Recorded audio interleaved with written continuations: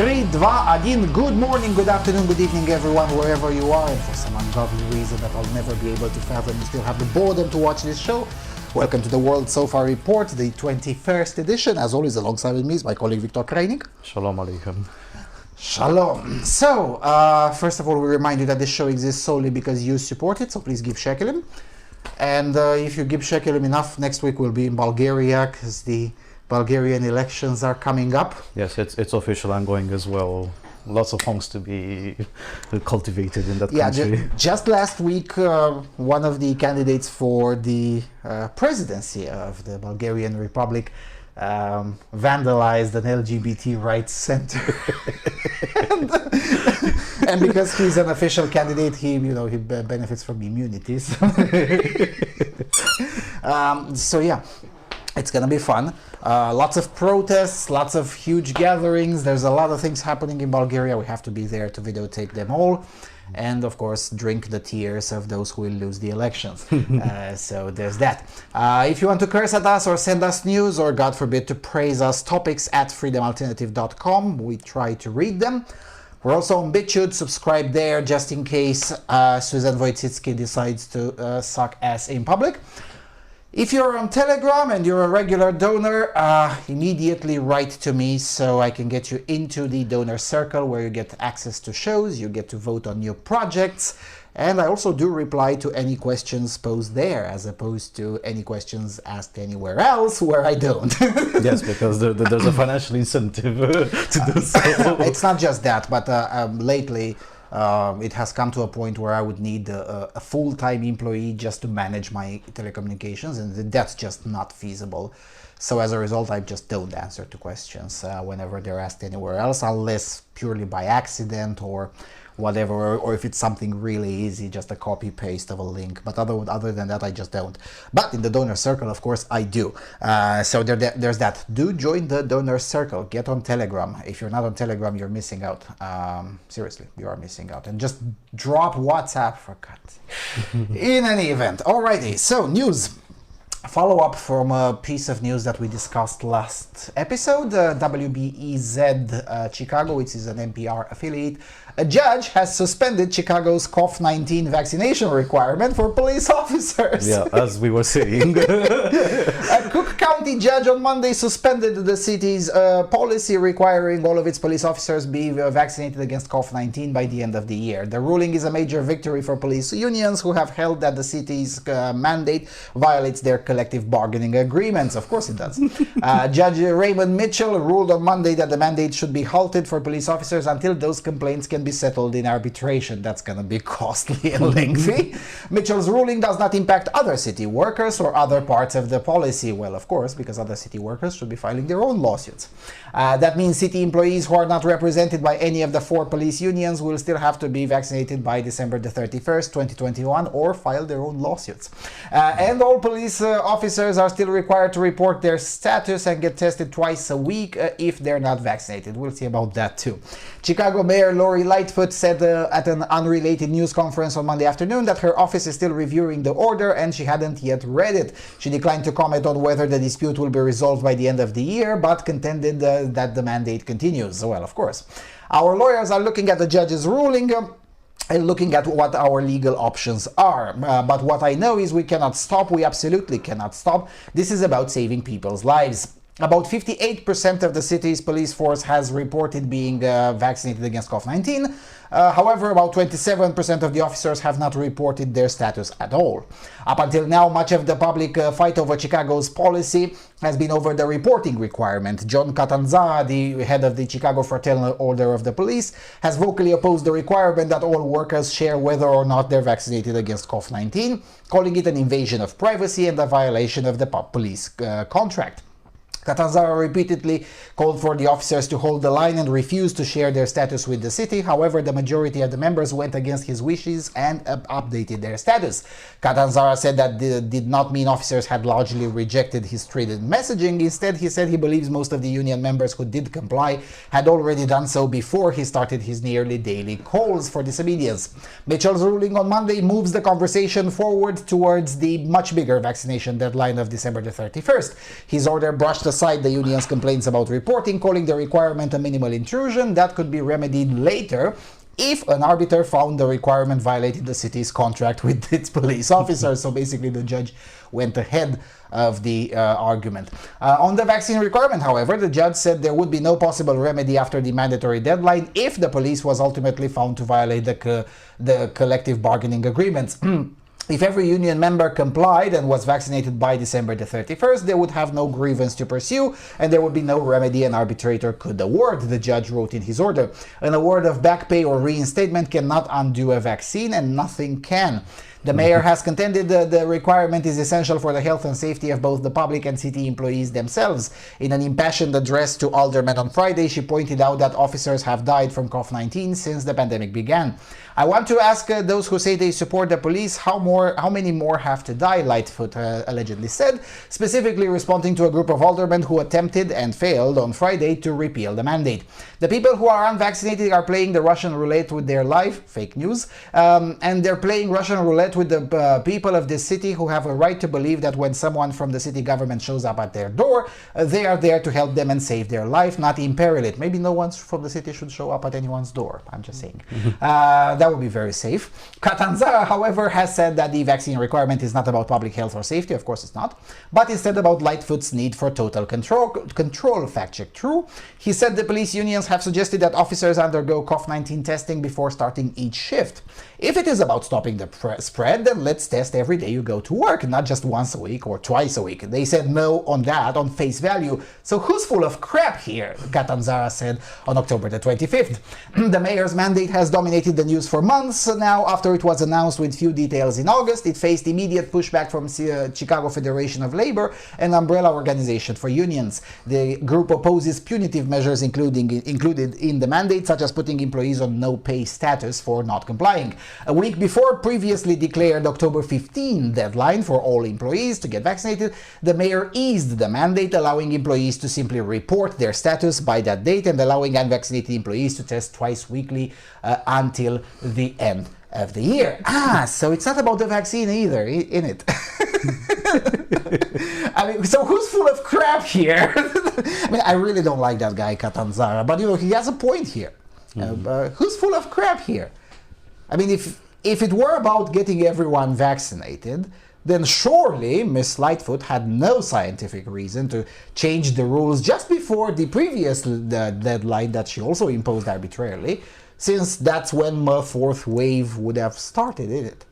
So, if just before the start of the fourth wave, you're easing the mandate because of political pressure, of course, because everything is politics. Fuck these people. Speaking of the fourth wave, nobody bloody knows. You get a myriad of different answers when it started. It was either this August or in the case of Chicago in October. But specifically, the fourth wave for some reason started in Illinois on the October the 15th.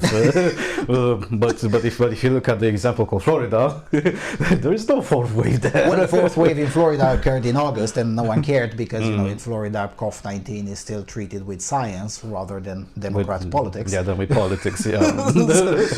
So as a result, there's that. Kind of like in Europe, where the fourth wave of an infection, because it's a cold. Of course, it has waves of infections.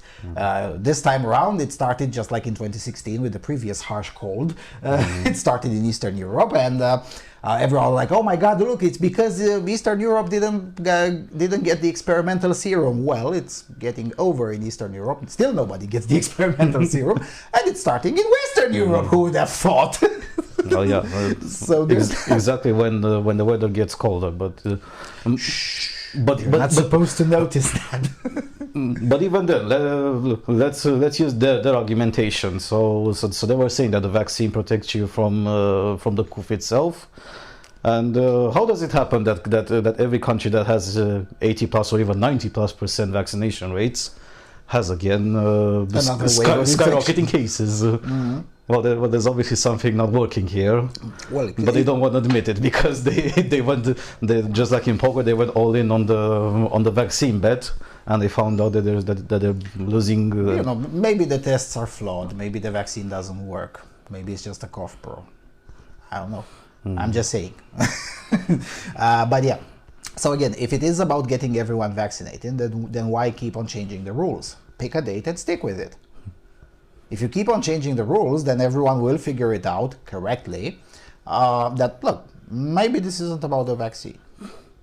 Now, I know why Mrs. Lightfoot did what she did, but trying to play politics works to your detriment. But you'll learn about this in the next elections. It's okay. Yeah, they're not far off. Maybe it's time for a Republican mayor in Chicago. I'm just saying. We may probably see a reincarnation of Rudy Giuliani of New York, but for Chirac this time. Yeah, there should be a younger Rudy Giuliani running Chicago and clean that mess up, because the city is a mess. I mean, come on, and it has become increasingly worse since Lori Lightfoot started her tenure at the City Hall, because back in the days of Rahm Emanuel, at least Rahm Emanuel was, yes, he was a cynical bastard and a corrupt mafioso, yes, of course, like any Democrat in Chicago, but at least he was an experienced Democrat mafioso. I mean, this lady has no idea what she's doing, and as a result, that creates some trouble. I've tried to look up for data on how many police officers have died as a result of COVID-19. I was unable to find that particular data point. I'm sure there is there somewhere. I just didn't look hard enough, because I was curious if that, how does that compare with deaths of police officers as a result of violence in Chicago? I don't know, because I'm very curious on whether COVID-19 is indeed more dangerous than bullet-19, which has been a raging epidemic in Chicago for more than 25 years now. So I don't know, maybe this fluffy cough is more dangerous than that. It could be the case, I don't know, because I haven't been able to find the data point. But if it's not, then that's even more concerning on how harsh Lori Lightfoot tries to impose this. Because, is it really about the lives of police officers if fewer police officers have died as a result of the coup? I don't know the answer, so maybe I could be wrong. But I did see in New York that a few firemen departments have shut down as a result of the mandate, and the but not exactly the entire NYFD of New York City shut down, and obviously again, to nobody's surprise, all the bien pensants on Twitter told them just to fuck off back to work. Yeah, well, that's totally how it works. That's not how this works. I mean, yeah, sure, they will fuck off back to work as soon as you allow them to. And no, that's not going to go through your condition of them getting an experimental serum. That's just not how this works. Because, well, guess what? There are millions and millions and millions out there who have a very similar opinion with myself. That is, no, because no. They don't have to explain why. No is a good enough answer. Don't like it? Well, tough shit. Yeah, but still, you gotta look in awe at how things could have gotten so bad that you piss off exactly the firemen who are generally, nobody ever had to pick a bone with them ever. Yeah, and societally and culturally. And in New York of all places, the place with first responders and all of that mythology that was built around their heroism. The heroism was real, but the institutional ass-kissing was not. So, I'm just saying. But in any event, it's a very terrible idea to pick a bone with them. But again, maybe it's time for another Rudy Giuliani in New York as well. Just like voters agreed, and in Virginia, they said maybe it's time for a Republican to be in the governor's office once again. I mean, in Virginia of all places, just a year ago, exactly a year ago, Cho Bai Den got like +7, +8%, something like that. And now Mr. Youngkin, Glenn Youngkin, I think is his name, won by +2. So, minus 10% social credit score for the Democrats in Virginia. And all for what? Well, the Democrats simply ran a national campaign over there, and they ran on CRT, and they brought in Cho Bai Den and that guy, O'Reilly, Obama, or whatever, that guy. Okay, so they brought that guy and Cho Bai Den and Kamala Harris to campaign for their candidate, and they ran on more muzzles, more mandate, more taxes, and more CRT. as opposed to Mr. Yankin, who refused to bring in Mr. Trump or any other national figure, and just stayed on focus and said, no, how about no CRT? How about fewer taxes? How about less COVID-19 discussion? Because that's irrelevant anyway. And believe it or not, the voters agreed with him. Yeah, I'm just saying. Scroll back a few episodes back in, I think it was one in February, where we've said that the Democrats managed to get Cho Bai Den voted into office, but that is fruit from the poisonous tree, because you're gonna pay a lot for perverting the entire electoral process to get them voted, and this is gonna be obvious in the 2021-2022 gubernatorial elections. Yeah, we're already seeing results. These local elections that took place, I mean, not all results are in when we're taping this. We're taping on November the 3rd, but it's very late in the night in the United States when we're taping, and as a result, some results are still not in. But still, this round of local elections, essentially by Europe standards, they were local elections. There were quite a few surprising results, such as the general attorney, the city attorney in Seattle is a Republican now. In Seattle. That just hasn't happened for like 32, 35 years, something like that.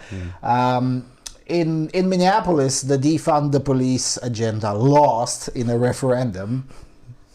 I'm just saying. And in Virginia, it's not just that the new governor is a Republican, but also the general attorney and the deputy governor and all of the offices that were in play, or in all of them, Republicans have won. And at the moment of this recording, it's still not clear whether this will be also the case in New Jersey.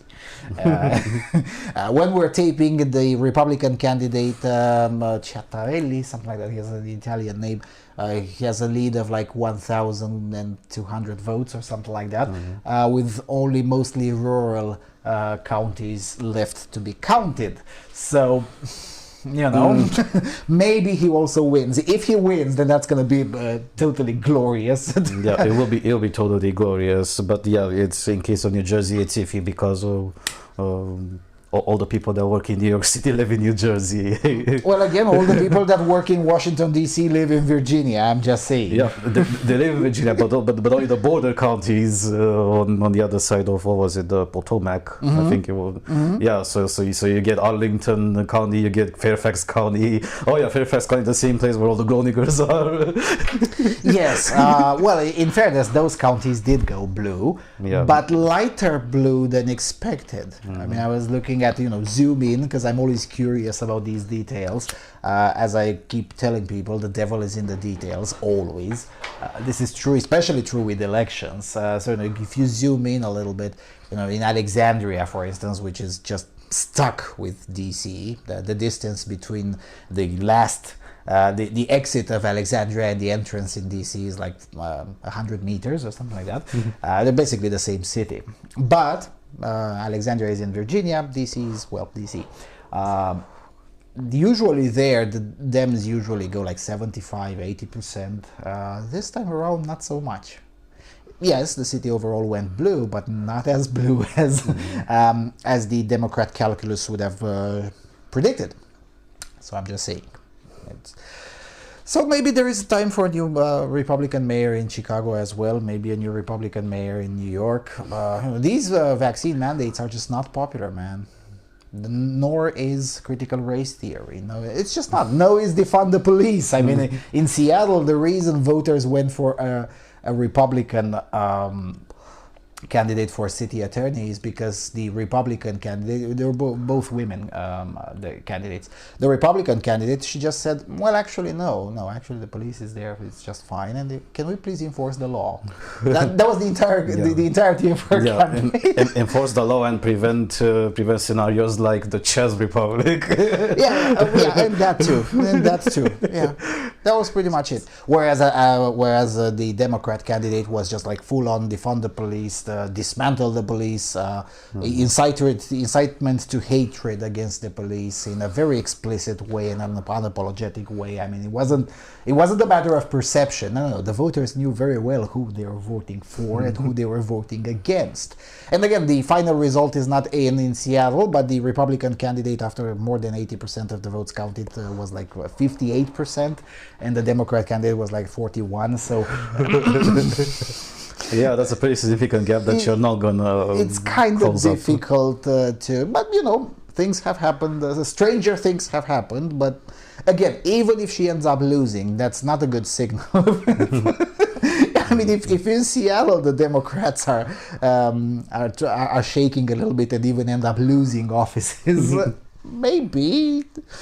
Yeah, well, there is such thing called tradition. The party that owns the White House loses in the local elections and the midterms that are subsequent to the general election. But yeah, you know, as always, the Democrats don't believe in tradition. But even then, say that you go with this policy of defunding the police, or then you can go full on defund the police, but you can't go just that without providing a suitable alternative. As I remember, Seattle as a city, not Washington State in itself, because Washington State is okay. It's the city that's the issue. Exactly the same problem that Oregon has. Oregon as a state is okay, the rural areas, but Portland in itself is cancerous. The People's Republic of Portland. Yeah. If you were to go defund the police, okay, then loosen up all the restrictions on guns, allow open carry without a license, and there you go, problem solved. Yeah. you get that's the easiest track towards community policing. There is a lot of de facto defund the police going on in Zapata County, for instance, which is at the Mexican border, but on the Texan side. You know, even though there isn't much police there, there's also not much crime. Considering that behind every bush there are like 100 weapons anyway. I'm just saying. All right, next one. This is interesting. ABC, but it's about the US. Anti-abortion law Senate Bill 8 is so complicated that the US Supreme Court must first decide if anyone is even allowed to challenge it. It's been 2 months since abortion became effectively illegal in Texas. On September the 1st, the Lone Star enforced Senate Bill 8, known as SB 8, which deputizes private citizens as bounty hunters to police anyone who helps someone get an abortion after 6 weeks of pregnancy.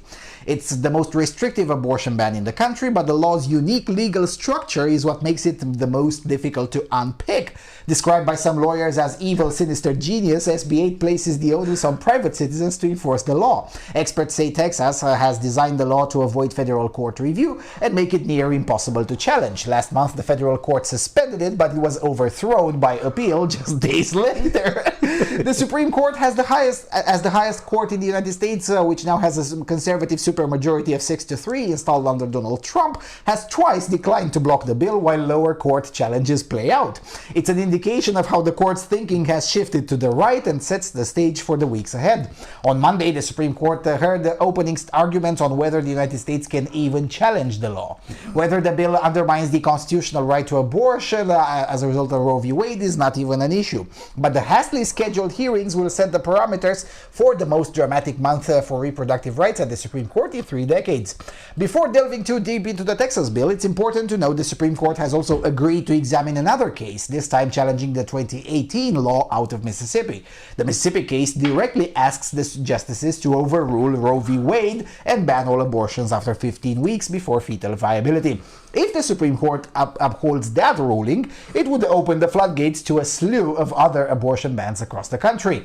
10 conservative states have passed so-called trigger laws to automatically ban abortions if Roe v. Wade is undermined. Another 12 states are expected to pass new abortion laws in the current conservative legal environment. With just a month until the highest court in the land hears the Mississippi case, Previously, its only blockbuster abortion case this term, the language used at the Texas hearing could provide clues as to which way the court may fall. What makes SB 8 unusual is that it empowers citizens to sue anyone who aids or abets an abortion after cardiac activity is detected at around 6 weeks. This includes not just doctors, nurses, and health workers, but even drivers transporting people to clinics. Typically, a statute that aims to prohibit some sort of activity will address it to the state actors who enforce the law and make it a crime. Individuals can then sue the state to prevent enforcement of the law and get judicial review. Former U.S. Attorney Barbara McQuaid said the drafters of SB 8 made it virtually impossible to challenge until there is a violation, which is what the Supreme Court will now rule on. That's really having a baffling effect on people who say, I don't want to violate the law because then I might be exposed to $10,000 in civil damages, she said. It's causing abortion providers to stop providing abortions. How's that a bad thing? The United States has said that this is unconstitutional. A state can't effectively halt a constitutional right by craftingly drafting a statute that evades judicial review. Well, we'll see if that's true. The Supreme Court will hear arguments in two different challenges against the Texas ban, one brought by abortion providers in the state and the other by the Justice Department. Both challenges say the law is at odds with Roe v. Wade and the 1992 follow-up case of Planned Parenthood versus Casey, which prevents states from banning abortions before fetal viability at around 24 weeks. Just a short point of information for the author of this article. Bans lower than 24 weeks have been a thing for more than 20 years. I'm just saying. Anyway, but shifting enforcement of the law from state officials to private citizens means cases must be heard in state court and only after the civil suit is filed. Mark Heron, the attorney acting on behalf of the Texas abortion providers, said the unique law had effectively weaponized the court system. The right way to challenge the law, Mr. Paxton said, was for abortion providers to violate it, be sued in state court, and present constitutional and other arguments as defenses. The court could take a few weeks to make a ruling on whether the Justice Department and private abortion providers can challenge the law. Another wild card is whether the bench chooses to combine the Texas and Mississippi bills for review. The court could well say, well, we hereby overrule Roe v. Wade and the states do have the right to limit abortion rights. That could happen, Ms. McQuaid said. Then there are these trigger laws which are dependent upon that ruling. In a number of states, abortion could become illegal immediately. What we would see is either a return to the kind of back alley abortions that we saw before Roe v. Wade in the 60s or 70s, or we'd see people with means traveling to states where abortion rights are still recognized and you can obtain it. The rush to challenge abortion rights is being driven by conservatives across the country who see the makeup of the Supreme Court as their best chance in decades to ban the procedure outright. The court must look at precedent when making such a decision, for instance, whether the law is now an outlier and not representative of societal views, or whether the facts and society's understanding of the issue are vastly different to what they were almost 50 years ago. So that's why the lefties are shaking. I know there has been some argument that our understanding of when life begins has changed and has evolved since 1973, that science has changed, Ms. McQuaid said. I suppose if that's what they rely on, then that would be a more legitimate basis for making a decision. But I think this question of when life begins is very much a question of religious belief. Religious belief, genuinely and sincerely held, cannot dictate the outcome in a secular society about when life begins. So we'll see about that. Right. So essentially, Texas is pulling a public scandal on us, right? For instance, in Italy, the Article 564 of the Italian Penal Code said that incest is a crime if it is committed in a manner that creates a public scandal. Otherwise, it's permitted. Or back before 2001, when homosexuality was illegal in Romania, in fact, it wasn't illegal, but acts of homosexuality were illegal if they were committed in public or in a way that created a public scandal. The same thing with the Texas abortion law. Basically, if it creates a public scandal, that will be a big enough one that a private citizen goes to spend money to file a civil suit, a lawsuit, then abortion is a crime. But otherwise, it is permitted because, you know, if if the woman wanted an abortion, trusts the individual carrying her to the clinic and then trusts the clinic, then only 3 people know, then surely it's not a crime because it hasn't created a public scandal because nobody has filed a lawsuit. So basically, Texas is pulling this kind of public scandal type of jurisprudence. That's not That's not uncommon in Europe, but it's very uncommon in the United States. That's why their legal scholars are so upset. Go ahead. They're baffled, basically. Exactly. They're baffled. It's still funny that this happens, but even then, it will definitely be a complicated discussion at the Supreme Court, because then even if there wouldn't be a conservative majority in the Supreme Court, then if they were to decide against, then that will go against the rights of private citizens to choose, and that puts them into a complicated hot water situation. Yeah, the easiest way for the Supreme Court is to say, well, this is beyond our competence. It is a state statute. And as a result, we cannot rule on it outright. We'll have to rule on the way someone is being prosecuted under this law, and then maybe. But that takes years until such a case would end up to the Supreme Court. So, so that would if the Supreme Court rules this way, in essentially declining its competence at this moment in time, at this moment of the stage of enforcement. Then that's still in itself a victory, because it would take years until a case would make its way from the county judge all the way up to the Supreme Court. Then there is also the way to say, well, look, the society's views have changed. Now that's an interesting way of putting it, and there is a lot of scientific argument there. You don't need to bring religion into it. I've made this argument myself several times, namely that, look, in the 1973, the idea of looking at the baby in the womb was science fiction. It just didn't exist. The technology wasn't there. The first knowledge about this being possible emerged 7 or 8 years after the ruling, and the ubiquitousness of such technology emerged 17, 18, 20 years after the ruling. Today, 40 years after the ruling, well, almost 40, whatever, it's kind of the moment, sorry, almost 50. It's kind of the moment to say, look, maybe we have different facts. The Supreme Court looked at a certain set of facts in 1973, and those facts are just not all those the same today. And as a result, the Supreme Court could make a narrow ruling and say, look, Texas is wrong on imposing a limit at 6 weeks or whatever. But generally speaking, the general principle of lowering the limit from 24 weeks is correct. And maybe we should look at lower limits, such as, kind of like in Europe, 12, for instance.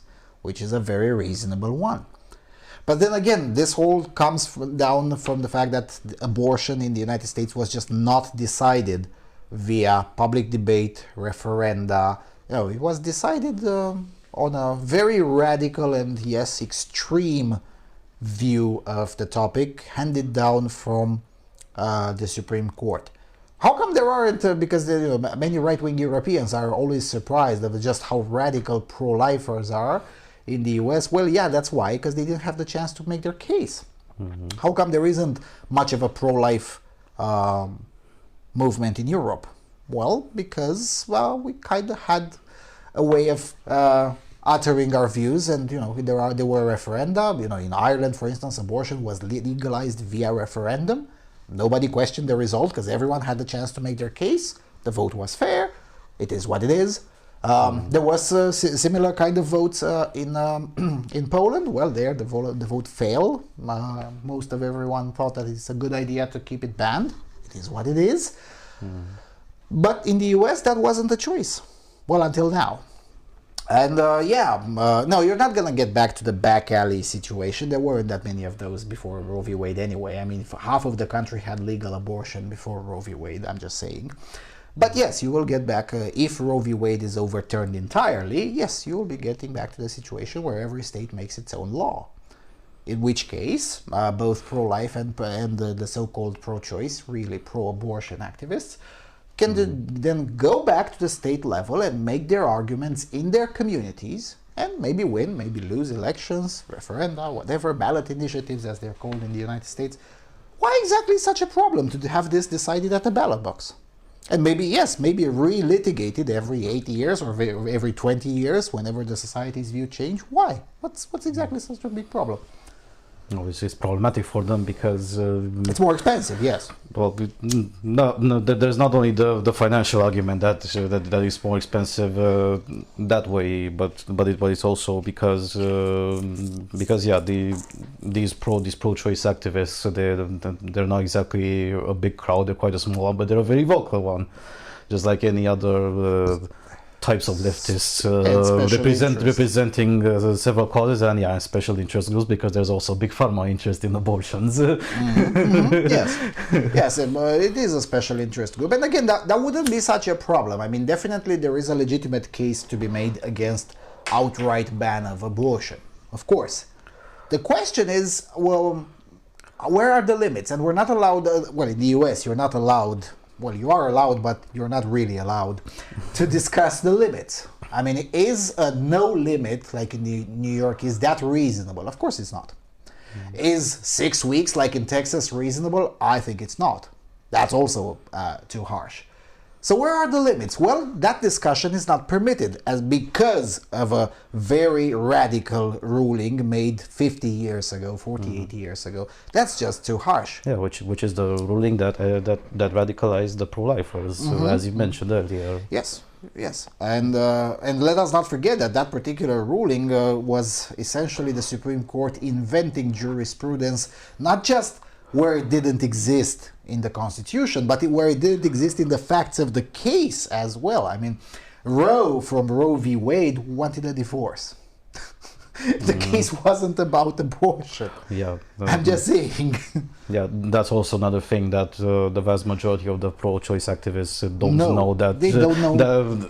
They aren't even bothered to read the Wikipedia page of the ruling on Roe v. Wade. I mean, heck, there are interviews with that. I think she died in the meantime, but there are several interviews that she gave after 2010, I think, when it was 40 years since the ruling or something like that. And she gave several interviews and like, I wanted a divorce. I didn't go to court to make abortion legal. I wanted a divorce. So as a result, it is a radical ruling, and yes, maybe it should be subject to a bit of review. That wouldn't be unprecedented either. I mean, at some point the Supreme Court had ruled that forced sterilization is okay. And then a few decades later came back to that. Well, actually, no. Actually, that's a bit haram, right? I don't remember the case, but yeah, it was in 1932 or even earlier, 28 or something like that. Yes.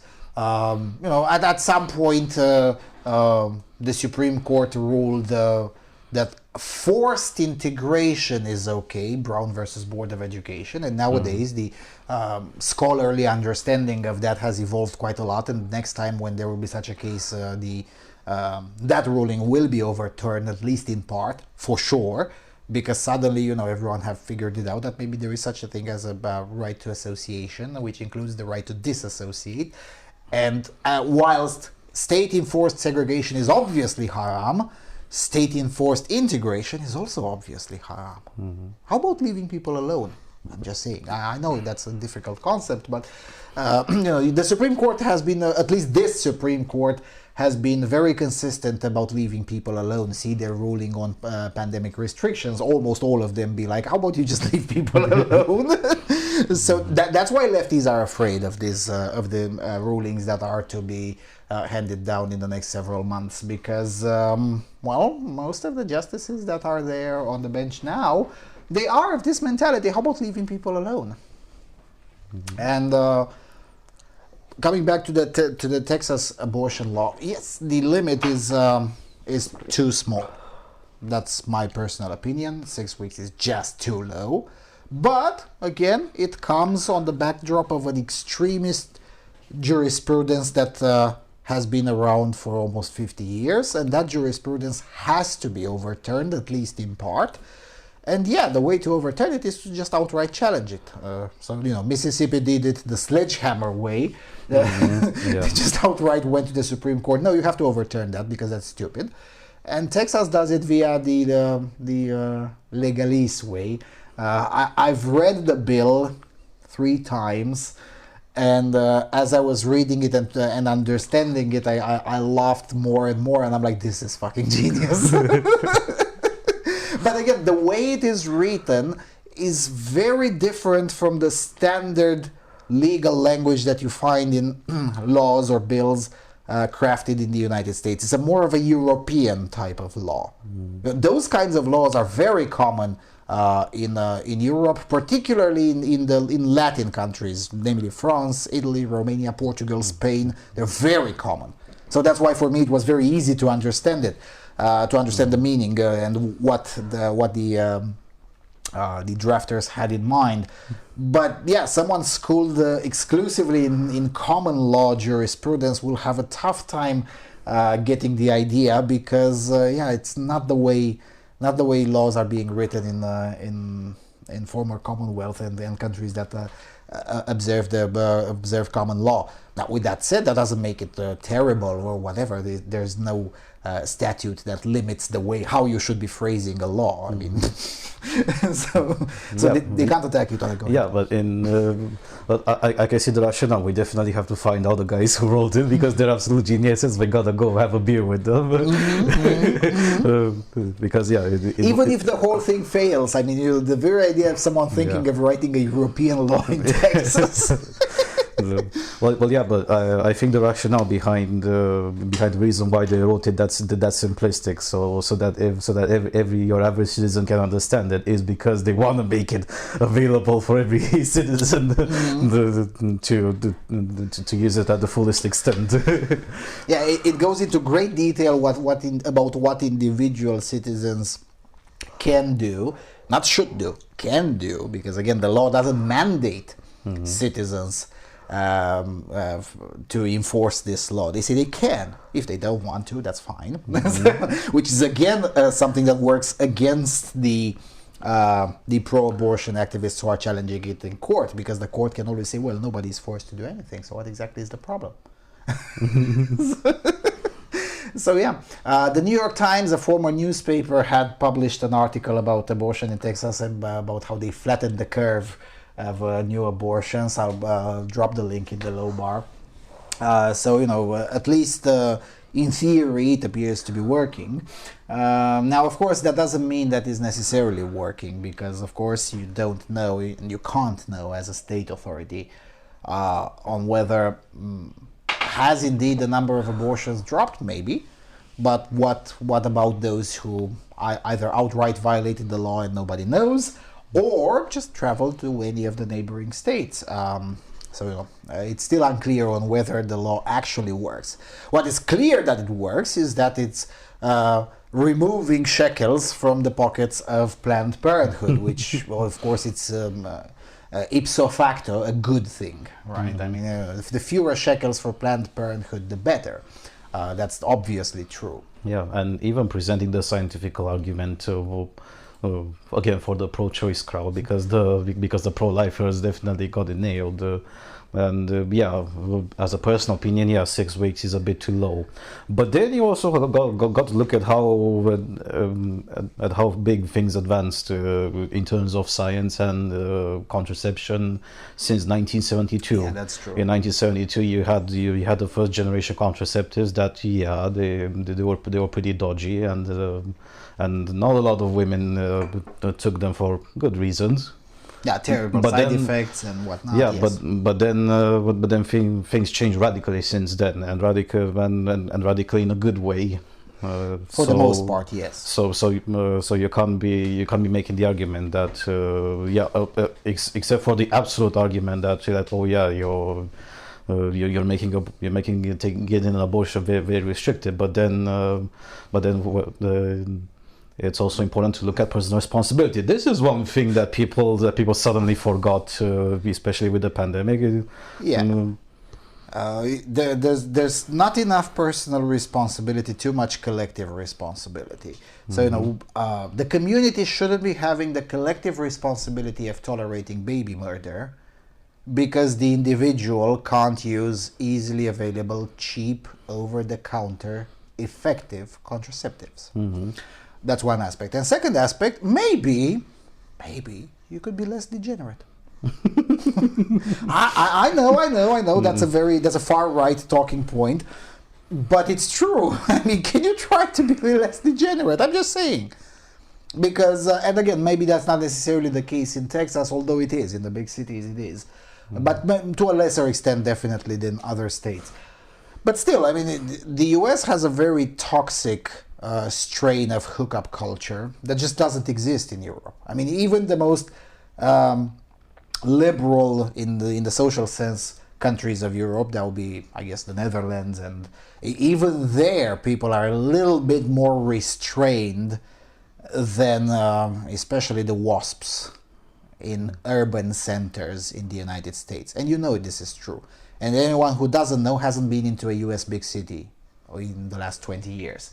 There's just too much goddamn hookup degeneracy.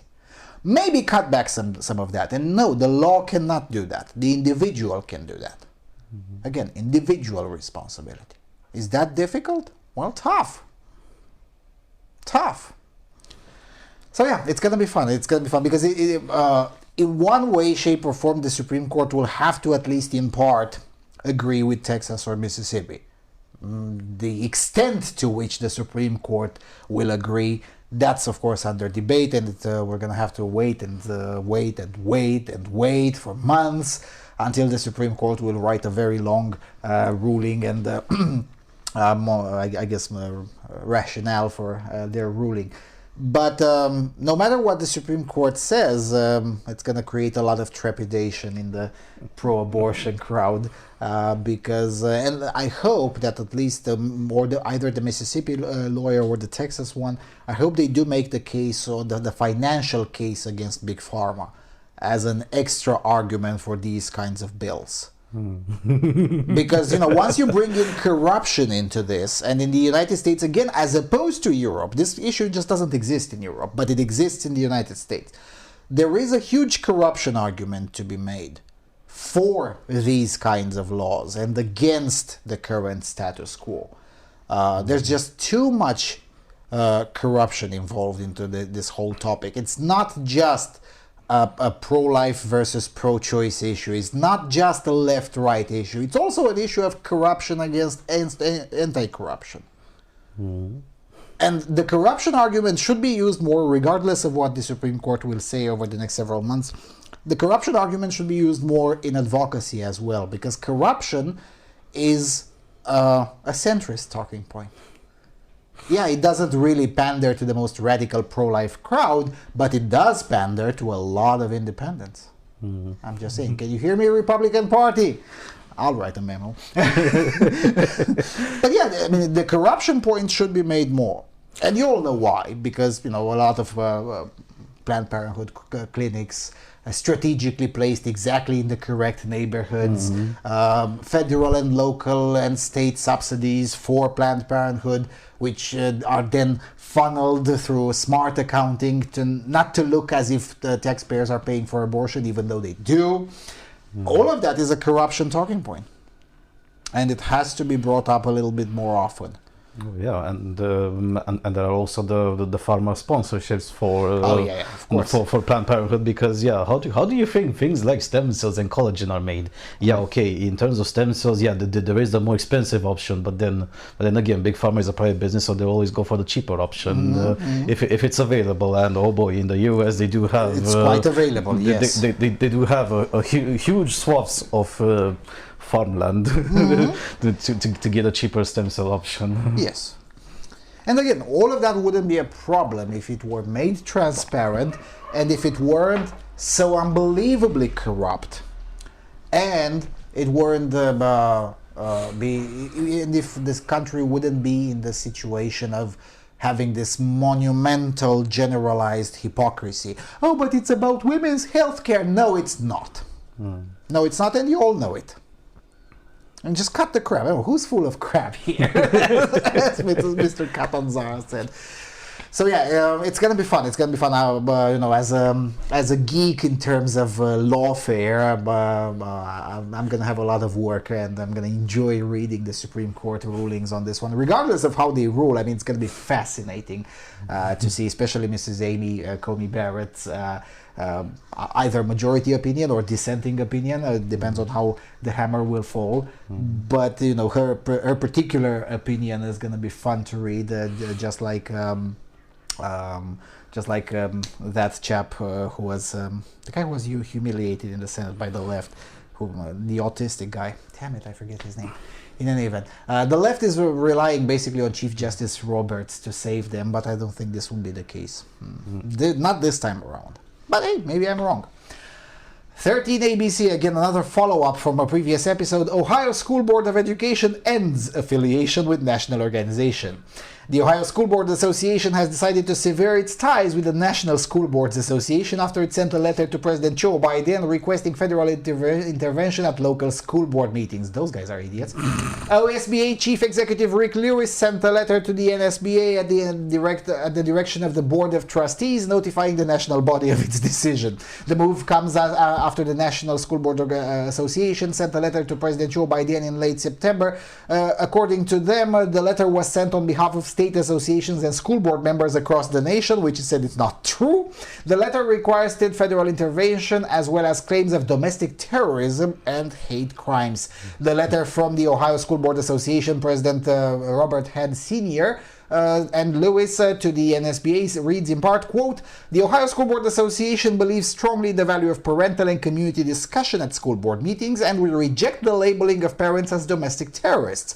There is tremendous value in allowing and encouraging the public to have meaningful input into the decision-making process. However, that participation should not come at the expense of interfering with the board's ability to conduct its business or subjecting individual board members to threats of violence, abuse, or harassment. That said, dealing with such interference should be dealt with at the local level and not by federal officials." The letter also said that the Ohio School Board Association was not informed or asked for input into the letter sent to Cho Bai Den. This is why the United States is glorious in these kinds of things. I mean, they can say fuck off to these federal structures.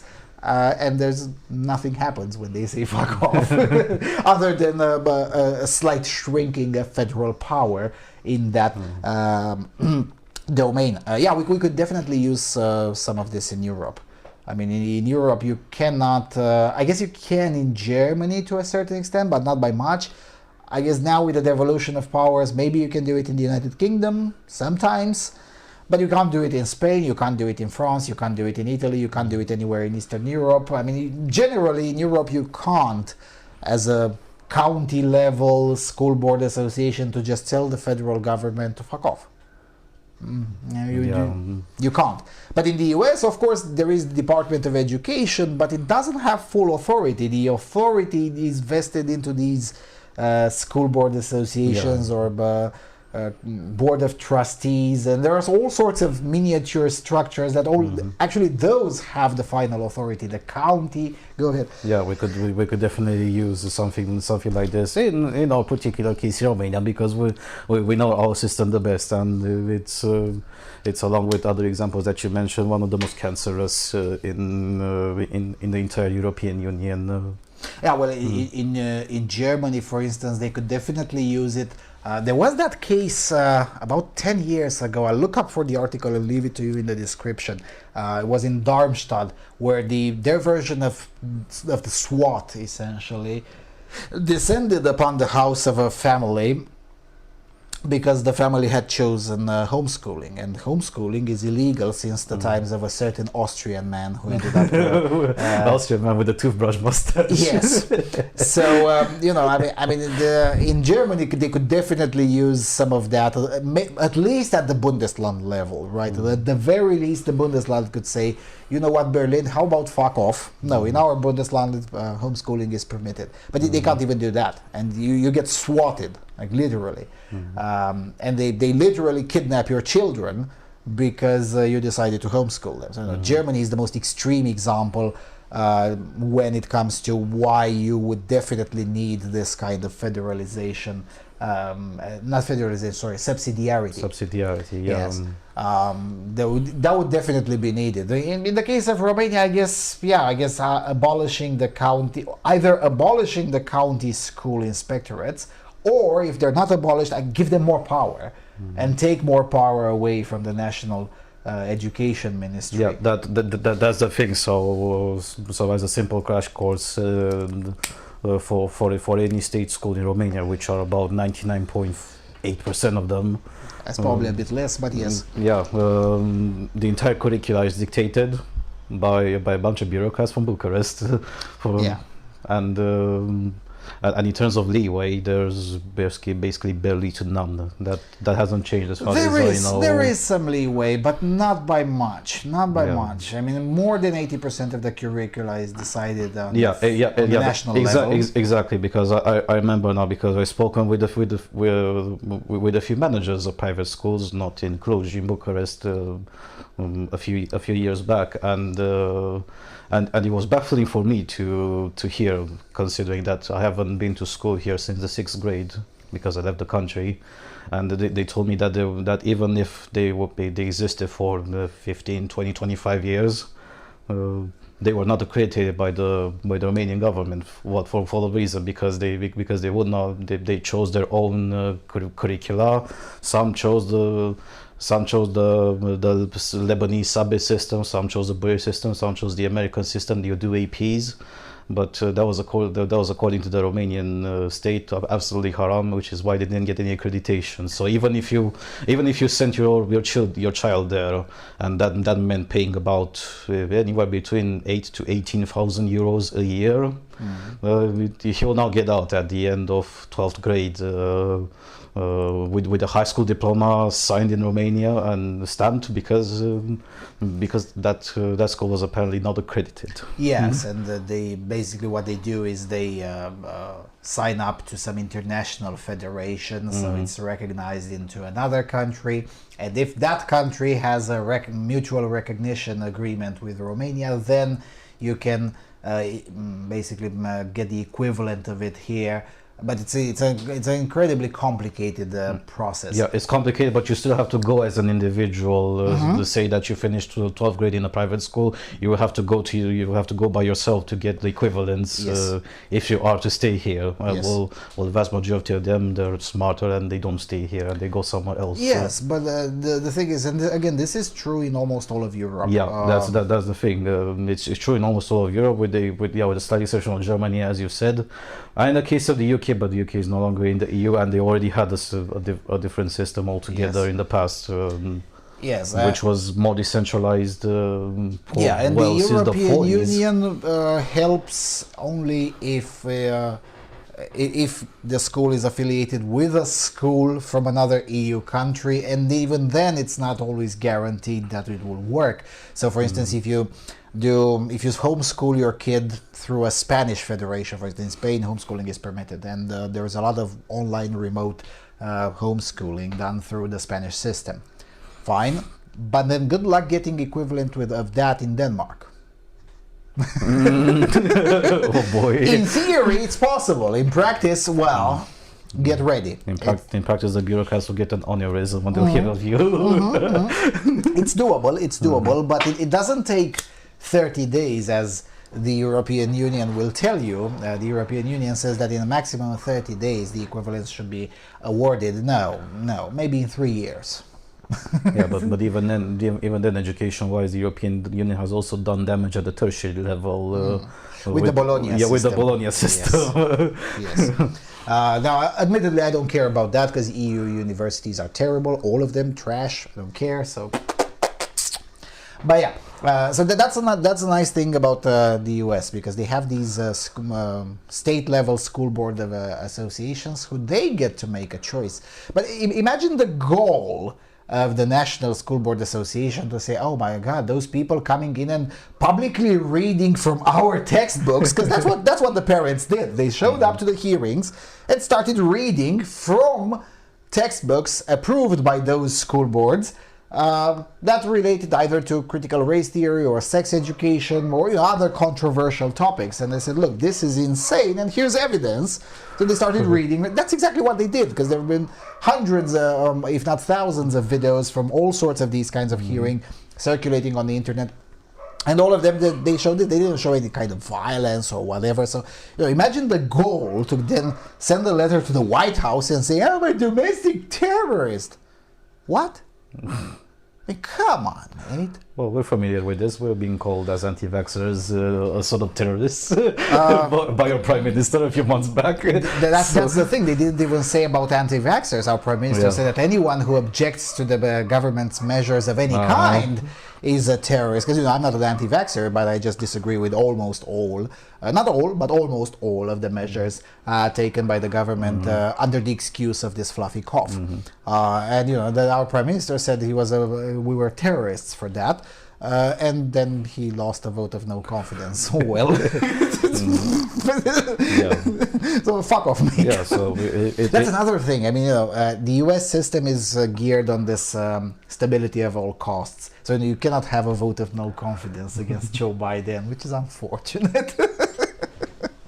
But admittedly, the president/prime minister, because they're the same position in the United States, the head of the federal government doesn't have that much power as the prime minister has in most of the countries of the European Union, I guess with the exception of France. It's still amazing to see how radicalized the sex education/critical race theory crowd got to call parents of children in a state like Ohio domestic terrorists for pretty much reading the baloney that they the crowd put in the books. Well, this is a small step to victory. Then the second one should be to dismantle Common Core. Yes. And again, in Virginia, this was a decisive topic. That's how Youngkin won. Yep. He promised more charter schools, less CRT, and helicoptering the unions, the teachers' unions, who have become bastions of radicalism. And McAuliffe did exactly the opposite, supporting we're going to have more critical race theory because racism is a big problem. And he got punished at the polls, as he should have. As he should have, yes. But let us not forget that some of this was possible. Now, admittedly, local activism against this issue has started since 2018-ish, but it has only gained momentum in 2020 with the onset of online education, when parents had a lot more time, suddenly, to just take a look about what are their kids studying at school. Yeah, that's especially important because I'm pretty sure this is mostly an Anglo thing, but in Anglo culture, this is also, I think I've seen the UK, in the US, and in Canada as well. I'm not sure about the other two countries, being the penal colony and New Zealand. There's expectation that you send your kid ever since he's 5. By comparison, here in Romania, you send him when he's 6 or 7. You send your kid to school in order to get educated, as in the school has to do the thing that you're supposed to do as a parent. And in the vast majority of the time, this is the thing I've seen myself, because I finished a British private school. Parents basically don't give a toss about what the children are studying. In only minute cases where sometimes at the end of the semester they get the report cards and they read them, but then looking at what they're actually taught, that is very rare. That is one thing out of a sample size of say 200 students. I've seen probably 4 or 5 instances, and that's pretty terrible. Yeah, but now suddenly hundreds of thousands. Well, hold on a second. What about this? But that's insane, isn't it? Let's ask another parent. Isn't that insane? Of course it's insane. Yeah, I've seen evidence of this beginning exactly as you said in 2018, especially with Common Core, because of those absolutely retarded math exercises that parents just looked at them and said, oh, what the hell is this stuff? This is completely anti-logical. Yeah, anti-logical indeed. But now with the short, admittedly in the US, online education was much shorter than in Europe, but still, with those short periods when they pretended to study online, That meant it was a lot easier for the parents to supervise the whole process. And lo and behold, they looked at some of those videos and said, that's crazy. Oh, look, that's crazy too. This is crazy too. Is there anything non-crazy that you're studying at school? Oh, there isn't. The Board of Education, maybe we can have a say in that. And some of the supporters of the current status quo, which is fastly crumbling, instead of trying to work with the parents, they did like the McAuliffe guy in Virginia and said, well, who the hell cares what the parents think? We know better. That shit doesn't fly in the US. And especially it doesn't fly with soccer moms. I'm just saying. And apparently it didn't work. So there's that. CNN. Biden and European leaders say they're convinced the Iran deal can be quickly restored. President Cho Bai Den and 3 of his European allies said in a joint statement on Saturday that they're sure that the Iran nuclear deal can be restored despite talks stalling out over the summer.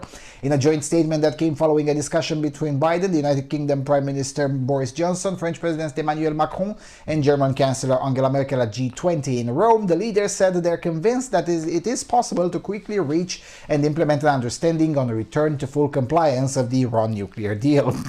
The meeting came one day after the US imposed new sanctions on Iran related to its drone program, and less than a week after Tehran announced that it would return to nuclear talks in Vienna with the following 4-month hiatus. The Iran nuclear deal, known officially as the Joint Comprehensive Plan of Action, was abandoned by the US under the Trump administration, and talks to resurrect the deal in Vienna were suspended in late June after 6 rounds between Iran, China, Germany, France, Russia, and the United Kingdom, and indirectly the United States. According to the joint statement, the leaders agreed that continued Iran nuclear advances and obstacles to the IAEA's work will jeopardize the possibility of a return to the deal. However, the statement added, we are convinced that it is possible to quickly reach and implement blah blah blah. The leaders said that Iran's return to compliance would provide sanctions lifting with long-lasting implications for Iran's economic growth. This will only be possible if Iran changes course. We call upon President Ibrahim Raisi to seize this opportunity and return to a good faith effort to conclude our negotiations as a matter of urgency.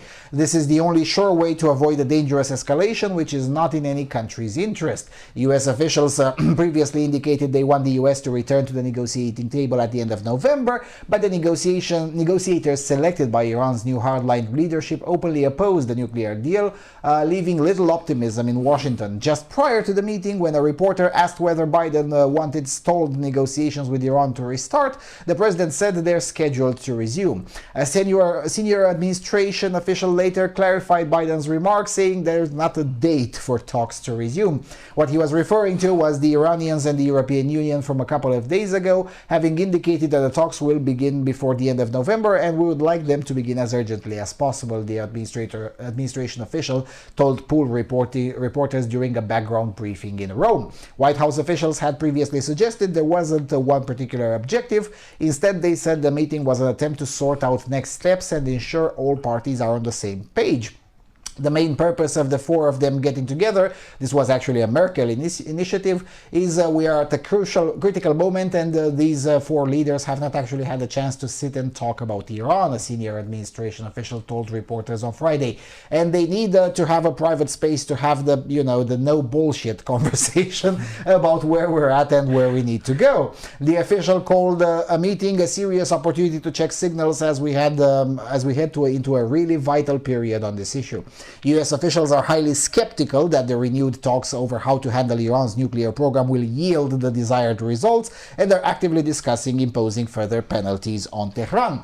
Sources in Washington, D.C. told CNN there is an ongoing debate within the Biden administration about how to proceed and how much to increase the pressure on Iran. One person familiar with the discussions told CNN that Biden was expected to discuss potential options during the G20 meetings with allies, and that those costs would be imposed even as the Iran talks are underway. However, they said the United States and its allies are now more willing to impose a higher cost on Iran for failing to come into agreement if Tehran continues to take actions that are inconsistent inconsistent with the 2015 nuclear deal and bring it closer to developing a nuclear weapon. A European diplomat said that Tehran's willingness to restart talks is not a solution, but it is a reasonably significant step forward. This diplomat and others have seen Iran's delay in returning to talks in Vienna as a stalling tactic while the country continued to develop its nuclear program.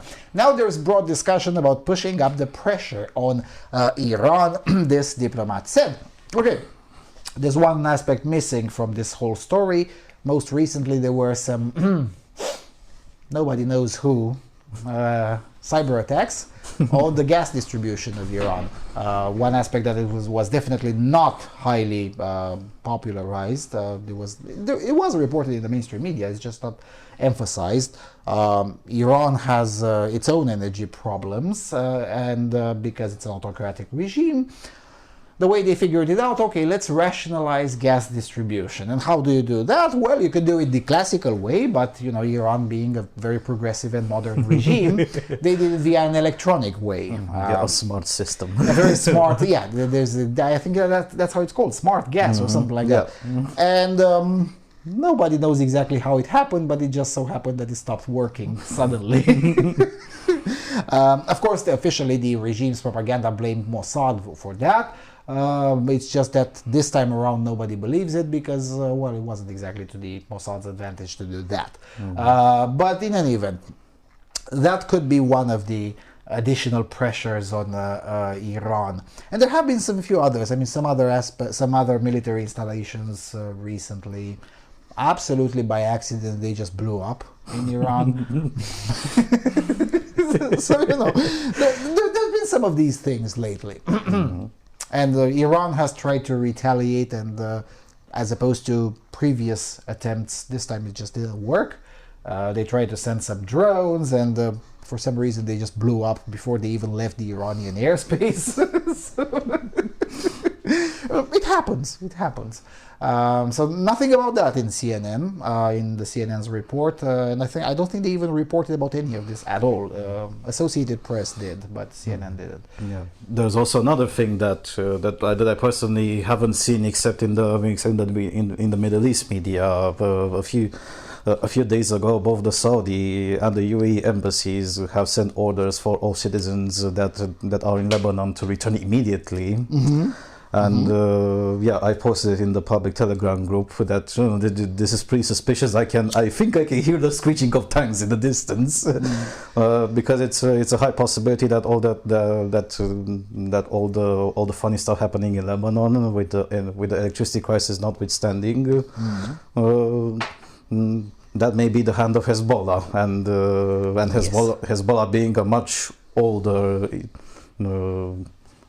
paramilitary group in that area, much older, but even better organized than the Houthis in Iran. They don't want to take chances, so it's most likely that the talks will be stalled on the part of the US because they don't want to anger the new status quo that was set in the Middle East. So already the Saudis becoming friendlier with Israel. UAE and Qatar already did. The Qatar was a very difficult pawn to get back into the fold because they had a lot of dealings with Iran. Yes, it complicates things a lot. Yes, and of course Hezbollah being, of course, funded and trained by Tehran. Let's not forget about that aspect. And with Lebanon having its highly unstable governance, the risks are pretty high. But yes, if any sort of, not necessarily Western coalition, I mean, it can be funded by Israel, implemented by UAE and Saudi Arabia. I mean, the US doesn't have to necessarily directly intervene. But if they manage to purge Hezbollah from Lebanon and improve the situation in Lebanon even by a slight, that leaves Tehran with very few options. So yeah, you can continue to have your nice nuclear program, but your maintenance costs have just gone up. So there's that. Not to mention that, of course, I do expect some of these kinds of shenanigans to continue to happen. Remember last year when their top physicist got killed by a rolling machine gun that self-destructs after. I And that even though it shoots the car all over the place, exactly that guy dies and everyone else leaves unharmed. That kind of thing can happen again, of course, and I do expect it to happen again.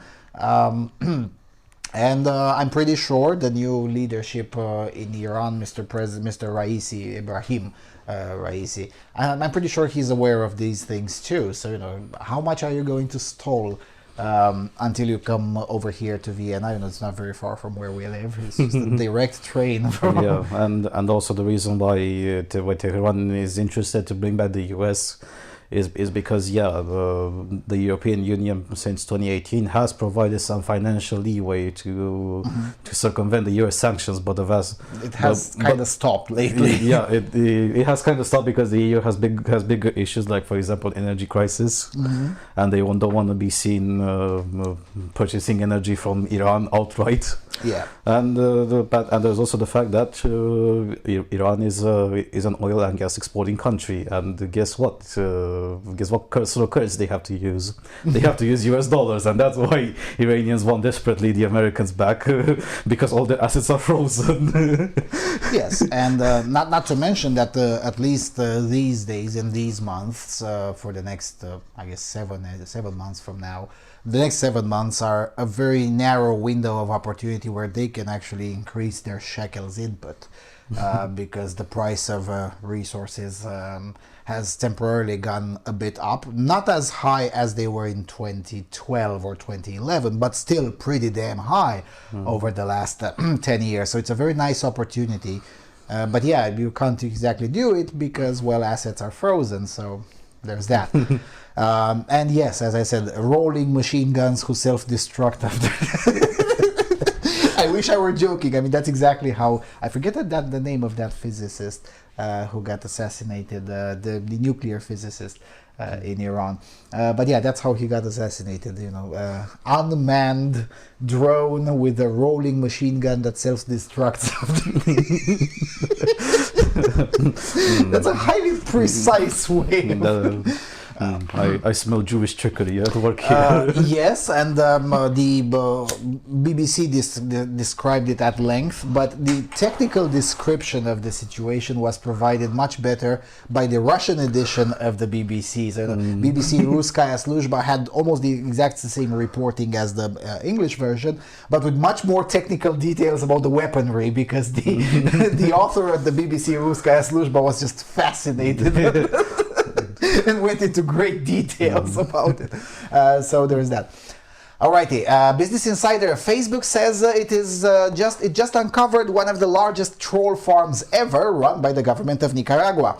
One of the most sweeping state-run troll operations was taken down this week after researchers uncovered hundreds of accounts linked to the Nicaraguan government that were focused on slandering its political opposition, Facebook announced. In a report on coordinated inauthentic behavior, researchers said at least 1,300 accounts on Facebook and Instagram had been removed for being part of an operation targeting critics of President Daniel Ortega and the ruling Sandinista National Liberation Front. The propaganda campaign, which attracted just under 785,000 followers, appears to have launched in April 2018, according to the researchers, coinciding with a broad protest movement against Ortega's handling of the environment and cuts in social spending. This was one of the most cross-governmental troll operations we've disrupted to date, the report said, though it appears to have been primarily operated by state employees working from the headquarters of the Postal Service in Managua. The government workers did not just stick to platforms run by Facebook either. The researchers also found their media brands on TikTok, YouTube, Blogspot, and Telegram. Blogspot. Blogspot, yes. The campaign involved a large number of such brands, some more explicitly partisan than others, an attempt to flood the Nicaraguan information space with pro-government content, creating the appearance of a vibrant and diverse public debate, the report said. One of the websites central to this operation, Redvolution, purported to expose fake news spread by opponents of the government. However, as this reporter previously covered at the Daily Beast, it spread false stories itself. In an effort to slander Ortega's opposition, the website was one of the several linked to the Nicaraguan government that published a purported confession from a popular student protester, Valesca Aleman Sandoval, who had been arrested following a deadly government raid on a church church, where she and others had sought protection. In the jarringly edited video, Sandoval, clearly under duress, denounces her fellow protesters as thieves, sex workers, and drug addicts. I don't think that she used sex workers, maybe whores, but whatever. Although the campaign revealed Monday was largely aimed at domestic Nicaraguan audience, it had international reach. The student protesters' false confession, for example, was circulated by a British supporter of the government, Mr. John Perry, who adopted a fake identity to publish commentary on the episode at the Grey Zone, a US-based fringe website that has promoted the Ortega government's line on social arrest in the Central American country. Sandoval, who was renounced her prison confession in an interview with this reporter, later fled Nicaragua to seek asylum in the US. The Trump administration deported her. The takedown of the government influence operations comes ahead of a November 7 presidential election in Nicaragua. Despite a September poll finding his disapproval rating to be 69%, Ortega is all but certain to remain in office since his leading critics were barred from running against him. Several were arrested and subject to criminal investigation in the lead up to the vote. A one-time revolutionary militant, Ortega first came to power in 1979 as part of a broad coalition led by the left-wing FSLN that overthrew a US-backed dictatorship. He was voted out of office in 1990 following a decade-long civil war fueled by the Reagan administration. In 2006, Ortega returned to power as a new man, avowedly Catholic and with a running mate who had once led the Contras, the US-backed insurgent group that had waged war against his government in the 1980s. He has since consolidated power, eliminating presidential term limits and naming his wife, Rosario Murillo, as the vice president. Well, this is about Nicaragua. Miguel, do you have anything to do about this? Yes. Well, that could be true. The thing is that I've mentioned about this aspect before when it was the situation that I believe it was in Uganda where the president there outright banned Facebook during the election campaign and then resumed service a week after the election.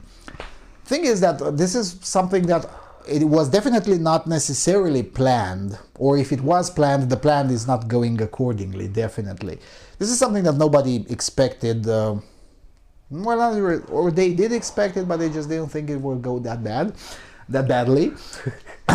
When you have a platform that simply doesn't follow a natural flow, but rather has algorithms that downgrade or upgrade content, it doesn't take a genius to think that when it has billions of users, a couple of 100,000 of them will be smart enough to figure out what they have to do or say or write in order to amplify the content or downgrade it. And once those hundreds of thousands get some shekels from a government, it doesn't matter what kind of government, it can be a democracy, it can be an autocracy, it can be communist, it can be fascist. It doesn't matter what political party. It doesn't matter what, but yeah. Eventually, but especially when it comes to a government, which can access a little bit more resources than private organizations. I mean, there aren't that many private organizations where they just can recruit the entirety of the post office to keep on trolling. I mean, I'm just saying, right? Eventually, a few of those hundreds of thousands of people who are statistically smart enough to figure this one out, when they'll get the shekels from a political party or a government, they will exploit it and then slowly, not necessarily change public opinion overall, but definitely influence it for long enough periods of time to get a not necessarily realistic voting pattern. Right? Because all of these things are temporary. As the wisdom tells us, you can fool some people some of the time, but you can never fool all people all the time. So all of these things are temporary. But if they're temporary enough and temporized enough to catch an election campaign, well, there you go. You're going to have people voting unironically for Ortega. I'm just saying. As for Mr. Ortega himself, I think you're all familiar. The Sandinista movement being the far-left organization that bombarded villages with napalm because there was one non-communist in the village. That's the movement. So basically, Facebook, congratulations, you just supported the regime of a guy who used to bombard villages with napalm. Winning, though. But I guess now it's sorry, it's not Facebook anymore. It's Meta, right? Yeah, the metaverse. The metaverse. But in the metaverse, napalm bombarding regimes are perfectly okay, especially if they're left wing. Meanwhile, mentioning Agent Orange on Facebook gets you a 30-day ban. Really? Yeah. I'll have to try that. I didn't know. I'm not surprised, but I just didn't know. So I guess Agent Orange is terrible, but napalm is okay. But napalm is okay. Okay, fair enough.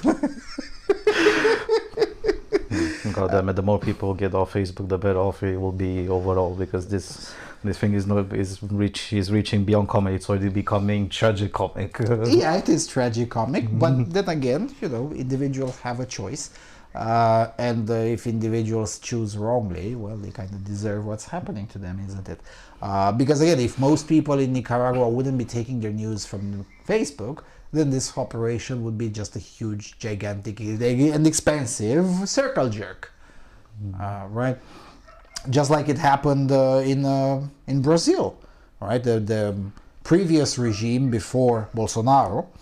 The regime invested quite a lot in Facebook, whereas most of the voters, and especially most of the Bolsonaro supporters, were on Gab and WhatsApp. So they had their huge circle jerk on Facebook, and then they were all surprised when the elections are. Well, where did these voters come up? Well, maybe you weren't reaching them. Same thing happened. With especially in 2016, most of the Democrat propaganda was on Twitter, almost none of it on Facebook, and none of it on WhatsApp, none of it on Telegram, or on Reddit. Yeah. So basically, the Democrats were all focused on Twitter and Reddit. So they did some of them, of course, the smarter sociological and polling houses were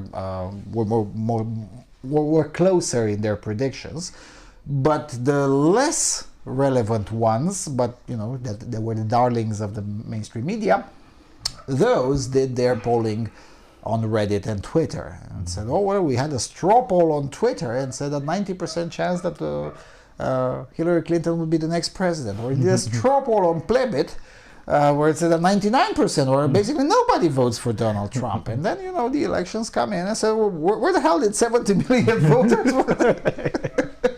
It was kind of like Brexit, right? 70 million fuck-offs. The same thing here, right? I mean, if fewer people in Nicaragua would be spending time on Facebook, then all of this would be irrelevant. Unfortunately, enough people in Nicaragua do spend time on Facebook, so as a result, this could be efficient. What's interesting is that it took Facebook 3 years to figure it out. Okay, boomer. That's another problem with Facebook. I mean, it just takes too goddamn long. I mean, if you try this kind of coordinated crap on Gab, you get kicked out of Gab in a month. Yeah, a month tops. And that's if you're really good. If you're terrible at it, in a week. But if you're really good, you maybe get to stick around for a month. But on Facebook, with so much money on its side and so many experts on its side, it takes you 3 years. So either you're all incredibly incompetent, or this was intentional. Remains to be seen. I don't know. I don't know, and I don't care. But what I'm saying is that, ouch. Now, there's also another aspect. I think Fox News did a very good report on the situation in Nicaragua. There is indeed, the Fox News called it Orwellian, but it's not really Orwellian. They have a new bill about criticizing the government that is in force, that is in fact word for word from the Third Reich. Essentially, anyone who criticizes the government in a way that could present harm to the state is liable to whatever, fines, jail, whatever. So as a result, there's not enough criticism in public of the Nicaraguan administration. That's why Ortega, in addition to, of course, jailing his opponents and whatnot. That's why everyone is kind of expecting Ortega to be re-elected at the end of this week. Terrible, I know, but it is what it is. Meanwhile, further south, The Guardian, Chile far-right candidate rides anti-immigration wave in presidential poll. Hopes for a more progressive Chile have been dealt a blow as a far-right candidate surges in opinion polls ahead of the first presidential election since massive demonstrations against inequality erupted in 2019. A month before the vote, polling shows that the left-wing candidate, former student leader Gabriel Boric, has slipped behind by 1 percentage point to José Antonio Cast, a supporter of the dictator Augusto Pinochet. Now I'm going to put it on the background as I read Mi General, who has suggested digging ditches along the country's border to stop migrants. After months of political unrest, voters chose by huge majority to replace the country's Pinochet-era constitution and then elected a broadly left-wing convention to complete that task. But fears over migration, public security and shifting social values have boosted the far right, making the November 21st election a battle between starking, contrasting views for Chile's future. The country has been on edge since September when anti-migrant violence exploded in Iquique, a port in Chile's arid northern coast. After police cleared up a camp of homeless Venezuelan families, a xenophobic march culminating with jeering, flag-waving crowds tossing migrants' belongings onto a bonfire, including children's toys, nappies, and a pram. The far right have managed to weaponize migration in the run-up to the election, says Romina Ramos, a sociologist at Arturo Prat University in that town. They are playing on fears of a threat to security and Chilean identity, and Cost has been able to present the arrivals as an invasion which must be fought off. Well, isn't it an invasion? But other elements are in the mix too, as at subsequent demonstrations in Iquique, anti-vaccination banners were brandished alongside others rejecting globalization and the United Nations. According to government statistics, the number of foreign-born citizens living in Chile more than tripled to 1.5 million between 2014 and the end of 2019, while migrants, many fleeing violence and poverty in Haiti and Venezuela, continue to arrive in the country. Cat's rise in the polls coincided with the Iquique marches, and he was quick to capitalize on the underlying sentiments with a Trump-like series of provocations. In a visit to Colchane, a tiny town on the Bolivian border which has become a popular crossing point for migrants, Cast highlighted violence perpetrated by migrants. He has also proposed creating a body within the investigative police to, in the image of the US's much criticized immigration and customs enforcement, to actively seek out illegal migrants. Fundamentally, Cast defends free markets and traditional values and favors the image of a monocultural Chile of European descent based, says Gilberto Aranda, an academic at the University of Chile who studies right-wing movements. His advance in the polls is a reaction to the simplistic narrative that everything that has happened over the last 30 years has been negative, so you're saying the establishment is wrong. Although he is likened to Jair Bolsonaro, Casts similarly vitriolic messages delivered with a more understated tone than that of the Brazilian president. Yeah, the guy is adapting to his own market. His program focuses on conservative family values, moves against corruption, and the strengthening of public security. He makes a point of criticizing political correctness, inclusive language, identity politics, and the perceived abandonment of Chilean traditions. Analysts say that Cast draws support from a continuum of voters reaching to the peripheries of Chile's far right.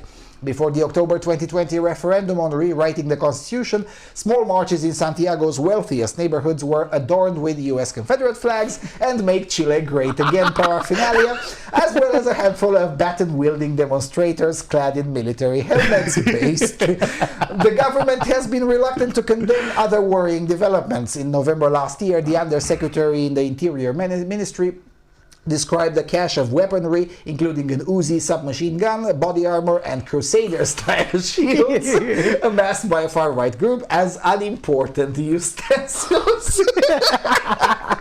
Cast, meanwhile, has been positioning himself carefully as a radical alternative to Chile's traditionally powerful right-wing parties. In the lead up to the 2017 election, in which he won nearly 8% of the vote as an independent candidate, he claimed that if Pinochet were alive, the former dictator would have voted for him. The Pinochet dictatorship seized power in a bloody coup d'etat in 1973, blah, blah, blah, blah, blah. Some in Chile, including several prominent members of the government, continue to support the economic legacy of the regime. Of course they do, because it's prosperous. course. Although Kast doesn't openly espouse the dictatorship anymore, like some of his supporters, his program embodies the elements that some believe made it a success, explains Aranda. In April this year, a candidate for councillor representing Kast's party in Santiago openly stated her support for Pinochet, using the former dictator's image in a Photoshop montage alongside the former UK Prime Minister Margaret Thatcher. Another of the party's candidates in the coastal city of Viña del Mar used a similar tactic. Neither was elected. But the battle for Chile's identity is afoot, and the debate over national symbols, the place of indigenous peoples and migrants in society, and the legacy of the Pinochet regime is reflected in the contrasting frontrunners. This is the most fluid election since the return of democracy, said Cristobal Bellolio, a political scientist at Adolfo Ibáñez University in Santiago de Chile. Chile's identity is at stake amid one of the most turbulent periods in recent history, and we are set to find out just how much it has changed. Close quote, based on Bazao e Roju Pastillo.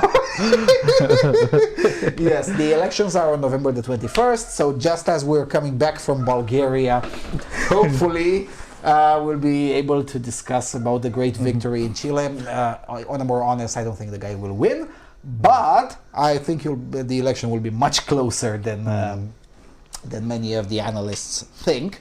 I mean, the guy got 8% 4 years ago when none of these themes were relevant in Chile. And as an independent. Now he has his own party, which is increasingly popular. I don't know. Maybe there is something there. Maybe the chap has a point with immigration. Now, with Venezuela is one aspect. But Haiti, isn't that a bit too far? What are those people doing there? And is there a war in Haiti? Is there an autocratic regime? No.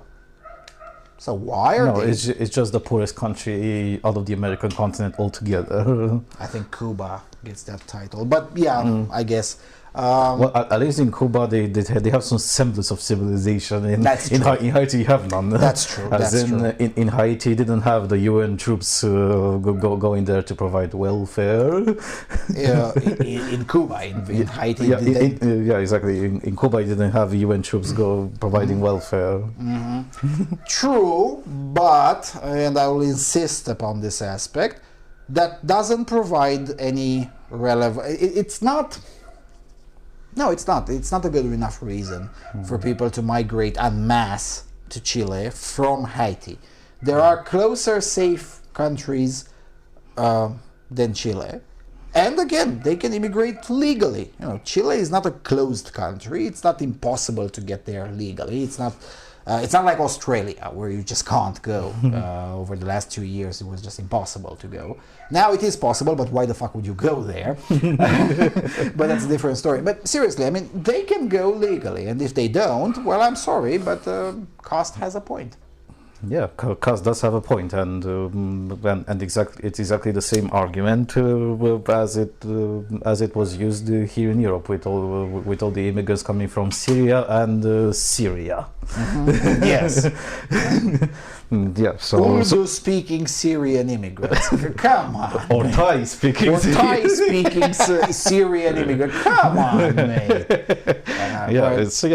Those are economic migrants, whether they come from Venezuela or they come from Haiti. They're not exactly refugees, and the reason why they're going to Chile is most likely because the US told them to fuck off. And the rest of the countries, where would you want to go in that area? Would you want to go to Mexico? Well, they can go to Brazil, but in Brazil, you are expected to work. No welfare for you. I mean, Brazil welcomes anyone from Venezuela, but you have to work. Yeah. There is no welfare in the bag for you. I mean, Bolsonaro was very clear. Yes, anyone who runs away from the regime can come here, join our workforce, all good. Oh, you want welfare? No. No. As opposed to Chile, which does have some forms of welfare for some migrants. Not all of them, but it's more European. Chile is a lot more European in its way of dealing with these things. And Kast wants it to be more like Hungary rather than Germany, basically. Or more like Lithuania more recently, right? Rather than more like Germany. That's basically the debate over there. Let us not forget that Chile also has this Commonwealth kind of system. I mean, any law adopted in Spain is automatically a law in Chile unless the Chilean parliament makes an explicit argument against it and votes against it. So if no vote is being held, and a lot of these pro-migrant bills that have been enforced in Spain are also enforced in Chile because nobody thought it to be an issue. Until now. Well, yeah, but it's good to see that at least Chile, which still has a legacy, it's mi general's country though. Mi general. I mean, people still greet each other with "Viva Pinochet" in Chile. I'm just saying. If it wouldn't be that ridiculously expensive to fly to Chile, then I'll definitely go there. Particularly now that you can lap as an anti-migration crusader. Holy shit, sign me there. Fuck off. Yes, this article, of course, being written by The Guardian, comes from a deeply left-wing perspective. They lament that the government hasn't sanctioned the guy that had the crusader, whatever, and they say, but the government said that they're useless utensils. Well, I'm sorry, but the current center-leftish government was smart to do that. Because really, what can a guy dressed as a crusader can really do?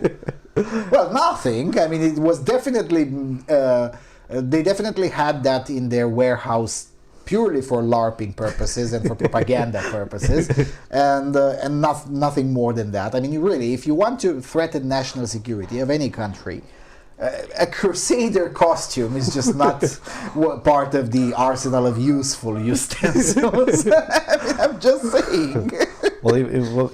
Even then, what exactly will be the issue of having guys dressed as crusaders? You got Spanish heritage. Spain was a big part in the Crusades.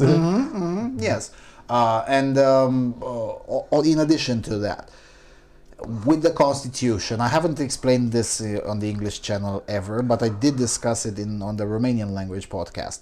At the time, it was presented as a huge progressive victory because the referendum to change the Constitution passed. Yes, but and I was saying then, look, lefties shouldn't be celebrating, right-wingers shouldn't be exactly so sad. The referendum was, should the Constitution be changed? Yes or no? 60-something% of the population said yes.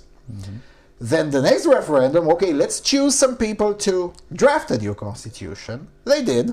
It wasn't a broadly left-wing, as The Guardian said. That's a bit fake news. But then when that group, that panel of constitutionalists, they wrap up their work, then they have to come again. They have to go to the parliament and say, look, we drafted this. What do you guys think? And if the parliament says, no, try harder. Then they have to go back to the drawing board and try harder. Eventually, the parliament will say, well, maybe, okay, let's see what the people have to think. And then they have to come again with the referendum. Look, and I think it's on pieces. They have to be like 3 referenda for the first part and second part. So it's a very long process, and it's definitely not. I mean, lefties have bought their own propaganda in Chile, thinking that, okay, we have an ensured progressive future just because the first referendum passed. I mean, none of them are reading their own bills. It's not that easy. It's not that easy. It's a bit more complicated than that. It really is a bit more complicated. And by a bit complicated, it's monumentally complicated. Monumentally complicated. I mean, the whole process was poised in 2019 to last at least 6 years. So, talk to me again in 2027 and then we'll read the new Chilean constitution together and we'll see how left-wing it is. I just don't think it will be that radically different. I'm just saying. Because, again, sure, political elites change and whatever, but the populace hasn't changed that much. Not to mention that, yeah, sure, there are a lot more foreign-born Chilean citizens, but most of those people went to Chile because it's Chile. Yeah, exactly. Well, kind of like Cuban immigrants in the United States. Yeah, even though they haven't lived in the days of Mi General Pinochet, they still went to Chile thinking, oh yeah, this is Pinochet's country, it's gonna be the best. And the Cuban immigrants comparison is a very good one because this is exactly how it's gonna play out with those foreign-born citizens. Oh yeah. Well, we've seen this shit in our countries. We're not going to have it here. Yeah. Not to mention that this is something that especially in Europe, many European leftists aren't aware. Look, in Chile, and not just Chile, in Latin America generally, even the left is socially conservative. We mentioned earlier Ortega, right? An avowed communist. He's socially conservative. So these kinds of things with mass immigration, that's not a debate. You got like 80% consensus. Yes, of course we should have huge walls and shoot them up. I mean, that's what it is. And Kast knows this very well, and that's why he approached this topic. And the second he did, he just went all the way up from 8% to 48%. So yeah, it's gonna be fun. It's gonna be fun. It is a bit too expensive to fly all the way to Chile because it's one of the countries I haven't been to.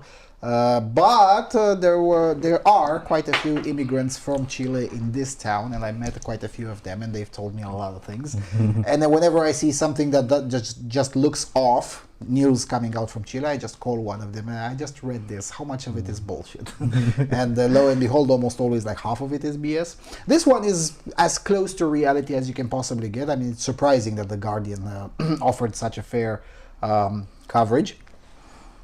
And again, the guy is very far, I mean, he's far right only by comparison with the center of the Guardian editorial board.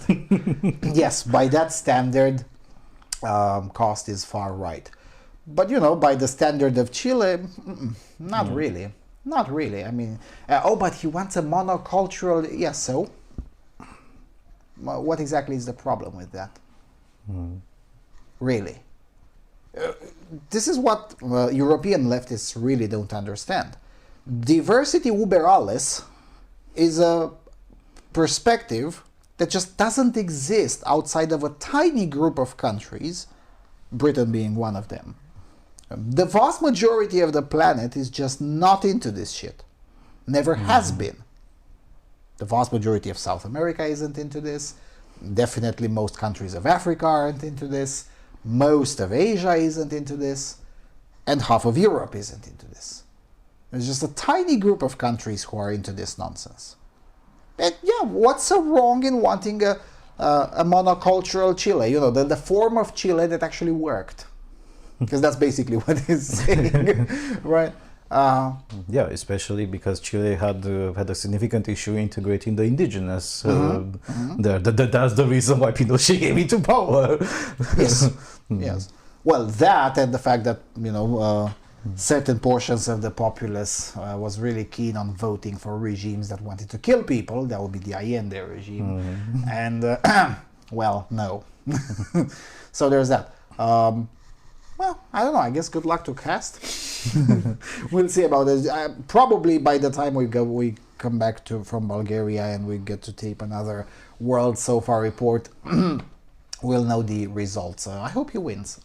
We'll see. Speaking of Bulgaria, let's take a break. Let's listen to Bre Petrunko, which is a Bulgarian folk song, kind of like Jevan Polka in Finland, but with Bulgarians. And to piss everyone off, especially our Bulgarian friends, I will play the rendition by the Ohrid Choir performing in Sofia in 2019. For those who don't know, Ohrid is a majority Albanian region in the former Yugoslav Republic of Macedonia, nowadays North Macedonia. And North Macedonia is a place that actually speaks Bulgarian but refuses to acknowledge that they speak Bulgarian. No, but they're Macedonians. We're Macedonians in shit. Yeah, so, you know, Bre Petrunko by the Ohrid Choir, so basically Albanians. Yeah, we're gonna piss off all three nations. Yes, piss off everyone because it's all, come on, it's just a glorious song. Bre Petrunko, and then we'll be back with European news.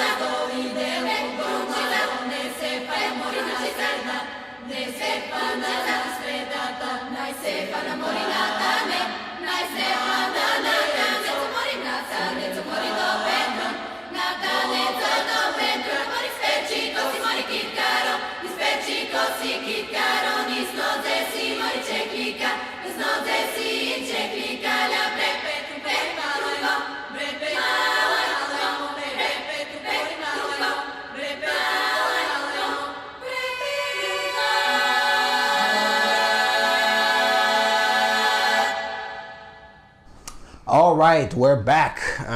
All right, Europe. Fox News. French education minister declares war on American wokeism. The French government has declared war on US imported wokeism, with the education minister warning that the left-wing ideology is what contributed to the rise of former US President Donald Trump. The French Republic is completely contrary to wokeism, French education minister Jean-Michel Blanquer said in an interview last week with Le Monde, according to a translation by Politico. In the United States, this ideology provoked a reaction and led to the rise of Donald Trump. Fact check true. France and its youth have to escape that, he said. Blanquer is leading a new government think tank, Le Laboratoire de la République, which is tasked with promoting the French brand of secularism and rejecting woke ideology, an extreme form of political correctness that focuses on societal injustices, especially racism. French secularism, on the other hand, transcends race, gender and religion and is truly egalitarian, Politico reported. Our country has become a target of the woke movement, Pierre Valentin, an expert at the think tank, said at its launch last week. Politico says, if there was a vaccine against the woke virus, it would be French, and the leaders of the movement know that. We are receiving signals of alert from university staff who tell us funds are being channeled towards a certain number of theories, said MP Aurore Berger. There is the feeling here that freedom of thought is being narrowed to a vision that is not ours. French President Emmanuel Macron is running for re-election in April, and conservative commentator Éric Zemmour has been floated as a possible anti-establishment opponent in the race, though he has not officially declared his candidacy. Zemmour has embraced comparisons of himself to Donald Trump. Macron, who has been criticized by the French progressives, told Elle magazine this past summer that woke culture was racializing French society. Zenger News reports, I see that our society is becoming progressively racialized, he said at the time. Several members of his government has also shared anti-woke views, including Elisabeth Moreno, the French Minister Delegate for Gender Equality and Diversity. The woke culture is something very dangerous and we shouldn't bring it to France, she told Bloomberg News in May. Very interesting argument. I mean, we've covered over the last year at the World SOFA report the progressive rise of institutionalized anti-wokeism in France. So it's not exactly a new development, but the development here being that they created an official government-sponsored think tank to dismantle wokeism. Now that's interesting. I don't think that happened anywhere else. Not even Poland did that. I mean, they did create Collegium Intermarium, but it's not a state institution. Nobody did that so far, to have an officially state-sponsored think tank with the goal of helicoptering the far left. So that's kind of based in a way. Yeah, but then the Polish wouldn't have to implement a government think tank because there are no woke people in Poland. Critical race theory doesn't translate well into Polish. Yes, that's true. I mean, every woke protest in Poland barely gets 1,000 members. So, and usually half of them are foreigners. They have German names. So, it's probably not necessary in Polska, but definitely necessary in France. Now, the argument that they're making to oppose woke ideology is very interesting. So, basically, they are the founder, the architect of this. The founder, of course, is the state, but the architect of the decision is that they're anti-woke because they don't want Trump. And they do have a point in a way. And also, they're anti-woke because laïcité, the local version of secularism, is already anti-racist. Which is a very good argument, but it's very difficult to explain it in a... Probably that's why they need a think tank. It's very difficult to explain it in the modern day climate. The guy has a point. I mean, yes, the Fifth Republic, modern day France, is legit anti-racist. I mean, it's probably the only country that is not nominally Islamic that is also anti-racist by design. Yeah, I mean, in a way that that whenever the census is done, they don't ask you for your ethnic origin or your religion. Yeah, they it's don't. To that extent. Yeah, I mean, it's impossible to find this kind of demographic data in France because it doesn't exist. You don't know how many black people are in France. You don't know how many Muslims are in France. You do know how many foreign-born French citizens are, but that doesn't tell you that much because, you know, they could be from anywhere. it could be from anywhere. Yes, I mean there are quite a few who are born in Eastern Europe, and there are quite a few who are born in some of their former colonies. And that includes places like Vietnam, for instance. French Polynesia. Yeah, or French Polynesia. So, you know, it's a bit more complicated. It's a bit more complicated. But you don't have this. That's why, and they do have the current French elite does have a point when they say, look, when they look worryingly to the trend of having their society racialized, as they call it. Because the concept of race in the American sense just doesn't exist. It doesn't exist in the French language. It doesn't exist in the French academia, or it at least hadn't been existing until a few years ago when a few individuals who studied in the US came back home. And they do have a point to frame it as US imported because, yes, it is. And also, of course, they frame it this way for populist reasons.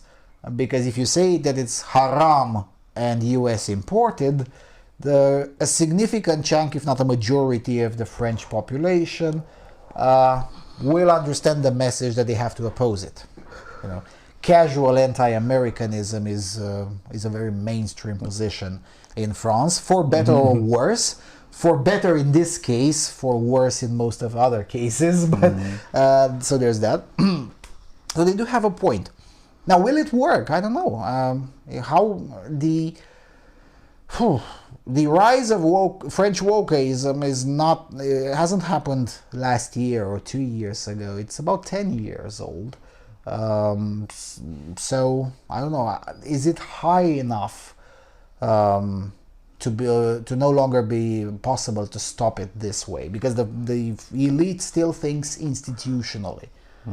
Whether that's a good thing or not, I don't know. It's definitely a good idea to try to purge followers of a totalitarian ideology from state institutions. Now, that's definitely something commonsensical to do. It's yes, I know it's McCarthyist. Who cares? McCarthy had a point. The only problem with McCarthy was that he was too modest. So it does make sense to try to purge adepts, followers of such a totalitarian ideology from state TV station, from state institutions, from the academe, whatnot. But is that enough? Or has wokeism permeated the wider society to the point that it's not going to be enough? You're going to also need propaganda subversion and whatnot, which is very difficult to do at the state level. It's not impossible, but it's very difficult to do because, well, the French kind of don't like the state to tell them what to think. So it might backfire in a very spectacular way. Yeah, and it will be even more curious when you got to look that they are aware of the risks. Even though there are no statistics there, you can easily go through the country or go through the quarters of cities and see, well, there are a bit too many people from Morocco, Maghrebians. in Marseille. Oh boy, in some quarters of Paris we have way too many blacks, and it's not exactly difficult to extrapolate if you're gonna racialize those guys to how far does the shit extend to. Yes. Then there is also another force that works against both generic French secularism and this particular effort of the state, and against woke people. This force being that most recently a sociological poll showed that about 67% or something like that of the population agrees with Eric Zemmour on the issue of the Great Replacement Theory. Ouch! That's terrible, because the Great Replacement Theory, as Eric Zemmour has phrased it, and I'll see if I can find the clip where he phrased it in the shortest way possible. If not, well, tough luck. I'll just describe it. The way he phrased it is racialized, but he also identifies the weakness of the French state as one of the problems, woke pro-diversity people as the second problem, and three, yes, generic French secularism, saying that, look, we've been a bit too weak, and we French people allowed this to happen by presuming that radicalized African Muslims will be just the same as other African peoples who have immigrated here and integrated very well. So, and if 67% of the population agree that what Eric Zemmour is describing is a real phenomenon, you're in trouble. You are kind of in trouble. Now, admittedly, 67% of the population agree that this is a real phenomenon, but not all of these people also agree that it's a bad thing. Now, some of them think it's a good thing. Some of them have no opinion. Some of them think that it's not a huge threat. So, it's a bit more nuanced.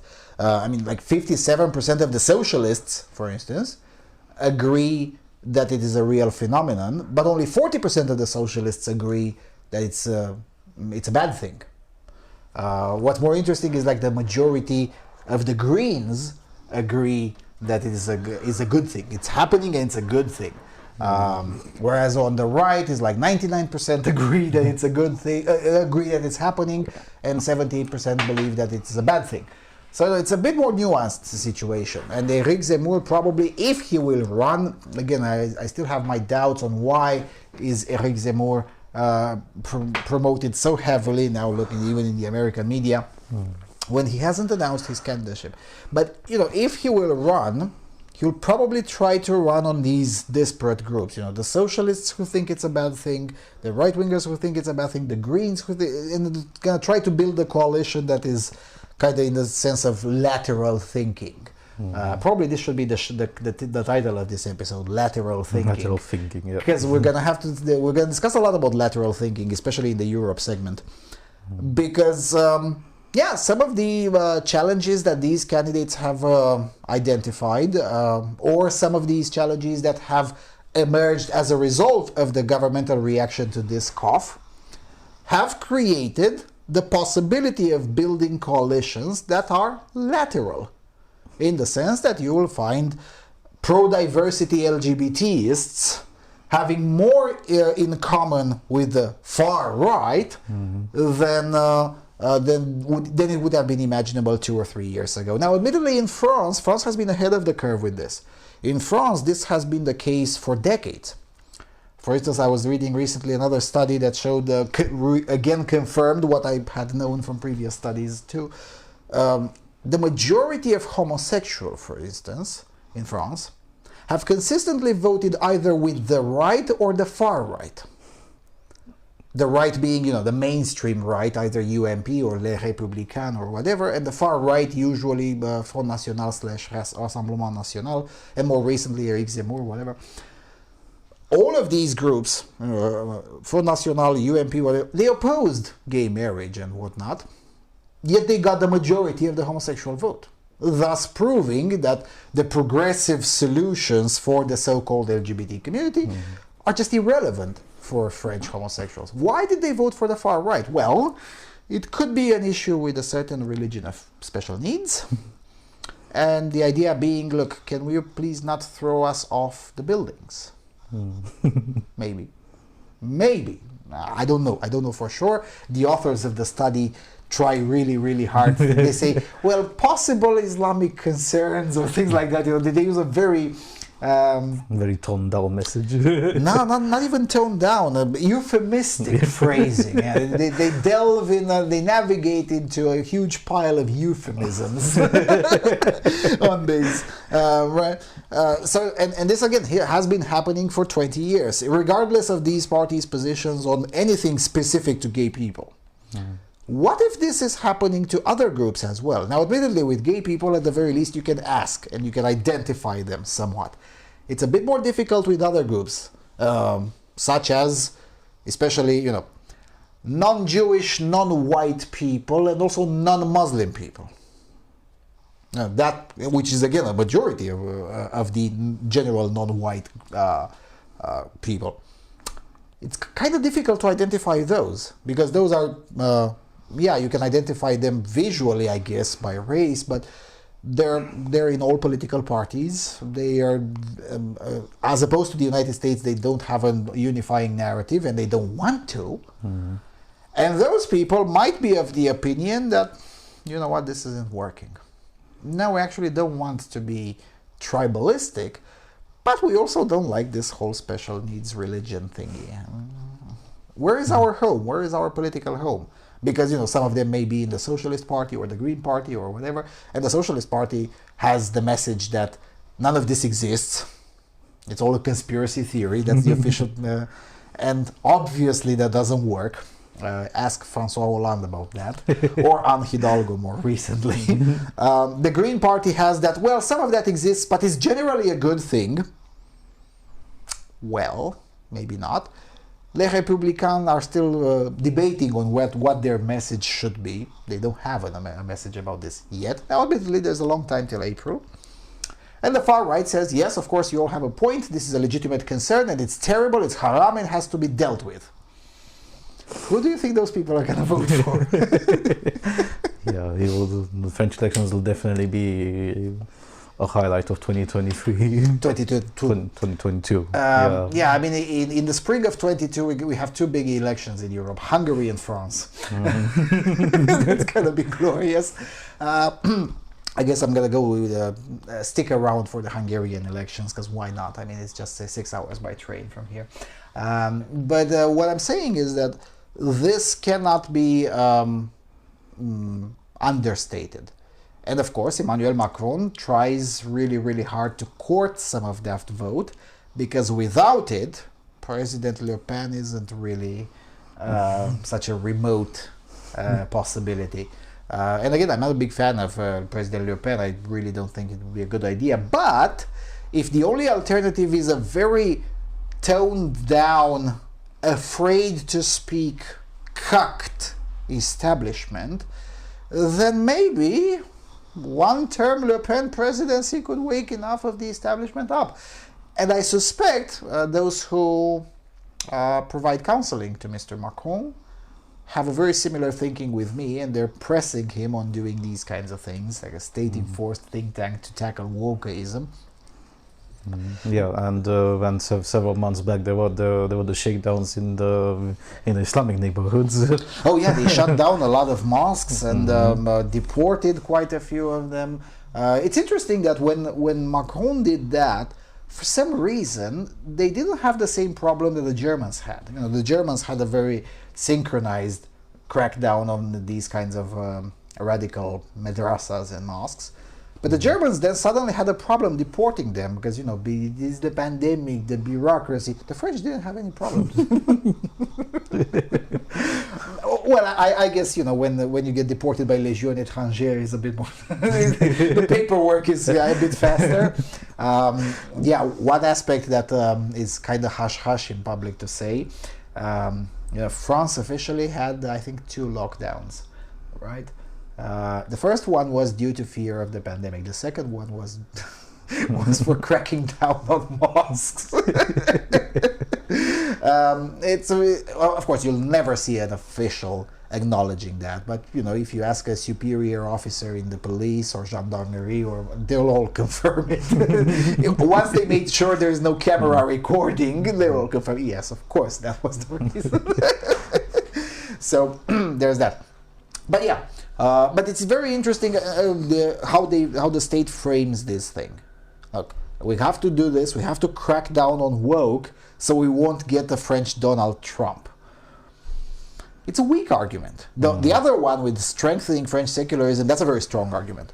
But the one with, let's do this, it's kind of like scratching backwards like this, right? Well, I guess whatever works, cracking down on woke is generally a good thing. So, I guess we'll take good policy even for wrong reasons or honk reasons in this case. I mean, it's not like France is in the danger of having a French Donald Trump. And if that were to be the case, what would be so wrong? I mean, would that be such a terrible thing for France to have a president that says France first? What's so terrible about that? I'm serious. It's not like it's not already happening. I mean, all of this lobbying that France does with basically weakening and, well, in fact, sabotaging the whole green policy, that comes explicitly as a result of defending distinctly French interests. I mean, nobody in Europe has more nuclear power plants than France, right? It's a net exporter of nuclear energy, including to Germany, which shut down its own plants because Merkel. So there's that. So why would it be such a terrible thing to have someone who comes up as more honest? Because de facto the situation is already in the area of France first. But hey, what do I know? Going a bit south, Politico. Black flags and crucifixes. Italy vaccine passport protests unite strange bedfellows. It said that politics makes for strange bedfellows. Protests in Italy against the strict vaccine passport rules set by the government to chart a course out of the pandemic are proving the adage right. Demonstrations against rules mandating vaccine status checks or at least negative tests have brought together a disparate alliance stretching from anarchists and trade unionists to neo-fascists and ultra-conservative Catholic groups based. The measures have sparked demonstrations across Italy. Last weekend, anarchists clashed with the police in Milan. In Rome, neo-fascists stormed the Union building and the hospital, leaving dozens of police injured. Now that's a scientific debate. Sometimes both ends of the political horseshoe have met in an unusual sight for Italy's hyper-partisan politics. Protests in Milan saw anarchists shoulder to shoulder with demonstrators carrying signs dedicated to the Virgin Mary and Padre Pio, a popular saint venerated in Italy. Italy has a history of political violence between the right and the left. During the so-called years of lead in the 1960s, 70s and 80s, hundreds were killed in clashes and terrorist attacks. While the violence has abated, it hasn't disappeared entirely, and episodes still occur from both the far left and the far right. But the backlash against the Green Pass has, temporarily at least, bridged the divide for some. It's an interesting turn of events given that Italy is often seen as a political laboratory that anticipates political trends elsewhere, so that's why you're all afraid.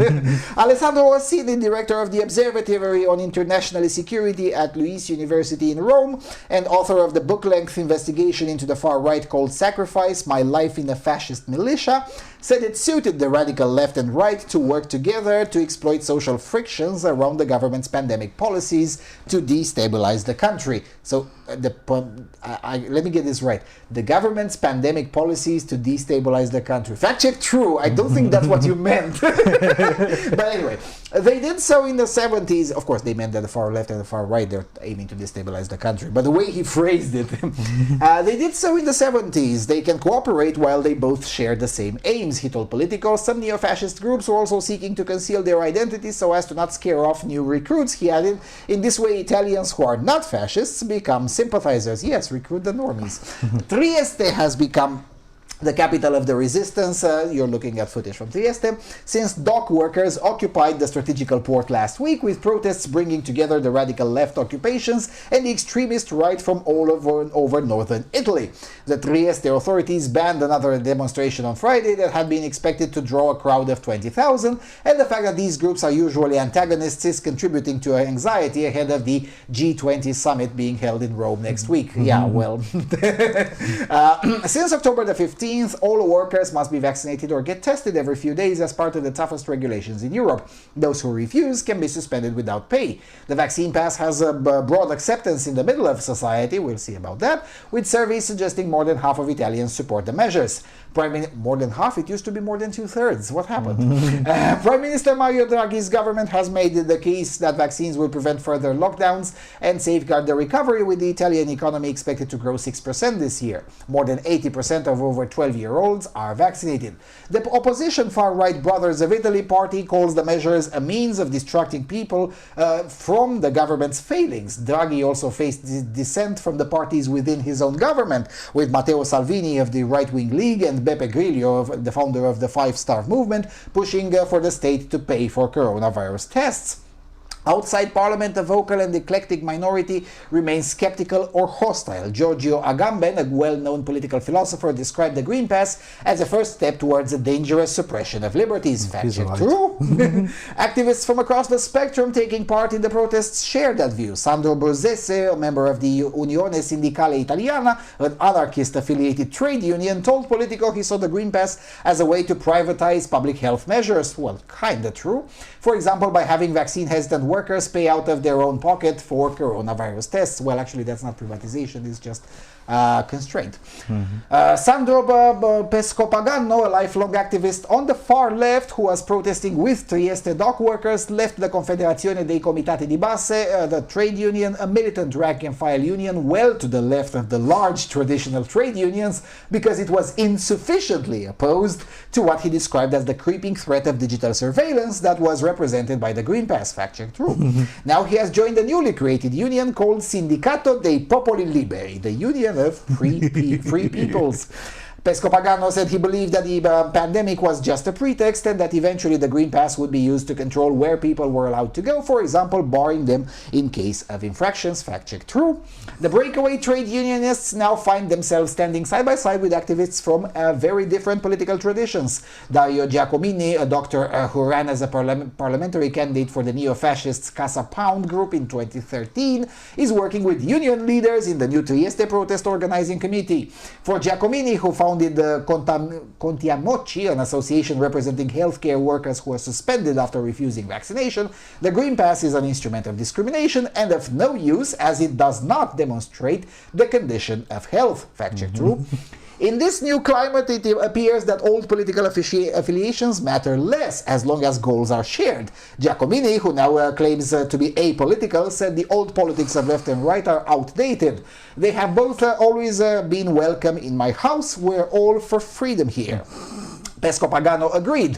Lately in Trieste, there are many people that are coming together from opposite ends of the political spectrum. He said, we don't care about that as long as we share the vision of opposing this dictatorship. But not all of the leftist protesters welcome right-wingers with open arms. Bruzzese said he would never join a demonstration with right-wing protesters. Nobody asked you, mate. There's a gulf between us and them, he said. We don't exploit the Green Pass, we don't exploit the vaccines. Yes, you do. Mindful of their image, some protest organizers have tried to distance themselves from extremist groups. Eduardo Polacco, a lawyer who organized the protests where neo-fascists were arrested in Rome, denied there were any extremists in the movement. There are no ideologies anymore of left or right, he said. Our movement is apolitical and transversal. I guess that's a nice way of saying lateral thinking. With the G20 in Rome next week, well, it happened. Security expert Orsini said there were risks. Authorities will be anxious to avoid a repeat of the G8 Genoa in 2001, when anti-globalization and anarchist riots followed by police brutality overshadowed the talks. They must not let their guard down, Orsini said. And in the case of G20, we apologize that our compatriot failed in his mission on Cho Bai Den.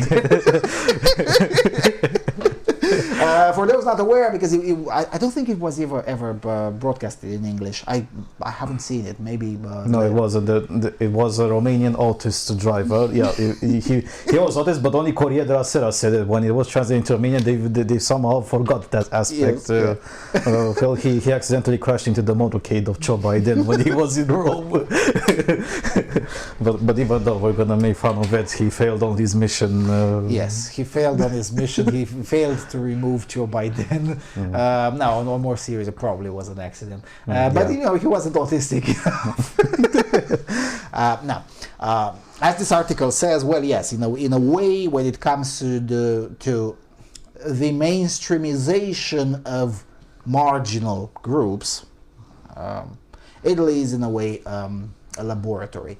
Not as rigid as this article makes it, but it is a place to look for because, well, just like with the yellow vests in France or with the cell phone protests in Romania, usually when it comes to these kinds of honks in the streets, one of the Latin countries starts the trend. For better or worse, again, it's not always a good thing. In fact, oftentimes it's a terrible thing, but it just so happens that this is the case. I don't know why. Well, I have an idea, but it's a long explanation. We'll skip that. Still, there's nothing really special that's happening in Italy.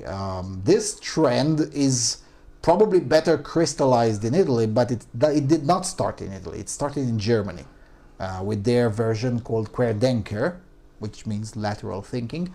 Their movement had very nice and huge and influential street movements in all over Germany, all over the year 2020. Precisely because that version of the opposition to pandemic measures, that version was founded by a lawyer who knew exactly what he was doing. So he was basically staging a 50,000 people protest, then sue the hell out of the state. A few days later, the state would come in and say, well, actually, yeah, probably no lockdown this time and whatever. And basically stood right next to basically always blowing into the behind of the state. So, no, you're not going to do that. No, you're not. Oh, you're going to do that? Okay, another 100,000 people in the streets. So as a result, it was very influential. It was a very influential of a movement. Italy started much later. Right? I mean, the Germans started in April 2020. In Italy, this started a few months ago, basically, 4 or 5 months ago. It's a much newer movement. But they both have in common what all of the protests in Europe have, admittedly, except the countries that don't have measures. So, there aren't that many anti-pandemic protests in Sweden. I'm just saying. I mean, there was one for the entirety of the pandemic. There was one with 500 people. That's it. You can guess why. But it's basically the illiberal approach to this fluffy cough. Right? So yeah, trade unionists don't like it because it breaks their collective agreement, kind of like the police union in Chicago that was mentioned in the first segment. Right-wingers don't like it either because of individual liberty or because it's not uniformly applied. So, for instance, in Italy, there is also the talking point that, well, okay, why doesn't it apply to illegal immigrants? And you know what? They have a point. In the US as well, by the way, I keep on asking, do those people who come from Central America, are they subjected to Cho Bai Den's vaccine mandate? The answer is, of course, no. So basically, American citizens have fewer medical choices than illegal immigrants. In any event. So, that's why it is uniting. Even though for different reasons, it does unite because you can't be a trade unionist if you're not allowed to work. Unless you take a myocarditis-inducing experimental drug. Ouch. That's not fun. And again, at least in Italy, a friend of mine who lives in the north, so send me a few pictures. I won't post them here, definitely, but send me a few pictures with like a long queue, and I'm like, what the hell are those people there? Well, they're in a queue for a test. So it's all pure honk, obviously, and the purpose of the Green Pass, the primary purpose, is to coerce as many people as possible to take a myocarditis-inducing experimental drug, incorrectly called in public a vaccine. But apparently, you can't get 100%. Well, who the fucking thought? Who the fucking thought? And again, there was about 7 million people or something like that in Italy who said no, regardless of the consequences. Now, good luck firing all of those people. 7 million people who have nothing to lose. In Italy? Oh, In Italy. No, that's a part. No, that's a powder keg that you don't want to build up. Well, I guess Draghi wants to because, at least for now, the state doesn't appear to be hearing properly what is being said in the streets. I'm pretty sure they'll soon hear, but okay. For now, the state says, I can't hear you. I'm not sure pissing off 7 million people to the point that they have nothing to lose. In that respect, the author of this article has a point in saying, look, maybe we could see again terrorist attacks. Well, yes. Yeah, but Yes. but this time it won't be, as you mentioned, far left versus far right. It's gonna be The far left and the far right against the state. yeah, it's good. It's gonna be the have-nots against the state, and there are even a significant amount of people, albeit not that many, who are also vaccinated and are against the idea. Oh, yeah, in yeah. Italy, Yes. of all places. In France too. Yeah, and fundamentally they do have a point because it's a coercive measure. And even though Italy hasn't gone through the Auschwitz scenario, just as Germany did, they're not idiots. Italians have a very good historical memory. Yes, and let us not forget what they did to the previous guy who worked with the Auschwitz guy. I'm just saying. Yeah, he got hanged in case you don't know. There's that, and then there's also the aspect that, and this is unique to Italy in a way. Well, not in a way, explicitly. Almost everyone else who tried this method has announced an expiration date, and for now only Denmark has reached the expiration date and upheld the promise. Right? So they say, look, we're going to do this kind of thingy until whatever, a certain date in time. Italy doesn't have an expiration date to this madness, like at all. Even in the penal colony, even there, the states have, with one exception, certain premier who may end up being, well, a bit helicoptered, but whatever. Everyone else in every cell block of the penal colony, they did announce an expiration date, an explicit one. Be it April 22 or June 22 or whatever. But they did announce an expiration date. Italy didn't. And Italy also, I think, they weren't the first ones to introduce it, but I think the second or the third one, they were among the first to introduce it in Europe. Yeah. No expiration date. And then, of course, there is also the aspect that I did mention in the previous episode. You already have 80-something% stung. And you're expanding the rules. So it's not about the virus. Definitely not about the virus. And again, you can claim that it is about the virus. There is no way the public will perceive it that way. Even if it were true, the public cannot perceive it that way. I'm just saying. Well, then this is going to be obvious. This mistake of doing things this way will be soon obvious. The products are just going to get bigger. The more you're not going to have an expiration date, and scientific debates will become political debates in the streets, and the beatdowns will get even more higher. There are going to be people in the ICU for any other reason except the cough. Yes, I mean, the political and scientific debates in the streets are a nice way of settling things. The ballot box is preferable, but since that is not an option, the next elections are only 2 years from now. Parliamentary debates are also preferable, but that is also not an option, because the only disagreement within the coalition being whether the state should pay for the tests or not, which I guess it's a relevant discussion, but it's fundamentally not necessary. The discussion is, should such an apartheid type of document be permitted in a free society or not? The answer is no. No, because no. I don't care if you allow tests or not. I don't care if the state pays for the tests or not. It's irrelevant. The document itself shouldn't exist. Purely by principle. Yes, on principle. And any other option other than that is unacceptable. Now, admittedly, The size of the protests is also being held back by the fact that, well, it's still Italy. Oftentimes no one cares. It's not rigidly enforced. It's barely enforced in most of the country. So as a result, not enough people have an incentive to actually travel all the way to Milan or to Rome to attend the protests for now. Now, admittedly, the state doesn't have the authority to try to crack down harder.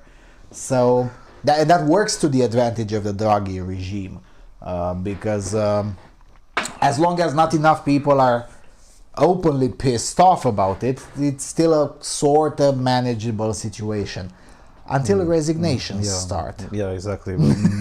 Exactly. But the real question to pose is for how long? Yeah, it's obviously going to be temporary. The question is temporary by peaceful means and flattening it out in 6 or 8 months, or temporary by scientific debates and full ICUs with people with broken necks and limbs, also in the next 6 months. The choice doesn't belong to the protesters necessarily, it belongs to the state. And the way I'm seeing it, the state is poised to make the wrong choice. I mean, one of our Italian fans was mentioning it today in the group, that the state tried to ban a certain individual from traveling to Rome, and he was asking whether the Romanian authorities have done this shit. And I'm like, no, that's impossible here. You need a definitive court decision to get that, and you would have to prove a crime already committed by that individual. It has to be something in the criminal code, not some administrative shit. So it will be very difficult. But apparently in Italy, and the way I'm reading Italian jurisprudence, it's not possible in Italy either. But the state is still trying. Yeah, the state is still trying, and if my hunch is right, they're going to try to apply these extrajudicial measures because they're already in, as far as I know. Yes, and you can't travel with the train in Italy unless you show the vax or the test. No. With the Green Pass, they do have a parliamentary law. No, I'm talking about individual bans. Asking an individual not to travel to Rome at all, banning an individual from traveling to the city. I don't think I know for sure this is not possible in Romania or France, but it technically speaking is not possible in Italy either, unless you have a court decision. And I've checked; they don't have a court decision for that particular protest organizer. So it's gonna be fun to watch how you apply it, because it's easier said than done. Because if you apply it via extrajudicial measures, what's going to stop 100,000 people to agree with the state and say, okay, let's vote with our extrajudicial measures? The building of the parliament can burn. The building of the presidency can burn. It can suffer spontaneous combustion. Police officers can suffer spontaneous combustion. It's all fun and games as long as it's just, a bit pushover between because most of the violence between protesters and the police have been very mild. Right, the police threw some water, they pushed a bit of the police officers aside. That's not violence, we all know it. But once a few police officers suffer some spontaneous combustion, as a result of, bottle cloth, gas, and matches, I'm not so sure that the police apparatus will be so willing to enforce the order by the state, especially given that most of these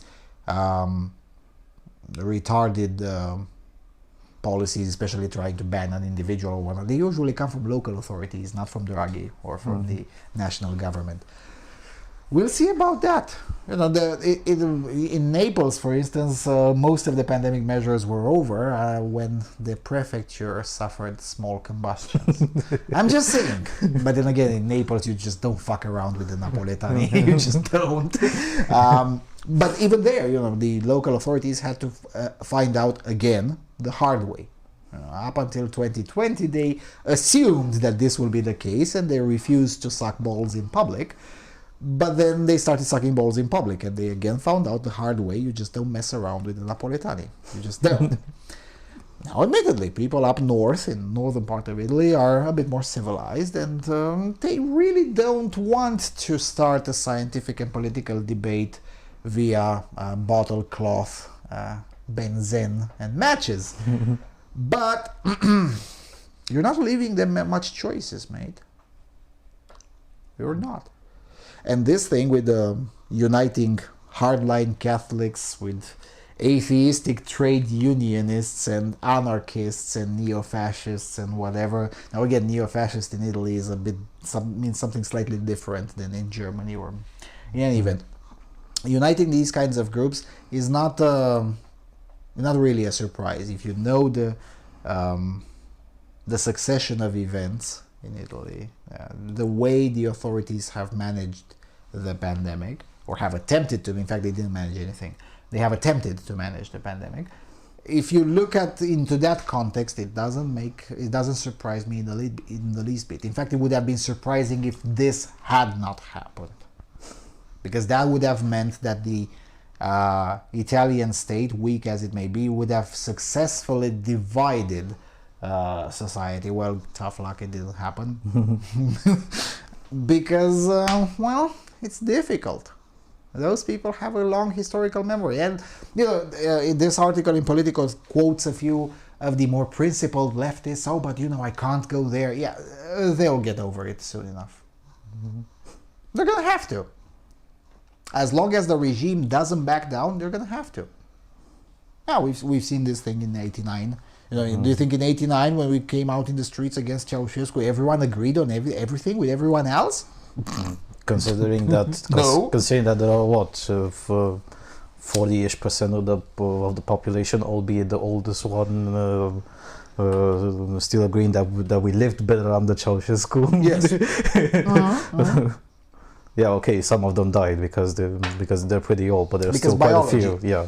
But still, and again, you even have young people who agree with that statement. As stupid as it may sound, you can't fix stupid.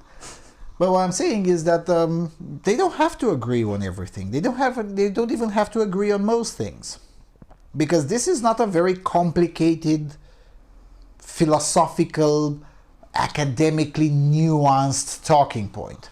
Do you agree that people should not be forcibly exposed to an experimental serum that sometimes gives myocarditis? Yes or no? It's not a complicated thing. And it's an inherently extremist position. You cannot agree partially. No. Do you agree that people own their bodies? Yes or no? Mm-hmm. There's not a room for nuance. It's kind of like you can't be partially pregnant. You're either pregnant or you're not. Same thing here. Are you for habeas corpus or not? That's simple. That's why, and again, those who are for habeas corpus, they can have all sorts of complicated and different ideas on other issues, which are again more complicated. You know, for instance, unions. Well, unions is a complicated topic, and it depends on individuals' experience, individuals' economic philosophy, understanding of global commerce, whatever. It's a bit more complicated, and of course there are nuanced positions for that. But when it comes to this green pass thingy, there is no nuance. You're either for it or against it. That's why you will have so much diversity, ideological diversity, both among the people who agree with it and among the people who are opposed to it. Sticking around in Italy, also political. Italian LGBTQ plus hate crime bill defeated. Italian senators have killed a bill that would have criminalized violence and hate speech against LGBTQ plus people in Italy. Italy's lower house had already approved the bill, which had the backing of the leftist Democrats, the anti-establishmentarian Five Star Movement, and the far-left Free and Equal Party. But the so-called Zan bill, named for its creator, LGBTQ plus right campaigner and Democratic MP Alessandro Zan, faced opposition from right-wing parties and conservative Catholics. The opponents claimed the measure would have restricted free speech and codified gender theory, the concept that gender distinctions are socially created into law. law. They also objected to a clause that provided for the creation of an anti-homophobia day at schools. Even the Vatican entered the debate, writing to the Italian Foreign Ministry, claiming the bill risked violating a historic treaty with Italy which protects Catholics' freedom of expression and organization. The right-wing coalition had proposed an alternative bill that would have made homophobia an aggravating factor in violent crime, but not provide protection for transgender people. After last-minute negotiations over a compromise failed, the right-wing party scheduled an anonymous vote to block the bill from progressing in the Senate. The vote passed on Wednesday with a majority of 23, effectively killing the bill. Right-wing MPs stood cheering and clapping after the result of the vote was announced. Matteo Salvini, leader of the conservative Lega, celebrated the win, proclaiming the left-wing parties that supported the bill had been arrogant. He suggested MPs should go back to the drawing board and formulate a new bill from the League's proposals to fight discrimination, leaving out gender theory and crimes of opinion and protecting freedom of education. Licia Ronzulli, a senator in Silvio Berlusconi's Forza Italia party, blamed the left for being too inflexible in its ideologies. We could have done something good together, but they wanted an ideological law that split the parliament, she said. Supporters, however, branded the situation as a missed opportunity. On Twitter, Zan blamed Matteo Renzi's centrist Italia Viva party, which had supported the bill in the lower house, but later sided with the opponents. The responsibilities are clear, he said. A political agreement that would have brought the country a step closer towards civilization was betrayed. Mr. Zan should take a free helicopter ride straight into the Adriatic. From Rome all the way to Tripoli, and just after he goes beyond Puglia region. I don't know, maybe the helicopter should have some accident and tilt a little bit. On a more serious note, there's nothing civilized in having hate speech laws. Nothing. Quite the opposite. A country that has hate speech laws is fundamentally uncivilized and bloody barbaric. Because, again, nobody wants to agree on a definition. What is hate speech, and what's the difference between hate speech and speech you don't like? So there's that. As for I even disagree with the version proposed by the right-wing coalition. They say that have homophobia as an aggravating factor in violent crime, but not provide protection for transgender people. I disagree even with that. No. Violence of any kind is violence of any kind, regardless of whether the victim is a homosexual or a straight person. Violence of any kind is violence of any kind, equally frameable into the penal code, regardless of whether the victim is white, black, yellow, straight, gay, whatever. No. There is only one country that has this consistently, and that country is the Islamic Republic of Iran, where being a homosexual is an aggravating factor in crime. Why is everyone trying to follow in the footsteps of the Islamic Republic of Iran? Why?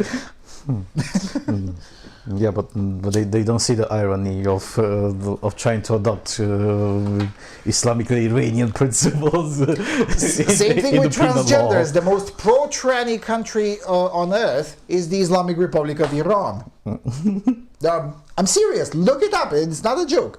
Why? Why should everyone follow Iran of all places?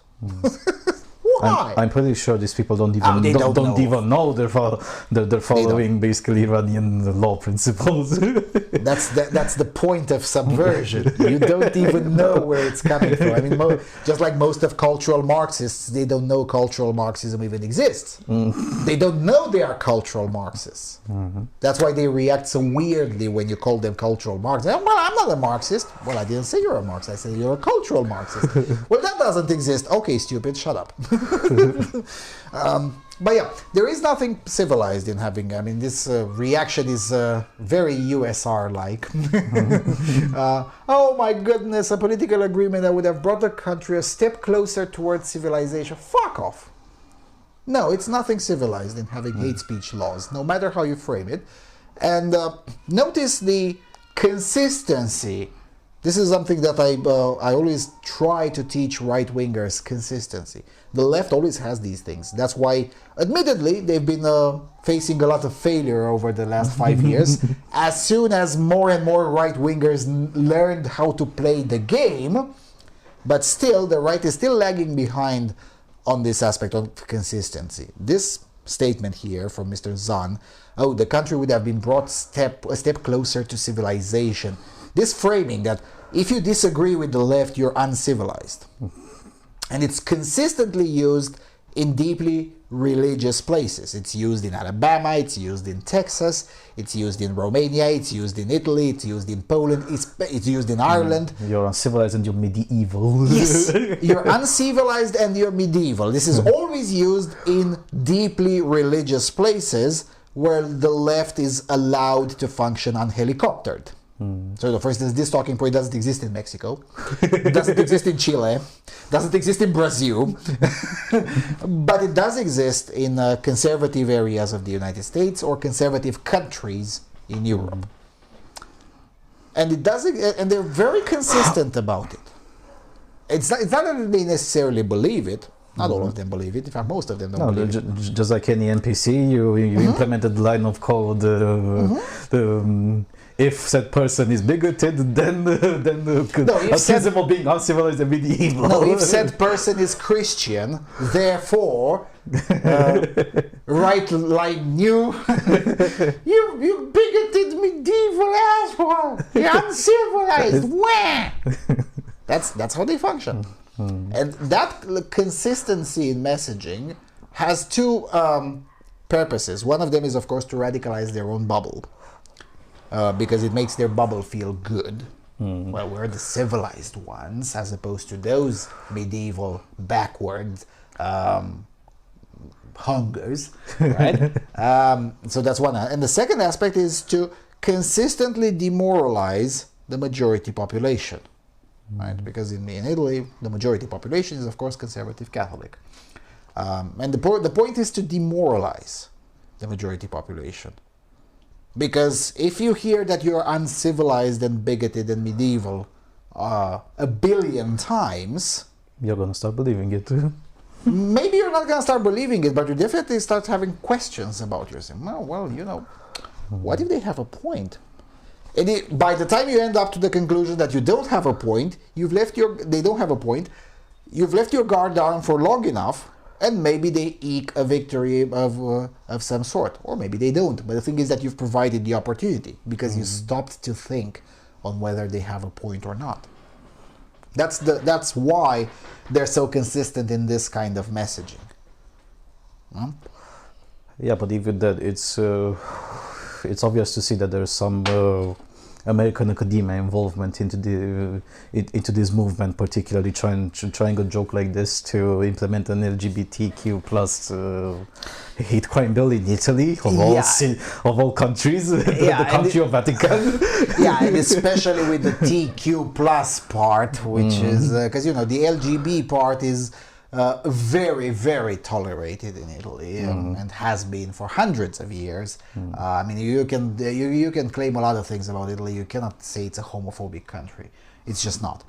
But the TQ plus part, well, it's not that they're intolerant of the TQ plus part, but they're definitely not keen about promoting it.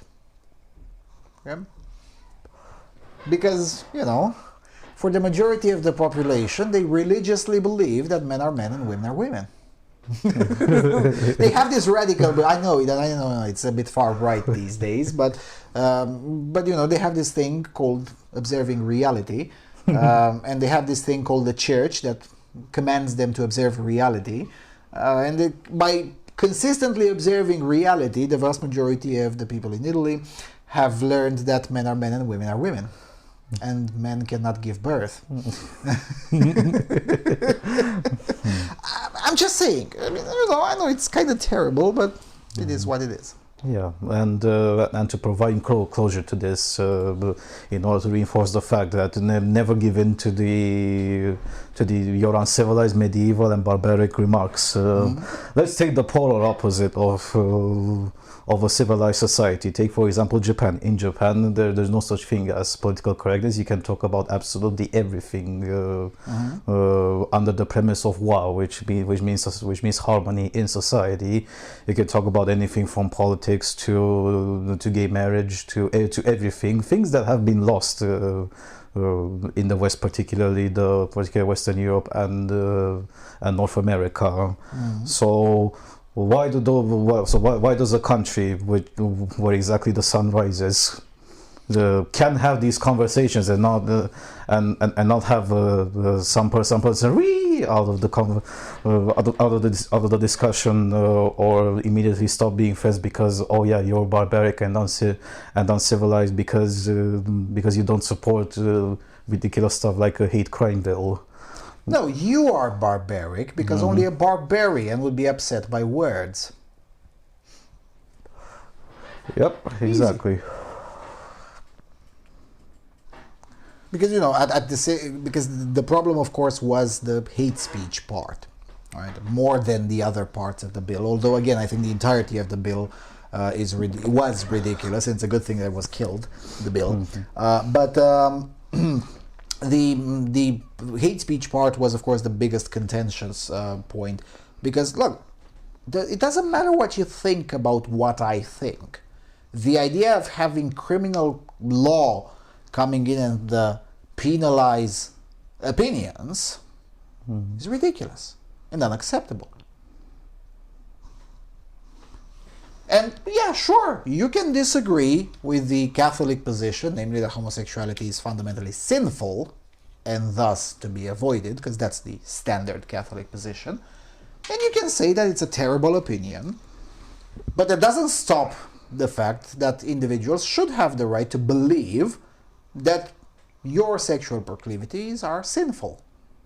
Just like, Catholics believe that, moving together without a marriage license is sinful. Nobody seems to be bothered by that opinion, which is also quite a majority opinion, but that's okay. Catholics have that opinion, the rest of the society minds its own business, all good. But suddenly, their opinion about homosexuality is hateful. Fuck off. No, it's not. No, it's not. Just like, the Orthodox Church thinks that eating meat on Wednesdays is terrible. I can live with the majority of the country believing that I'm committing sin as a result of it. Who cares? They believe that I'm committing a sin. I don't care. Doesn't mean that they hate me. In fact, the religious teaching is to hate the sin, not the sinner. This is true both in the Orthodox and the Catholic Church. So, But then again, to understand that, you would need dialogue. But obviously, the left isn't keen on dialogue. Alrighty, moving to the middle of Europe. Franz van Katre, Germany's first post-Merkel parliament meets, breaks new ground for diversity. So that's the best piece of news that the European media has to tell to us about the neue Bundestag.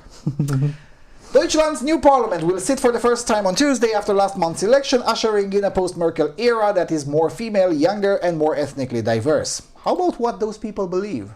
Do we get us done? No? Okay. Angela Merkel will remain caretaker chancellor until a new government is in place, while the body that will elect her successor, the Bundestag, lower house of the parliament, will convene, having swollen to a record 736. The September 26 general election left a center-left Social Democrats as the biggest party, whose candidate Olaf Scholz is working toward cobbling together a ruling coalition by early December. But while the top job is expected to pass from Germany's first female chancellor to a man, the Bundestag's powerful speaker, Wolfgang Schäuble, is set to hand off the podium to Bärbel Boss, only the third woman to hold the post. Meanwhile, the new-look Bundestag boasts a number of firsts for the EU's most populous nation, although activists say it still has far to go to truly reflect the rich tapestry of German society. Tapestry? What? That's insulting. The first ever black woman MP, Eritrean-born Awet Tesfayesus, 47, will take her seat among the Greens parliamentary group. Having arrived in Germany at age 10, Tesfayesus went on to become a lawyer and has devoted her career to defending the rights of migrants and asylum seekers. We need diversity in this country, she told Agence France Presse. We need people who have been victims of racism to be better represented. You weren't. You're a successful lawyer. During her mandate, Tesfayesus said she wants to fight the label of foreigner that sticks to her despite her German passport. You feel latent racism everywhere, she said. When I'm looking for an apartment, when the postman comes into my law office and talks with my secretary because he automatically thinks she's my superior. Maybe she is. Tesfayesus told local media she launched her political career as a consequence of a racist attack in Hanau near Frankfurt in February 2020 when a far-right gunman shot dead 9 people at a shisha bar and a cafe. Yeah, I remember that. What was your connection with them? Nothing. Okay. She joined Senegalese-born Karamba Diaby, or Diaby, I guess, a social democrat who was until now Germany's only black MP, and his party colleague Armand Zorn, who emigrated from Cameroon at age 12 and just won his first direct mandate in the parliament. France 24, mandat in French doesn't mean the same thing in English. Anyway, the number of foreign-born deputies or those with at least one parent born abroad has climbed to 83, making up 11.3% of the Bundestag, up from 8.2% in the last assembly. We are helping to wake up the political scene, Denise Nergiz, head of the Federal Council on Immigration and Integration, which promotes political participation in immigrant communities, told Agence France Presse. There is also for the first time a refugee elected in the former communist east of the country, where the number of foreign-born Germans is significantly smaller. Also among the newly elected is Lamia Kaddour, who teaches religion courses about Islam in schools in the Ruhr Valley, a subject hotly debated in recent years in Germany. At the same time, the Greens, who are expecting to serve as junior partners in the new government, touted at least 36 of their deputies under the age of 35. MP Ricarda Lang tweeted a photo of them on the steps of the parliament building with the tagline, "There's some new kids in town." Fact check true, I guess, there are kids. But despite broader representation, the Bundestag, with its overwhelmingly white and male makeup, still lags in mirroring the modern face of Germany. Nergiz said parliament was still far behind the 26% of people of foreign origin across German society. The same is true for women in the ranks of MP. Even after 16 years with Merkel as the first woman chancellor at the helm, they make up only 24% of deputies, up from 20% previously. The gender figures vary widely among parties, with seats in the Bundestag, with the Greens boasting a 59% majority women, including 2 transgender women, Tessa Gen whatever, and Nike Slavik. By contrast, the far-right Alternative für Deutschland only has 13% women in its ranks. Yeah, then I'm gonna wear this nose for this news article in particular, because it's so full of bullshit. This is exactly what we aren't interested in hearing about the new Bundestag.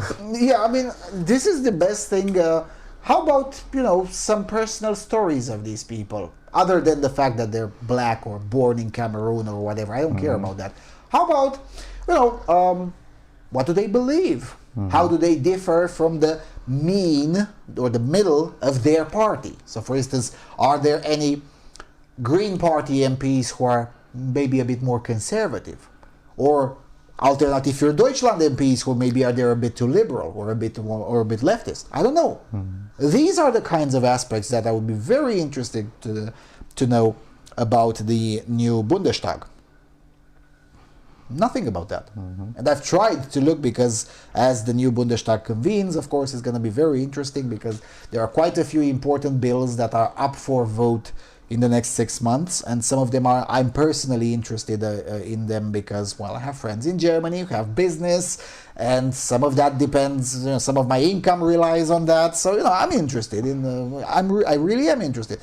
But I can't find this kind of information, so I can know how to lobby, who to lobby, or whether it's worth lobbying to begin with.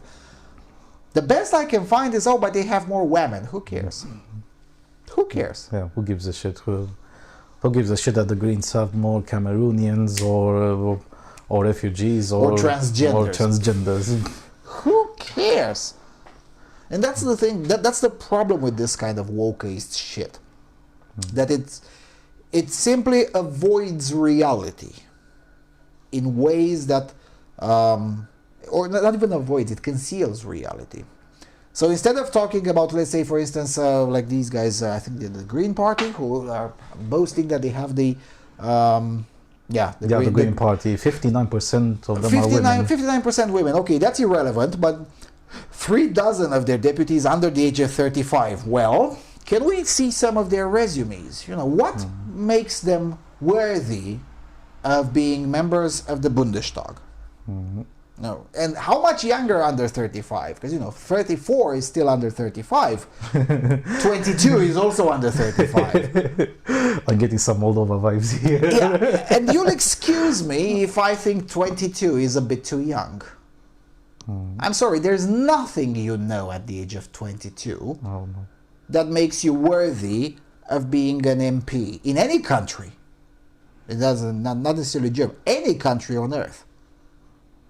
You just don't know enough. Sure, maybe mayor in a small town, maybe, what's the term in English? Alderman, local councilman, I guess, by Europe standards. Sure, of course, that would be good.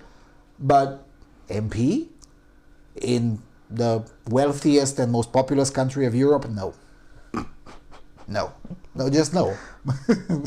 And again, you can say it's, oh, but that's discriminatory and ageist. Yes.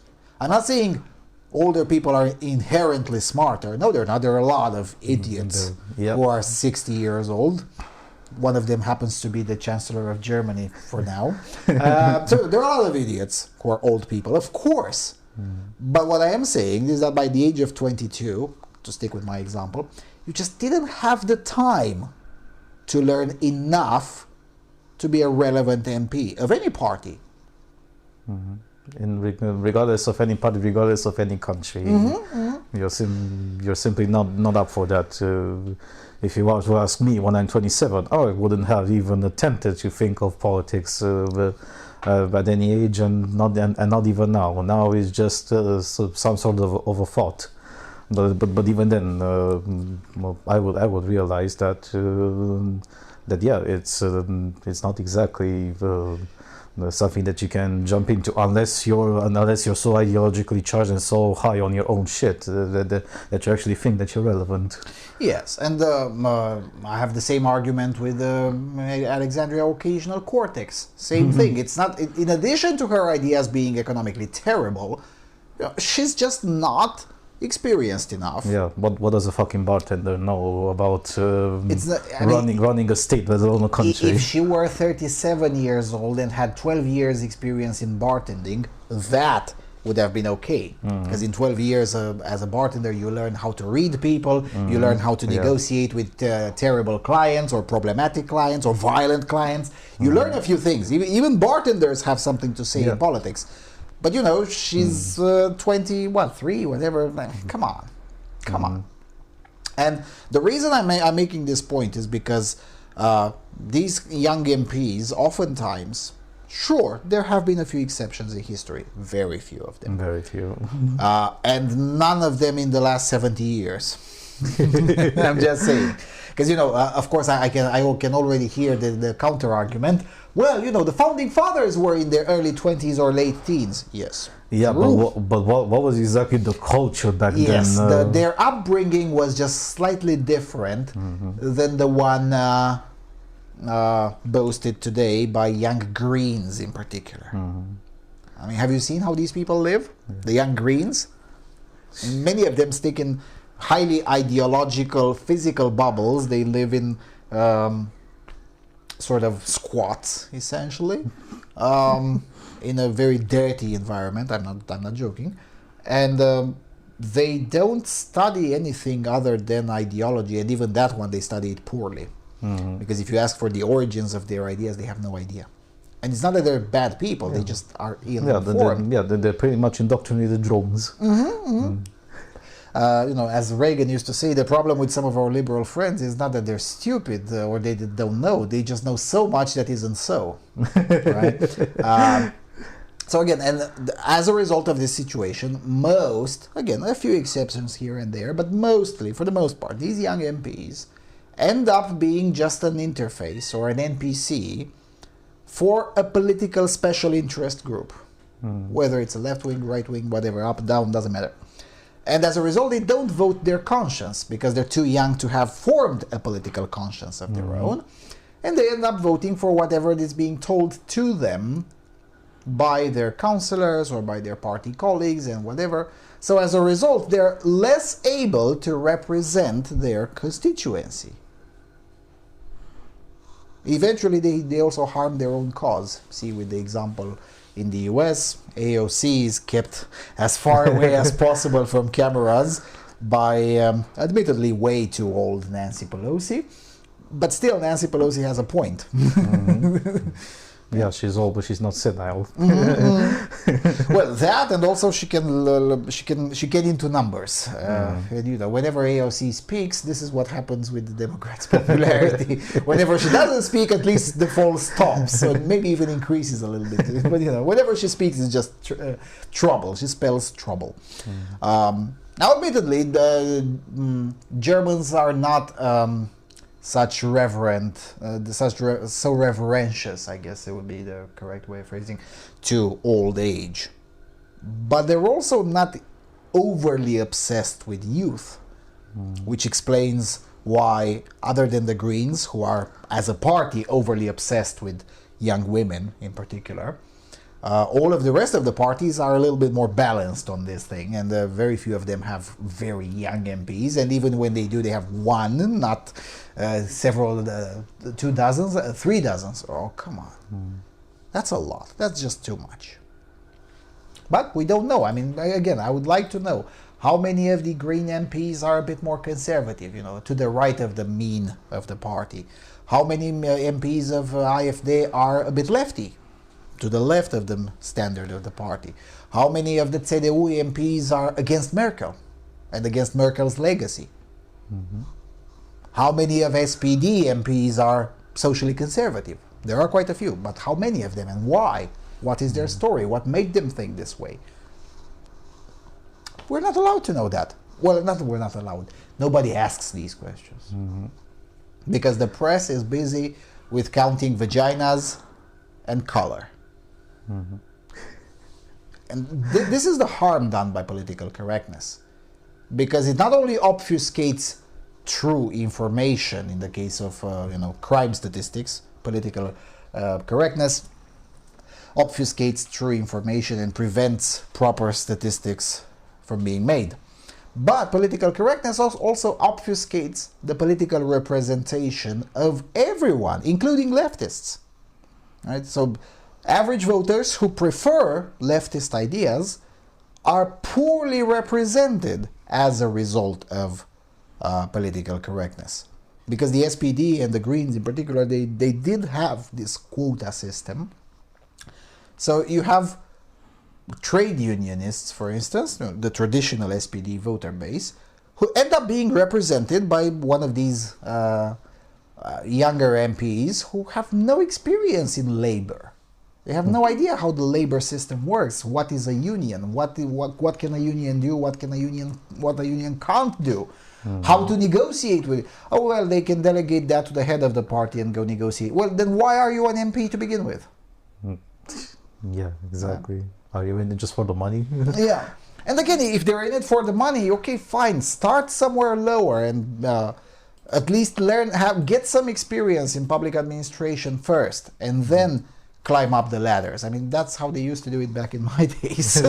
Well, they still kind of do it the same way here, but in Germany, not anymore. Because of these two parties in particular. Greens are the most egregious offenders on this, but the SPD is not far behind.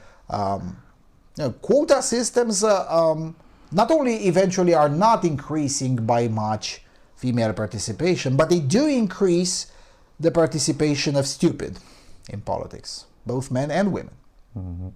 Because they bring in individuals who just shouldn't be there. Yeah, but even then, that's not exactly a foreign idea to these leftists, especially the Greens, because competence was never a criteria for them. That's true. That's true. It started in terms of importance, whether you have a vagina or a penis is important for them, or whether your skin color is different yes, from and the national and their average. obsession for youth is not new either.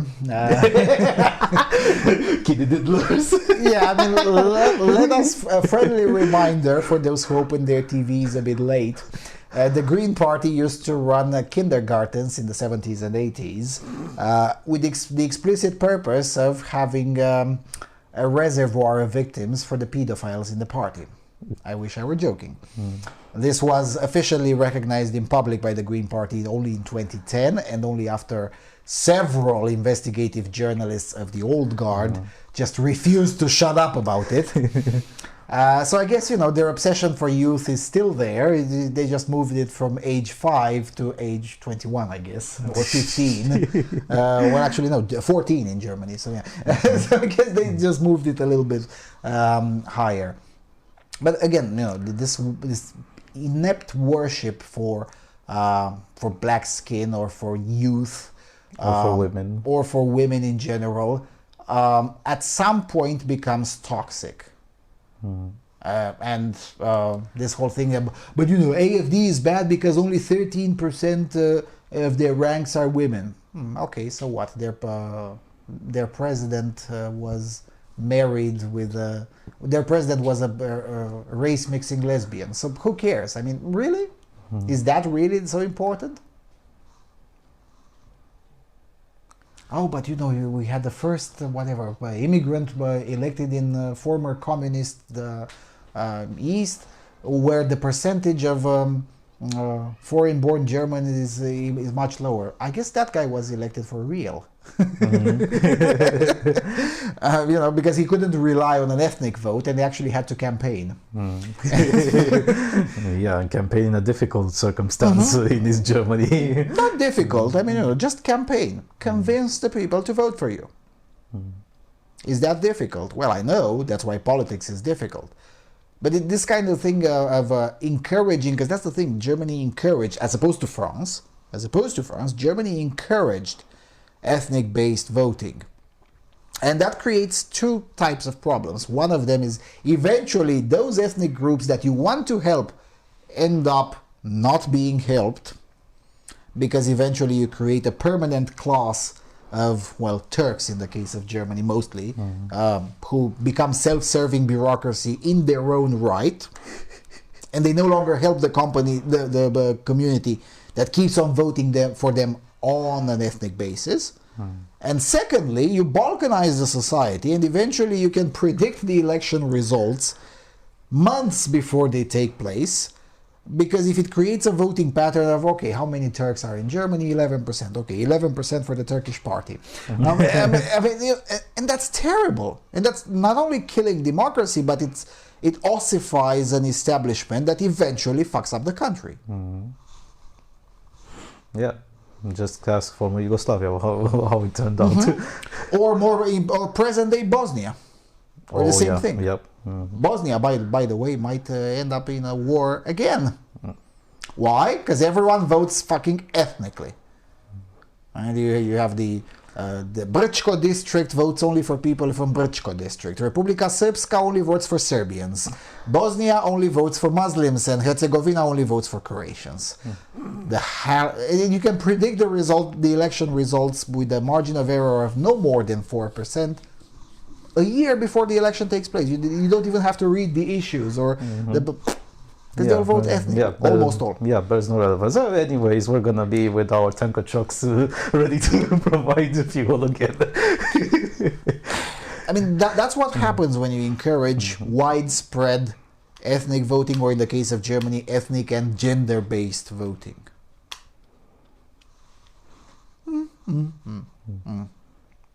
And again, how is that good? Because again, it's not good even for immigrants. Yeah, but then we're just two idiots on the sofa. What do we know? Yeah, that's true. What do we know? That's true. And I have to insist on this. Eventually, that's terrible for immigrants too. Immigrants come to Germany because it's Germany. And they would prefer it to stay Germany, because that's why they moved there. But if you balkanize it in this fashion, eventually Germany will not be Germany the way the Germany that immigrants got themselves into in the first place, most of them voluntarily. And eventually everyone loses, including those who promoted those ideas. Nobody wins.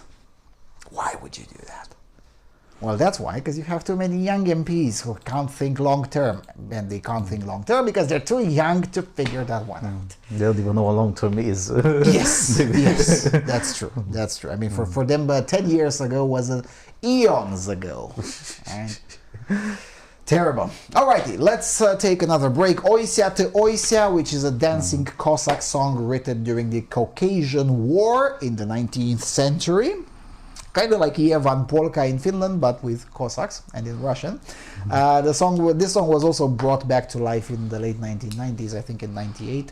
So yeah, Oisia to Oisia, and then we'll be back with Africa, Asia, and of course Oceania.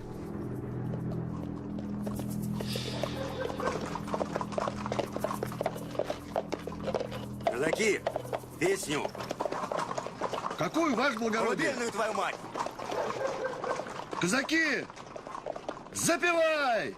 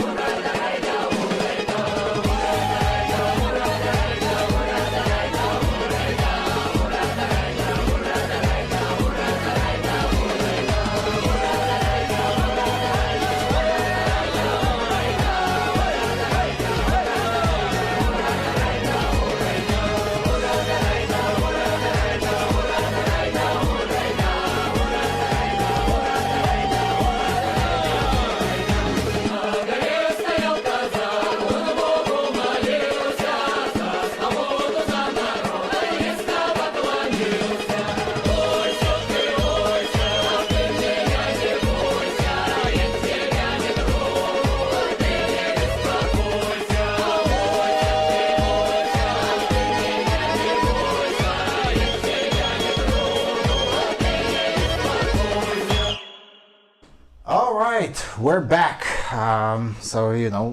We've heard the Russian song, so now you can call us Putinists and Russians and whatever, Russian spies. Alrighty, Africa. Reuters, the European Union suspends funding to the Wuhan Honk organization programs in Congo after sex scandal. The European Commission has suspended funding to the World Health Organization's programs to the Democratic Republic of Congo due to concerns over the UN agency's handling of the sexual abuse scandal. An October the 7th letter from the Commission marked sensitive, seen by Reuters, informed the WHO of the immediate suspension of financing for 5 WHO programs, including its Ebola and COVID-19 operations. The total amount is more than 20.7 million euros. The Commission, in an emailed statement to Reuters in Brussels, confirmed the move, saying it expected the partners to have a robust safeguards to prevent such unacceptable incidents, as well as to act decisively in such situations. The Commission has temporarily suspended the payments and will refrain from awarding new funding relating to the humanitarian activities undertaken by the Wuhan Honk organization in the Democratic Republic of Congo. The measure does not affect EU funding for WHO operations elsewhere. WHO officials, contacted separately for comment, did not immediately reply. The EU funding suspension raises diplomatic pressure on the WHO and its Director General Tedros Adhanom Ghebreyesus to take further action on the documented violations and management negligence, and to prevent it from happening again anywhere. Tedros, widely believed to be seeking a second 5-year term in May, has steered the global response to COVID-19, the worst public health crisis in a century. But major donors led by the United States and Germany have demanded fundamental reforms to its ability to deal with outbreaks and the scandal. Some 83 aid workers, a quarter of them employed by the WHO, were involved in sexual coercion and abuse during Congo's 10th Ebola epidemic, an independent commission said last month. The report cited 9 allegations of rape. Only, yeah. I guess these allegations had evidence too. A copy of the EU letter was sent to the Code Blue campaign, part of the AIDS-Free World, a watchdog group that aims to end impunity for sexual offenses committed by UN civilian and military personnel. The European Commission's letter addressed to Tedros voices extreme concern over the magnitude of the findings. It seeks assurances that victims have been protected and compensated. Details of WHO's recruitment process in Congo, including background checks, WHO action to ensure alleged perpetrators are not rehired by the UN or aid groups, and an independent review of individual responsibilities within WHO for the negligence in the treatment of allegations and evidence. In view of the gravity of the reported situation, the Commission hereby suspends all payments relevant to the activities undertaken by your organization in Congo. The Commission seeks WHO reply within 30 days and said Brussels will then take another 30 days to decide whether to resume payments or confirm suspension for up to another 30 days. In the meantime, no new funding will be awarded to the WHO for activities in the country. The organization last week issued its plan to prevent any further misconduct by aid workers deployed in its field operations, vowing to ensure the scandal would be the catalyst for a profound transformation of the WHO structure. Yeah, right. Dr. Gaia Gamhewoge, WHO Acting Director of Prevention and Response of Sexual Exploitation, Abuse and Harassment, told Reuters in an interview this week that more women have reported sexual exploitation and abuse by aid workers during the Ebola crisis from 2018 to 2020. She reiterated that the organization was referring the rape allegations to national authorities for investigation, and said that the organization was sending all 83 case files to UN investigators in New York for action regarding employees of all agencies. Paula Donovan, coordinator of the AIDS-Free World, said in a statement this month after the management response plan was issued that the agency was failing to pursue most perpetrators. This is a giant step backwards. The organization is treating dozens of violent crimes against its own personnel and top officials as simple breaches of UN rules. If governments allow the UN to get away with this, it will be a solid victory for UN impunity. The entire process reinforces the bogus notion that UN personnel and senior officials are above the law, she said. But then this isn't anything different to what happened in the past. The same things happened in Rwanda, and in more recent history, same thing happened in Haiti, where where not exactly just the WHO, but also UN personnel. Let's just say that they left a few adolescent women pregnant in Haiti. Let's say that there was a rise in mixed-race children in Haiti. Kind of like just after the Summer Olympics being held in the USSR in 1980, but at least that time was voluntary, whereas in Haiti, some were, some weren't. It's a bit more murky. Yes, abuse by UN employees, because WHO after all is a UN agency. Abuse by UN workers and employees and whatnot towards, generally speaking, civilians is not a new thing, and it's quite consistent, particularly in the third world. It rarely happens elsewhere. I mean, I haven't read about abuse by UN employees in Bosnia, for instance. There's a lot of UN personnel there. Somehow this doesn't happen. Or in Cyprus, for instance. There's quite a lot of UN personnel in Cyprus, which is a EU country. None of this shit happens there. But then again, pissing off the Greeks or the Turks tends to, Whereas in the third world, as this lady from AIDS Free World, which is also a bullshit organization, but she has a point here, namely that senior UN personnel and senior officials have this aura of being above the law, which still persists in the third world. It does. I mean, if you have a UN badge, you can do almost anything you want in the third world, de facto.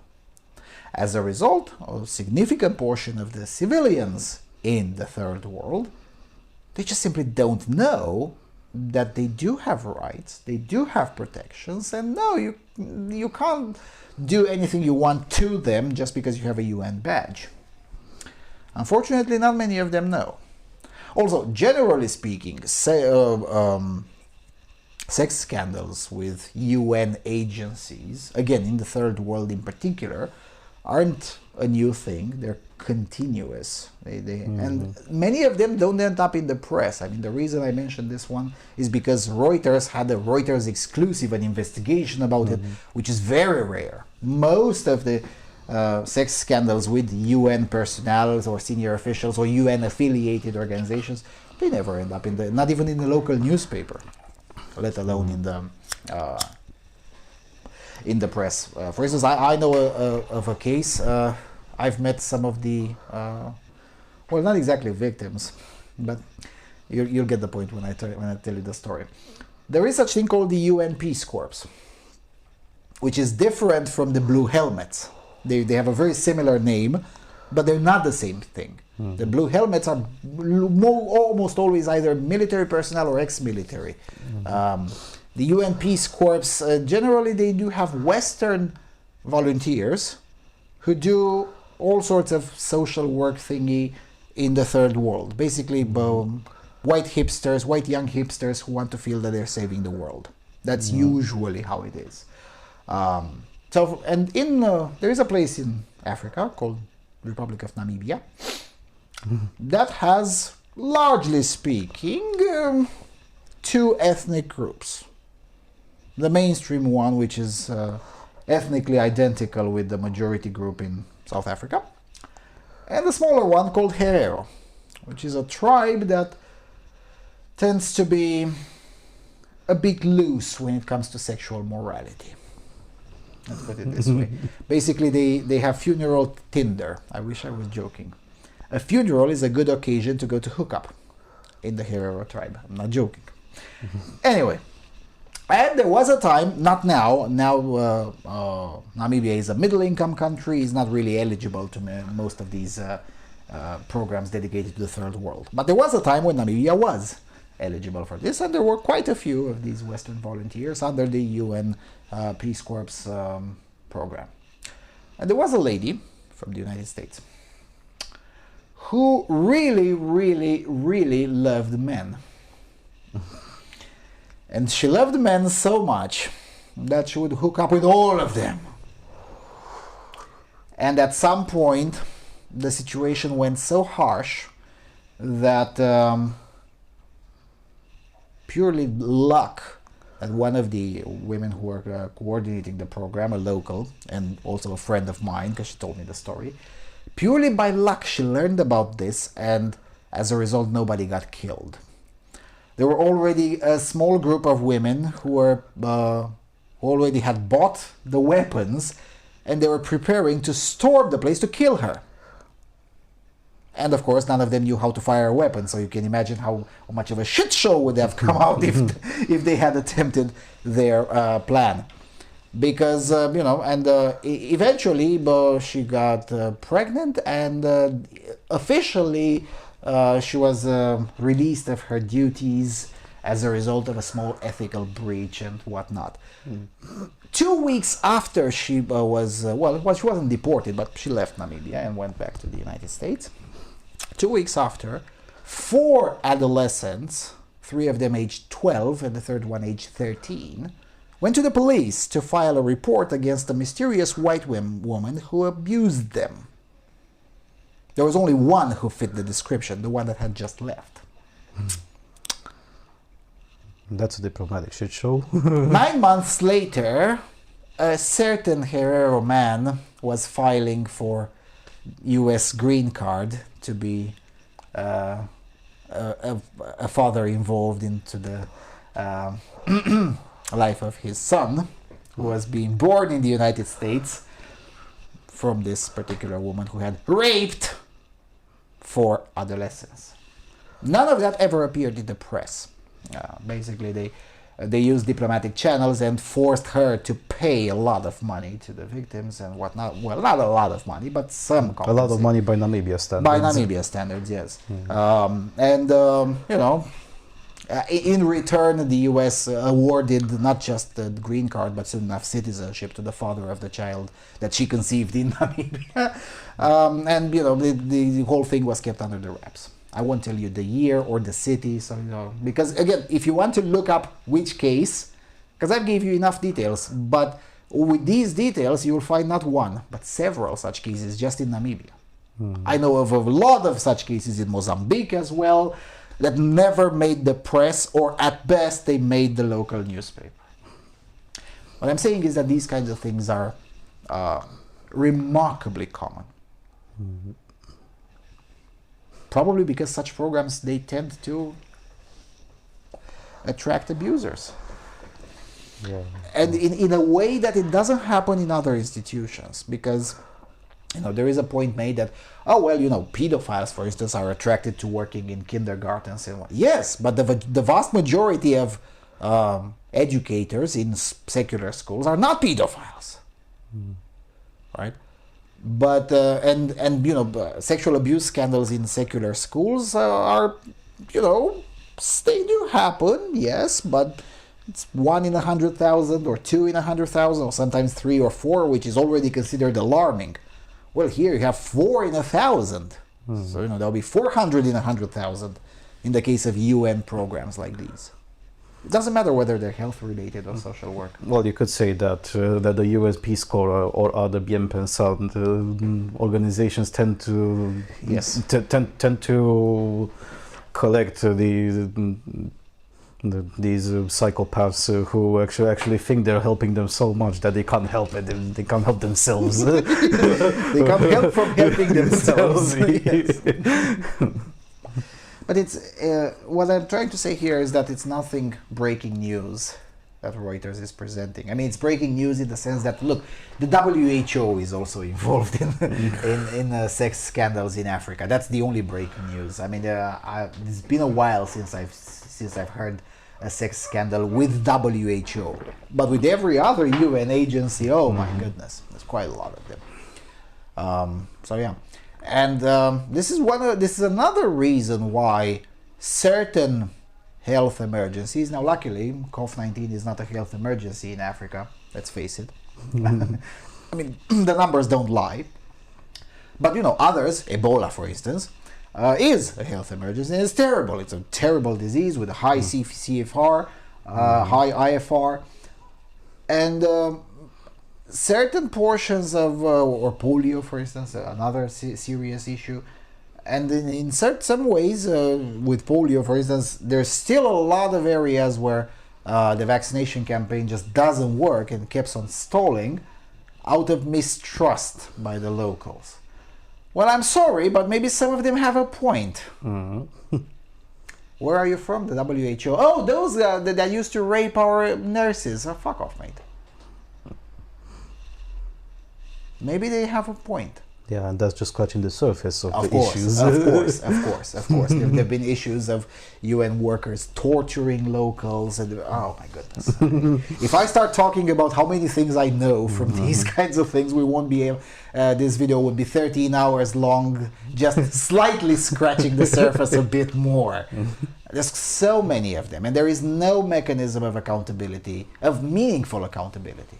What I would call meaningful accountability would be the perpetrators that are caught, they should serve jail in the country where they committed their offenses. You know, serving jail in the Democratic Republic of Congo is not a nice thing. I mean, you know, even a 1.5-year sentence would be more than enough. More than enough. I'm sure, well, if the perpetrator makes out alive, I'm sure it will be doing the main function of a penitentiary, which is penitence. I'm pretty sure that will be good enough. But I know that's extremist. I know. All right, sticking around in Africa, BBC, probably the biggest news, Sudan coup, why the army is gambling with the future. Now, it's sort of an opinion piece, but it contains the entire timeline of what has been going on in Sudan over the last 2 weeks or so. So it's good enough to get you under the framework in which Sudan population is navigating these days. Sudan's coup leader, General Abdel Fattah al-Burhan, has taken a leap into the dark. He has endangered Sudan's international standing as a nascent democracy, imperiled essential debt relief and international aid, and jeopardized peace with rebels in Darfur and the Nuba Mountains. He was head of Sudan's Sovereign Council and the face of the army in the country's civilian-military cohabitation until Monday, when he seized complete power. He dissolved the country's civilians cabinet, arresting the Prime Minister Abdallah Hamdok and other prominent civilians with whom the military had agreed to share power until elections were held next year. The general's autocratic ambitions were no secret. Over the last months, he showed impatience with Mr. Hamdok's leadership, signaling that a strong ruler was needed to save the nation. At a recent military-backed demonstration in the capital, Khartoum, protesters blamed Mr. Hamdok for deteriorating living conditions, not helped by a blockade at the main port in the east, which has led to shortages. Sudanese Democrats were alert to the army's stratagems, which seemed to be copied from the playbook that led to Abdul Fattah el-Sisi's military takeover in Egypt in 2013. The Sudan Professionals Association and the multitude of neighborhood committees that had orchestrated the non-violent protests which brought down the 30-year-old rule of President Omar al-Bashir in 2019 prepared for a new round of street demonstrations. Foreign diplomats were also worried. U.S. Special Envoy Jeffrey Feldman visited Khartoum at the weekend to press for agreement between the generals and the civilians. He left the city on Sunday with, he thought, a pact agreed. The coup was staged hours later, leaving the Americans not only dismayed but outraged. Making it clear that they had been deceived, the U.S. administration has paused the $700 million financial assistance package. An even bigger issue is the status of Sudan's debt relief package, recently negotiated by Mr. Hamdok. After 2 years of painful delays, international aid to salvage Sudan's economy was finally in prospect and is now in jeopardy. The African Union, the United Nations, the East African regional body IGAD, and all of Sudan's Western donors have condemned the coup and called for a return to civilian rule. The Arab League has also called for the constitutional formula to be respected. The grouping is usually in step with the Egyptian government, raising the question of how much General Burhan can count on the backing of Cairo. Saudi Arabia and the United Arab Emirates, which also provide crucial financial aid to General Burhan in 2019, have stayed silent so far. Their sympathies probably lie with the army strongmen, but they will also know they cannot cover the costs of bailing out Sudan. General Burhan was already the most powerful man in the country, his role legitimized by the August 2019 power-sharing deal between the military and the Forces for Freedom and Change, a loose coalition of civilian groups. So why would he risk it all on a blatant power grab? According to that agreement, General Burhan was due to step down as chairman of the Sovereign Council next month. At that point, a civilian chosen by the FFC would become the head of state, and the civilians in government would be better placed to push ahead with implementing key items on their agenda. One is accountability for human rights violations. The government is committed in principle to handling over ex-President Bashir to the International Criminal Court. His former lieutenants, including General Burhan and the leader of the paramilitary Rapid Support Forces, General Mohammed Hamdan, Hameti Dagolo, wanted him to be tried in Sudan and not in The Hague. They have good reason to fear that Bashir will name them as culprits in the alleged atrocities meted out during the Darfur War. General Burhan and his fellow officers have even more reason to fear that investigation into the massacre in Khartoum in June 2019 would also point the finger of blame in their direction. It took place 2 months after Bashir's removal by the army, when peaceful protesters were calling for civilian rule. Tackling corruption and implementing security sector reform were other agenda items that worried the generals.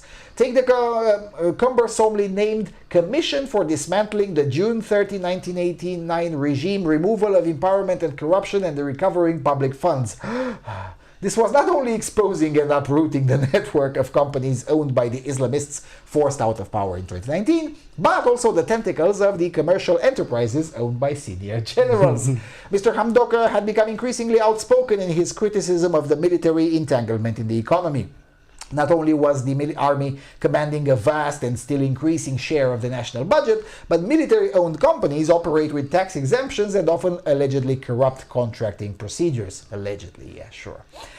Placing the army under proper civilian control was also a priority for the next stage of the transitional period. General Burhan is claiming he's keeping the transition to democracy on track and has promised a technocratic civilian government and elections in 2 years.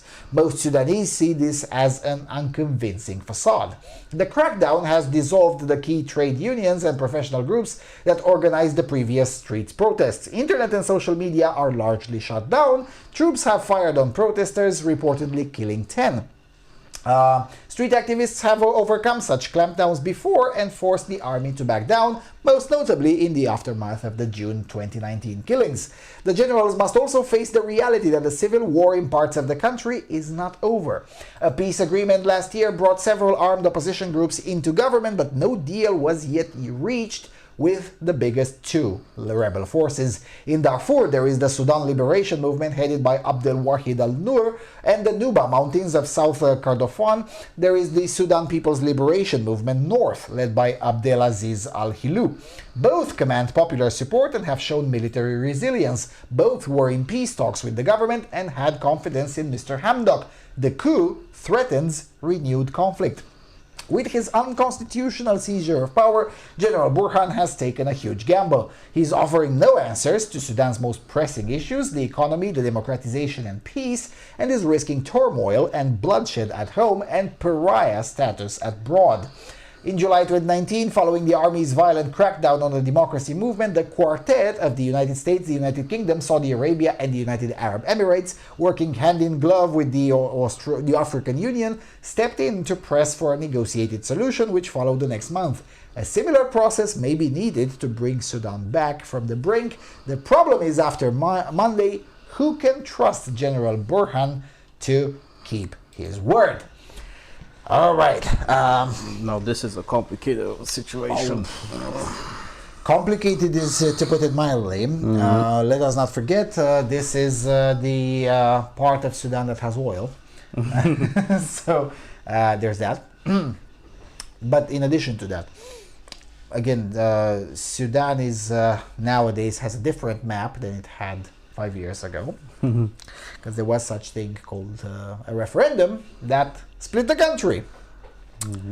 So as a result, the current government doesn't even know precisely what territory it controls, because some portions of the border haven't been hashed out, because, you know, the country was busy with ending an Islamist autocratic rule, portions of civil war, negotiating a civilian government, whatever. And just as the civilian government was sort of starting to work, then comes this guy, and he has a different opinion. and has a lot of guns to enforce his different opinion. That's going to be a problem. Now, admittedly, as opposed to Congo. As opposed to Democratic Republic of Congo, Sudan has a civil society, believe it or not. So it's going to be a lot more difficult to do like it happened, I say, in Congo or in Myanmar. It's a bit more difficult here. As this article correctly points out, it has been tried before and failed. In many ways, it's going to be a bit more complicated, which adds to the problem. Because if you had known that this General Burhan would have just, ruled autocratically for another 2 years, at least you would know who to talk to. But you don't, because his rule is going to be challenged. It is being challenged, and information from Sudan is difficult to come by as of right now. Not only because social media is mostly shut down, but also most of the country doesn't have electricity these days. Because portions of the equipment run to deliver electricity were run by civilians, they just entered into a small strike, because why not? It's a nice way of undermining the military regime, because of course when everyone asks, they'll say, well, the regime is at fault that there is no electricity. Of course that's false, but it works, The same propaganda techniques that work in the West, they work in Africa just as fine. So there's that. Now, when it comes to, and this will be a problem indeed, considering that some of the negotiations took the involvement of Saudi Arabia and United Arab Emirates, as we've mentioned in the first segment. Those two countries are a little bit busy these days, concocting a way of helicoptering Hezbollah from nearby, and as a result, they're probably not going to be easily available for more negotiations right now. It's going to take another few months until they'll be able to intervene here. And also, of course, there is also the problem that the elite in Saudi Arabia is a bit it's a bit less concerned of an autocratic rule by Burhan.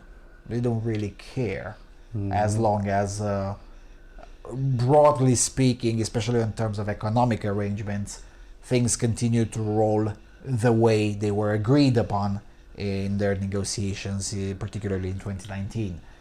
Now, of course, that's not going to happen, but it's going to take several months until it will become clear that this general is quite a bit far away from the competence that he boasts.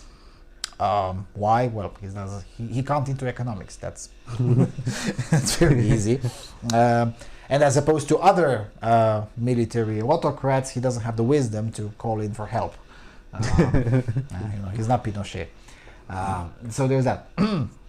And there is also the issue with the International Criminal Court. Many former rulers of autocratic countries of Africa, whether they're still autocracies right now or not, many former rulers, they're doing everything possible and impossible to avoid having to appear in Den Haag. And for good reason. Now, admittedly, those who are very old or whatnot, they usually negotiate a way out or whatever. But those who are still not exactly old, and especially those who can still bring other people down with them, and especially those who are not exactly liked by the new establishment in their countries, such as the case of the former president of Sudan, who is now being kept in jail. And the discussion is who should put him to trial. Should it be the Sudanese authorities or should it be Den Haag? Or maybe both. As long as this situation is here, of course, that former president, has a lot of former collaborators, and many of them are, well, in the military. And not just, General Burhan is probably not that involved. The BBC is a bit exaggerating his role in the 2019 killings. But most of his underlings, yes. And it doesn't require you to be a top-tier Den Haag prosecutor You just have to look at the videos that are, well, not on YouTube, on LiveLeak. There are quite a few videos online uploaded from Sudan from during the June 2019 protests, which show it pretty clear. You can clearly see the face of the people firing at the squad, and they're easily identifiable because they were wearing uniforms which had, you know, a serial number, and you can look that up, and it's very easy. A random person in Khartoum can look at that video and say, oh yeah, that's that guy. Here's his home address. It's not complicated. Right? We've seen that movie before on our streets 32 years ago. You know, some of these things are just the way they are. And yeah, sure, the uprising in 2019 in Sudan wasn't as professionally videotaped and broadcasted as the Romanian one, or as the Egyptian one, or as the Tunisian one. You know, those were more professionally taped. Yeah, the one in Sudan came and went a bit more, well, not exactly unnoticed, but with a lot less fuss about it. I guess the Western media was just not interested enough into it, or maybe it wasn't just that spectacular, although I think it was. I mean, I've looked at the videos that the revolutionaries have posted. Unfortunately, many of them are haram for YouTube, because you know, some of them contain, yes, random killing. I mean, it's kind of terrible. Nevertheless, that worked. Right? It ended a regime that seemed that nobody can end. Well, it did. So there's that. Yeah, and only then real issues started coming up. Yeah, there will continue to be issues like these, particularly in a broken up country. First, there was a 2015 breakup between Sudan and South Sudan. Now you have this guy who apparently has a lot of guns, but his underlings are still apparatchiks of al-Bashir. Then you also get the Darfur and the mountain guys who are involved in this discussion. The civilian prime minister had managed the unmanageable, to get those two groups from the north and the south to come to the negotiating table and even get a stability agreement with them. But now this general comes back to power. Probably that stability agreement won't last longer. So basically it prolongs the civil war. That's not fun. Yeah, it ain't gonna be pretty. And again, as long as the economic interests of particularly Saudi Arabia are not affected, BBC emphasizing that, oh, maybe they'll come back, and probably no. Yeah, sure, the US envoy will, but let us not forget, the US, after all, means Cho Bai Den. Do you really want Cho Bai Den to manage the situation in Sudan? I don't.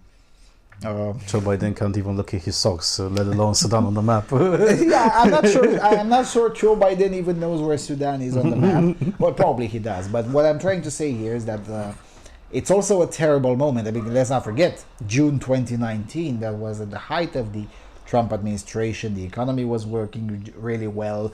Trump was forging the peace in the Middle East just right then. It was a terrible idea to say no to the US envoy. As a result, nobody did. Yep. Now, well, how about let's try to fool them? Why not? Well, it didn't work in this case because probably most of the US envoys still Trump appointees and said, well, yeah, okay, fine, we're blocking your shekels. No shekel for you. So it didn't work, but it was worth a shot. I mean, from their perspective, from the military's perspective. So yeah, there's nobody to intervene for the foreseeable future. Yep, and in this case, Sudan will have to fuck itself in this scenario. For a while. I guess if Saudi interests are threatened, then probably we'll see some intervention. Again, diplomatic, because most of it won't require weaponry necessarily. And not to mention that there's already enough weaponry in Sudan. So, you know, even if you need it, you can buy it off the local market. You don't have to transport it from another continent. Or if China tries to do something, then of course, again, there will be much more incentive for for Saudi Arabia and the US and the United Arab Emirates and maybe the United Kingdom as well to intervene, because there's already enough Chinese presence in Africa. So as a result, at least stopping the spread would be flatten the curve. Flatten the curve. Flatten the Chinese yes. curve in Africa. Yeah. But of Chinese presence, not Chinese flu. There's a lot of Chinese flu in Sudan as well. Nobody cares. You'll notice that the BBC, as eager as it was to tell you about how much Chinese flu is in the United Kingdom, suddenly has no opinion about Chinese flu in Sudan. I mean, they've posted a very long and mostly correct analysis. Nothing about the Chinese flu. So, what are their ICU numbers? I mean, what is their daily caseload in Sudan? Yeah. I'm sure there is one, but nobody cares. I mean, come on. Yeah, and that's a general trend with Africa. The coup just simply vanished or does not exist there. If you look at the news media outlets, whenever there's something about an African country, and it's not just the countries below sub-Saharan Africa or sub-Saharan Africa or not Africa. So somehow the coup is not a subject in that area by any means necessary, whether it's Morocco or Egypt or Sudan in this case. Or apparently in Sudan there's a bigger issue. It's the plague of 7.62 bullets. And it's apparently older than the coup crisis. So then, getting back to the idea, it's a pretty shit situation. They're gonna have to unfuck themselves unless some bigger actor gets involved, and then the rest of the bigger actors get involved. But in this situation, it's gonna be terrible because obviously Burhan doesn't have a mandate to rule except only basing on how much the civil population fears the guns. But even that may change. For now, I mean, again, the population is hardened enough in the sense that they can afford not to be so afraid of the guns. And that's gonna be a difficult situation to navigate. They managed to survive on 30 years under al-Bashir, and that was a pretty psychopathic guy. Yes. So, they're hard to impress. That's what I'm trying to say. The population is hard to impress. I mean, they managed to create citizen committees and trade unions and whatever to oppose Bashir and eventually kick him out. They're hard to impress. And al-Bashir. It's pretty difficult to provide a comparison to some other autocratic think of it like Ceausescu, but without the communist politics. But just as harsh in some scenarios, with the brutality of Kim Jong-un. Yeah, with the brutality of Kim Jong-il, more like. Kim Jong-il, yes. Yeah. Yes. Yeah, and there you go. That's al-Bashir, a mixture of the. But at least you could leave the country, so it's yeah, more easily than under Kim Jong-il or Ceausescu. It was still difficult, but not as difficult. Yeah, exactly, because and the reason why al-Bashir didn't shut that one down is because of major economic interests. That and pressure valves. When things went rough enough, some of the opponents decided to just fuck off, which was very good for the regime. This is what Ceausescu didn't understand. Alrighty. Voice of America News, moving to Asia. Japan Prime Minister Kishida, strengthened by election win, lays out broad policy plans. Japanese Prime Minister Fumio Kishida, invigorated by a surprisingly strong election victory, signaled on Monday he would pursue defense policies aimed at deterring China, address climate change, and accelerate recovery from the pandemic. Kishida's conservative Liberal Democratic Party defied predictions and held on to its single-party majority in a Sunday election, solidifying his position as head of the fractious party and giving him a freer hand in parliament, with recovery from the coronavirus pandemic, including an extra budget, taking priority. Some had feared that Kishida, only in power for a month, could become another one of Japan's short-term prime ministers, but the election results, which sets stocks surging in relief, will allow him to put his own stamp on policies ahead of an upper house election next summer. The LDP's solid victory in Japan's parliamentary election also eased bond markets' fears of massive bond issuance, because it would likely take pressure off Kishida to inflate the size of a pandemic relief stimulus package. We will speedily implement policies to respond to the voices of the people who we have received nationwide that strongly desire political stability and policy implementation, the Prime Minister said at a news conference. Key among those will be recovery from the pandemic, with Kishida pledging to work for an extra budget by the end of the year, looking to restarting a travel subsidy program to revive domestic tourism and compile a large-scale stimulus package around mid-November. But he also placed emphasis on defense in a nod to the more hawkish views of backers in the LDP, who supported him in his run for leader, the pursuit of which could become trickier given the electoral gains made by the dovish junior coalition partner Komeito. The LDP including the unprecedented pledge to double defense spending to 2% of the GDP in its party platform, a nod to its haste to acquire weapons to deter China's military and in the disputed East China Sea. When we think about protecting people's lives and livelihood, a budget should not come first, Kishida said. We need to think about what is really needed for that end. I'd like to proceed with this debate carefully so that I can gain Komeito's understanding. Kishida added that Japan needed to consider the capability to strike enemy bases as an option to counter growing defense technology in other nations. What's important is making checks constantly if a system is in place to protect people's lives and livelihood amid the changing international situation and advancing technologies, he said.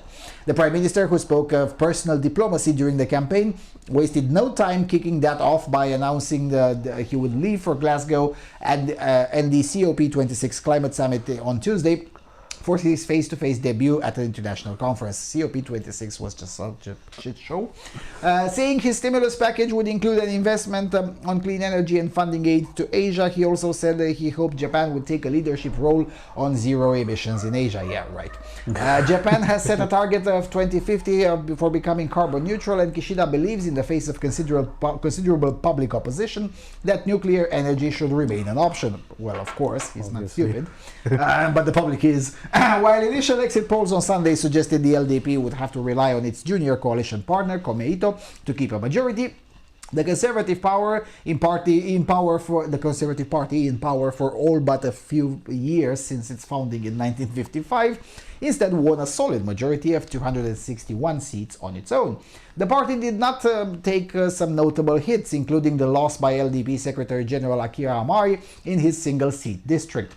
Though media reports said Amari would resign, Kishida said he would decide his future after the two had thorough discussions. Public broadcaster NHK said Kishida has firmed up an intention to replace Amari with Foreign Minister Toshimitsu Motegi. Voters took the results in their stride. This is pretty much what I expected, though I thought there might be a bit more of an impact from their handling of the coronavirus pandemic, said Satoshi Tsujimoto, 53, and an office worker who did not vote for the LDP. All right, should we comment anything about the COP26? Because we didn't comment at all in this. I mean, you know, a bunch of people flying in from all over the planet with their private jets. and then getting to the conference in long queues of, you know, Cho Bai Den's envoy, for instance, were like 86 cars, all of them diesel. Getting all of them into one place in Glasgow, in one giant place, to tell us about how we should consume less. Fuck off, mate. Yeah. Like, seriously, fuck off, mate. Yeah, I've seen just earlier this morning a guy that surprisingly managed to fly a drone close to the Glasgow airport, which is something not only legal, but you need to, in case you want to fly a drone in the UK, you need to apply for a special license. Yeah, with the local police to do so. And it was a very pretty picture with about 500 private jets, including the biggest one being obviously Cho Bai Den's, and there wasn't only one. It wasn't Air Force One. There were two, because, you know, obviously the president never flies with only one 747. He flies with two. So yeah, commenting about COP26, yeah, it's a huge show of hypocrisy. Just as it is in general. If you wanted to be eco-friendly, you will buy a commercial airline ticket at worst. Not fly two 747s.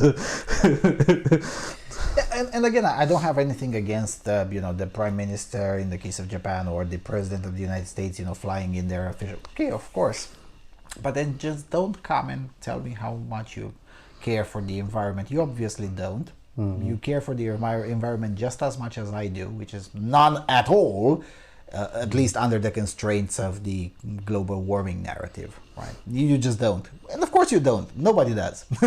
The whole thing is just a cloak to try to, kick China down a peg or two. Because, if you force countries that are reliant on coal, such as, China,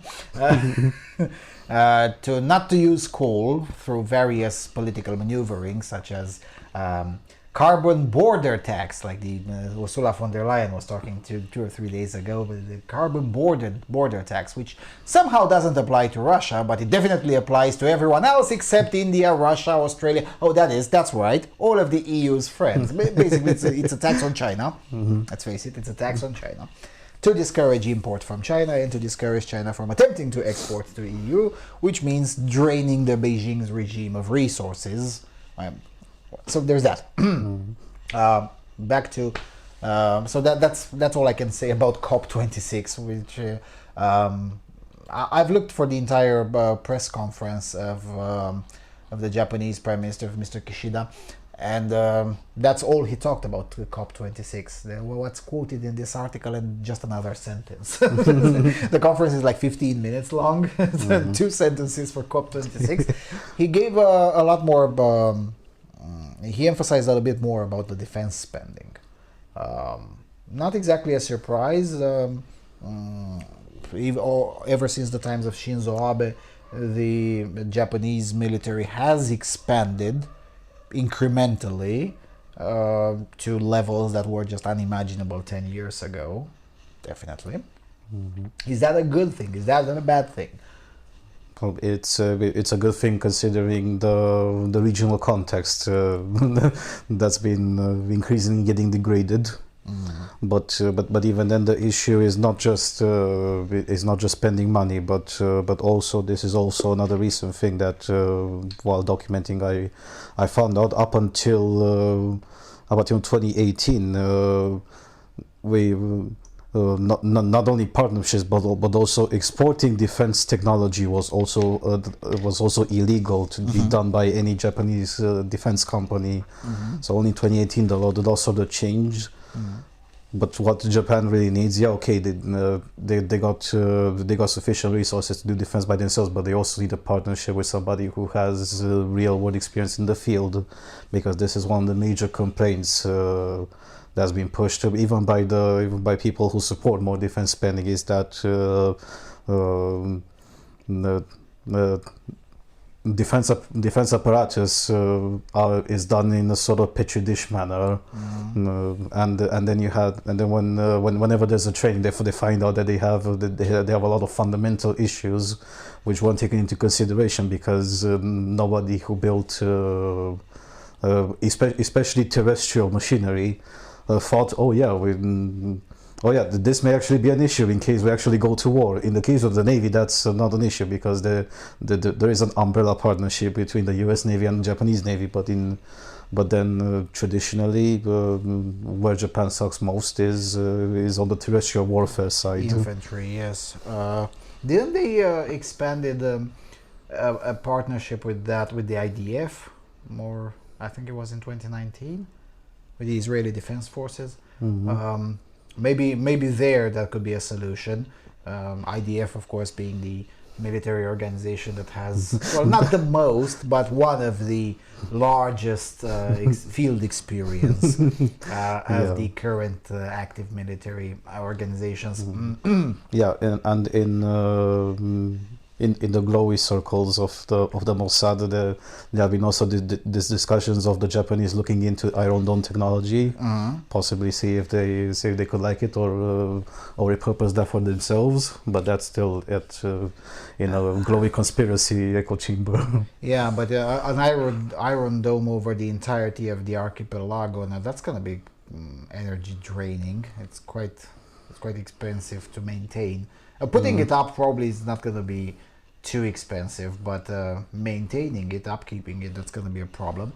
On the other hand, considering that China already has enough capabilities to strike Japan now, probably is going to be a necessity.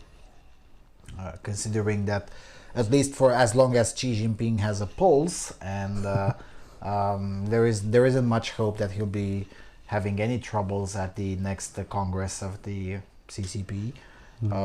Maybe his power will be diminished a little bit, but I don't think he'll be. I think he'll be re-elected. As long as Xi Jinping has a pulse, China kind of does represent a security threat for the mainland. I'm not talking just about the disputed islands further up east, I guess, from Japan's point of view. We're talking about the main 3 islands of Japan. West, sorry. Yeah, particularly because Chinese propaganda has been pretty open about their policy on nuclear weapons. We're not gonna use it on anybody except Japan. That was one of their highlights of a propaganda video that circulated about a month and a half ago on WeChat. I've seen that one too. Yeah. That's a pretty problematic thing when somebody says overtly, "We're not going to use it on anyone except you." You better start thinking of deterrent. Yes, and since that one saying it is not Vanuatu, is the People's Republic of China, it is generally speaking a good idea to take it seriously, right? Even though the likelihood of that happening, of course, is pretty low, but what if the madman isn't joking entirely? Or even worse, what if some rogue element in the PLA, because that's a possibility. Rogue elements in a communist regime, well, we've seen that movie before. It has happened so many times, sometimes with positive effects. See the commander of the Soviet submarine in the Cuba missile crisis. So, sometimes rogue elements can bring positive things, but sometimes they don't. Yeah, and there's not only China, which is the issue, but there's also North Korea. Let's not forget that in 2018, North Korea flew a missile over Japan's head in that famous test of theirs. Yes. That triggered a nationwide panic. Yes. And admittedly, at that moment, the PRK did not intend to strike Japan. Obviously, they did not intend, but wars have been started for such unintentional mistakes in the past. Yes, so but considering that again, DPRK is definitely the territory of a completely unaccountable madman. And there's nothing you can do to that guy. Well, yeah, sure, you can bomb him into oblivion, but preferable not to. Another test like that. What if that one falls over Kyoto? Maybe not. So in that respect, but again, ever since Japan started visibly growing its defense apparatus, surprisingly, there have been little worries about this development, because when the discussion about growing the defense capabilities of Japan started in 2015-14, at the time, one of the concerns were like, well, what if everyone gets scared about that? Given Japan's history and shit. Kind of like what happens when you discuss about growing German military. Probably. But in the case of Japan, things went surprisingly smooth. Very few concerns raised. Concerns, I'm thinking concerns in principle. Factions or countries are being outright against the idea. Yeah, sure, technical concerns of whether it's good enough or... yeah, sure, those have been quite a lot of them. But not much opposition in principle. Of course, there was internal opposition. There is a pacifist party in Japan, whatever, but... Yeah, and at least the German population is still runs on this mentality that we're gonna do our utmost to keep our capabilities low in order to fly somehow under the radar. But then yeah, that works. But when you may end up getting dragged into a war. Well, you can't exactly say no, especially if getting dragged into that war means that you'll more likely not even be the main aggressor. You could be an aggressor by association, and that's the nuance that the pacifists didn't understand in Japan. Yes, and it's going to be quite a challenge. A bit more on COP26. Does anyone remember the Kyoto Protocol? What happened to that? Oh, that's right, nothing. So, I remember because Kyoto is in Japan, and I gave Kyoto earlier as an example of a place that may accidentally be hit by some of DPRK experiments. Again, probably unintentionally, but you can't fix stupid. So, so that's why the whole thingy with climate change is basically the prime minister is paying lip service to it, because well, next day he would fly into Glasgow and talk about that. So yeah, okay, whatever. But it's not really an issue. The biggest issue is going to be with this one, with the growing of the nuclear capabilities, where indeed there is a lot of opposition from the public opinion, and shifting that public opinion is going to be quite complicated, because, well, unlike Germany, where stupidity was the main driver of the decision, in Japan, well, the public has a bit more of a point. Well, look, Fukushima is here. And yeah, they are. Japan is on the, geographically speaking, not exactly the best place in the world. Big earthquakes, and tsunami is a Japanese word. So, as a result, they have slightly more legitimate reasons to be afraid of nuclear technology. Yeah, and at the same time, they're also geographically screwed, because if you wouldn't put the nuclear plants on the eastern side of Japan, where is the most likely scenario to have the maximum damage of an earthquake plus tsunami episode, then you have to put them on the eastern side, where's the Sea of China. Yeah, and that's another issue, because you put your most critical electric infrastructure easily discoverable and hit by China.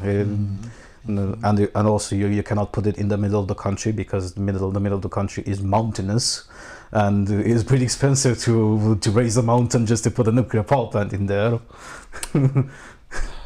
Expensive as it may be, I think putting it in the middle of the mountain would probably be the safest option, but it's expensive. Yeah, it's already an expensive enough technology to implement and build, and now you're just gonna raise its cost 10 times higher, because you gotta raise the mountain or dig a mountain just to put it in. Although this new technology actually is currently on its way to being experimented, well, here in Romania, and in Bulgaria. Yeah, the small scale nuclear scale reactors. We'll see how that works. And if that works just fine, well, then suddenly you don't have to dig a huge mountain. You have to dig a smaller hole in the mountain, and suddenly it doesn't become that expensive. Yeah. Plus, there's also it's not just small scale nuclear reactors, but there's also another thing that I don't personally understand. So far, the only country that they actually committed to building the 4th generation nuclear power plants, I mean those which are molten salt reactors using thorium, the only country that builds them is China. And again, to reiterate what I've said in a previous episode, those no longer suffer from the idea that the nuclear reactor may explode, or it may again shell out impressive amounts of radioactivity, like it happened with Chernobyl or Fukushima or other examples with all the technology in the past. Yeah, but we'll see how that goes, because thorium has this problem of being highly unstable. So. And quite frankly, I don't trust Chinese engineering to do a good job. But the reactors which are built in China are not built by the Chinese; they're built by the French, because they were the pioneers of the technology. Yeah, but if they're built in China, then that means at some point they will be reversed engineered by CCP industrial spies, and eventually China will try to replicate it. And when that happens, it's not gonna be fun. And hopefully by that time there will be a regime change in China. Yes, I'm being colonialistic on this one. I mean, come on.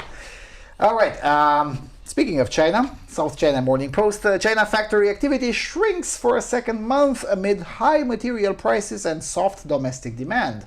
China's factory activity contracted more than expected in October to shrink for a second month, hurt by persistently high raw material prices and softer domestic demand, pointing to more economic disquiet in the final quarter of 2021. The official manufacturing purchasing manager index was 49.2 in October, down from 49.6 in September. Data from the National Bureau of Statistics shows on Sunday. The 50-point mark separates growth from contraction. Analysts had expected it to come in at 49.7. China's sprawling manufacturing sector has steadily slowed this year, with output in September growing at its most feeble pace since March 2020 due to environmental curbs, power rationing, and higher raw material prices. In line with the softer headline PMI, a sub-index of production slipped to 48.4 in October from 49.5 in September. A sub-index for new orders also contracted for a third month, coming in at 48.8. About one-third of the surveyed companies listed insufficient demand as their biggest difficulty, indicating inadequate demand had restricted their production, said Zhang Lichun, an analyst at the China Logistics Information Center. More worryingly, a sub-index for output prices rose to 61.1, the highest since 2016, when the Statistics Bureau started publishing the indicator, suggesting rising inflationary pressures while broader economic growth slows. The production index has dropped to the lowest level since it was published in 2005, excluding the global financial crisis in 2008-2009 and the COVID outbreak in February 2020, said Jivei Zhang, chief economist at Pinpoint Asset Management. The output price index rose to the highest level since it was published in 2016. Those signals confirm that China's economy is likely already going through stagflation. Factory gate inflation rose to a record last month on soaring commodity prices, but weak demand capped consumer inflation, forcing policymakers to walk a tightrope between supporting the economy and further stoking producer prices. Analysts polled by Reuters expect that the People's Bank of China to refrain from attempts to stimulate the economy by reducing the amount of cash banks must hold in reserve until the first quarter of 2022. Productions remains weak, indicating the demand problem may be relatively large and some easing of policy is still needed, said Zhu Hao, senior economist at Commerzbank. The official non-manufacturing PMI in October eased slightly to 52.4 from 53.2 in September, when services swung back to expansionary at the end of a COVID-fraught summer.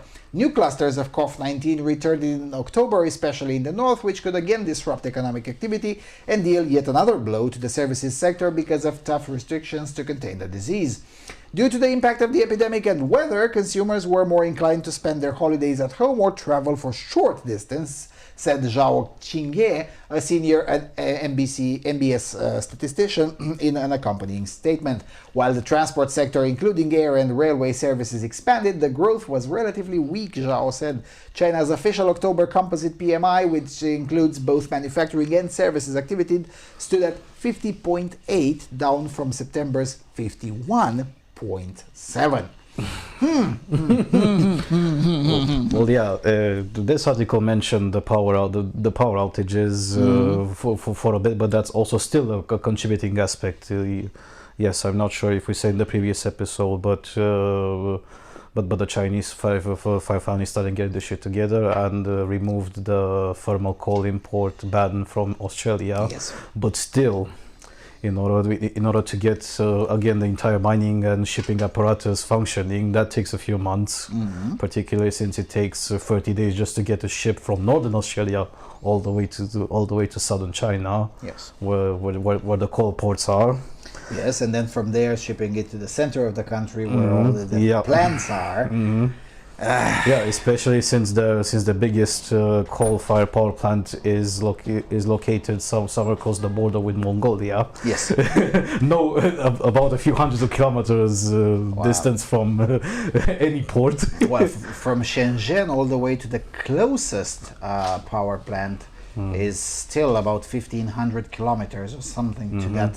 So it's quite a lot. And how much rail do you have to carry? Yes, and the Chinese have made a strong point in that they built new rail and whatnot. Yeah, sure, but still you can't run at 300 kilometers an hour with freight trains full of coal. It's just not doable, no matter how much you try. Yeah. So there's that. Then there's also, I mean, this particular article from SCMP insists too much on COVID-19, even though COVID-19 is a minor issue at this point. Yeah, sure, they had new outbreaks and whatever, and they did some medical theater there. But that's in a region that is generally poor. It's a region that generally doesn't contribute to too much of the Chinese consumerism to begin with. So, the impact of those cannot be that high as to bring in more than 1 point down the consumer index. I mean, it's just not doable. I mean, nobody believed that. I mean, yeah, sure, Commerzbank has to do what Commerzbank has to do.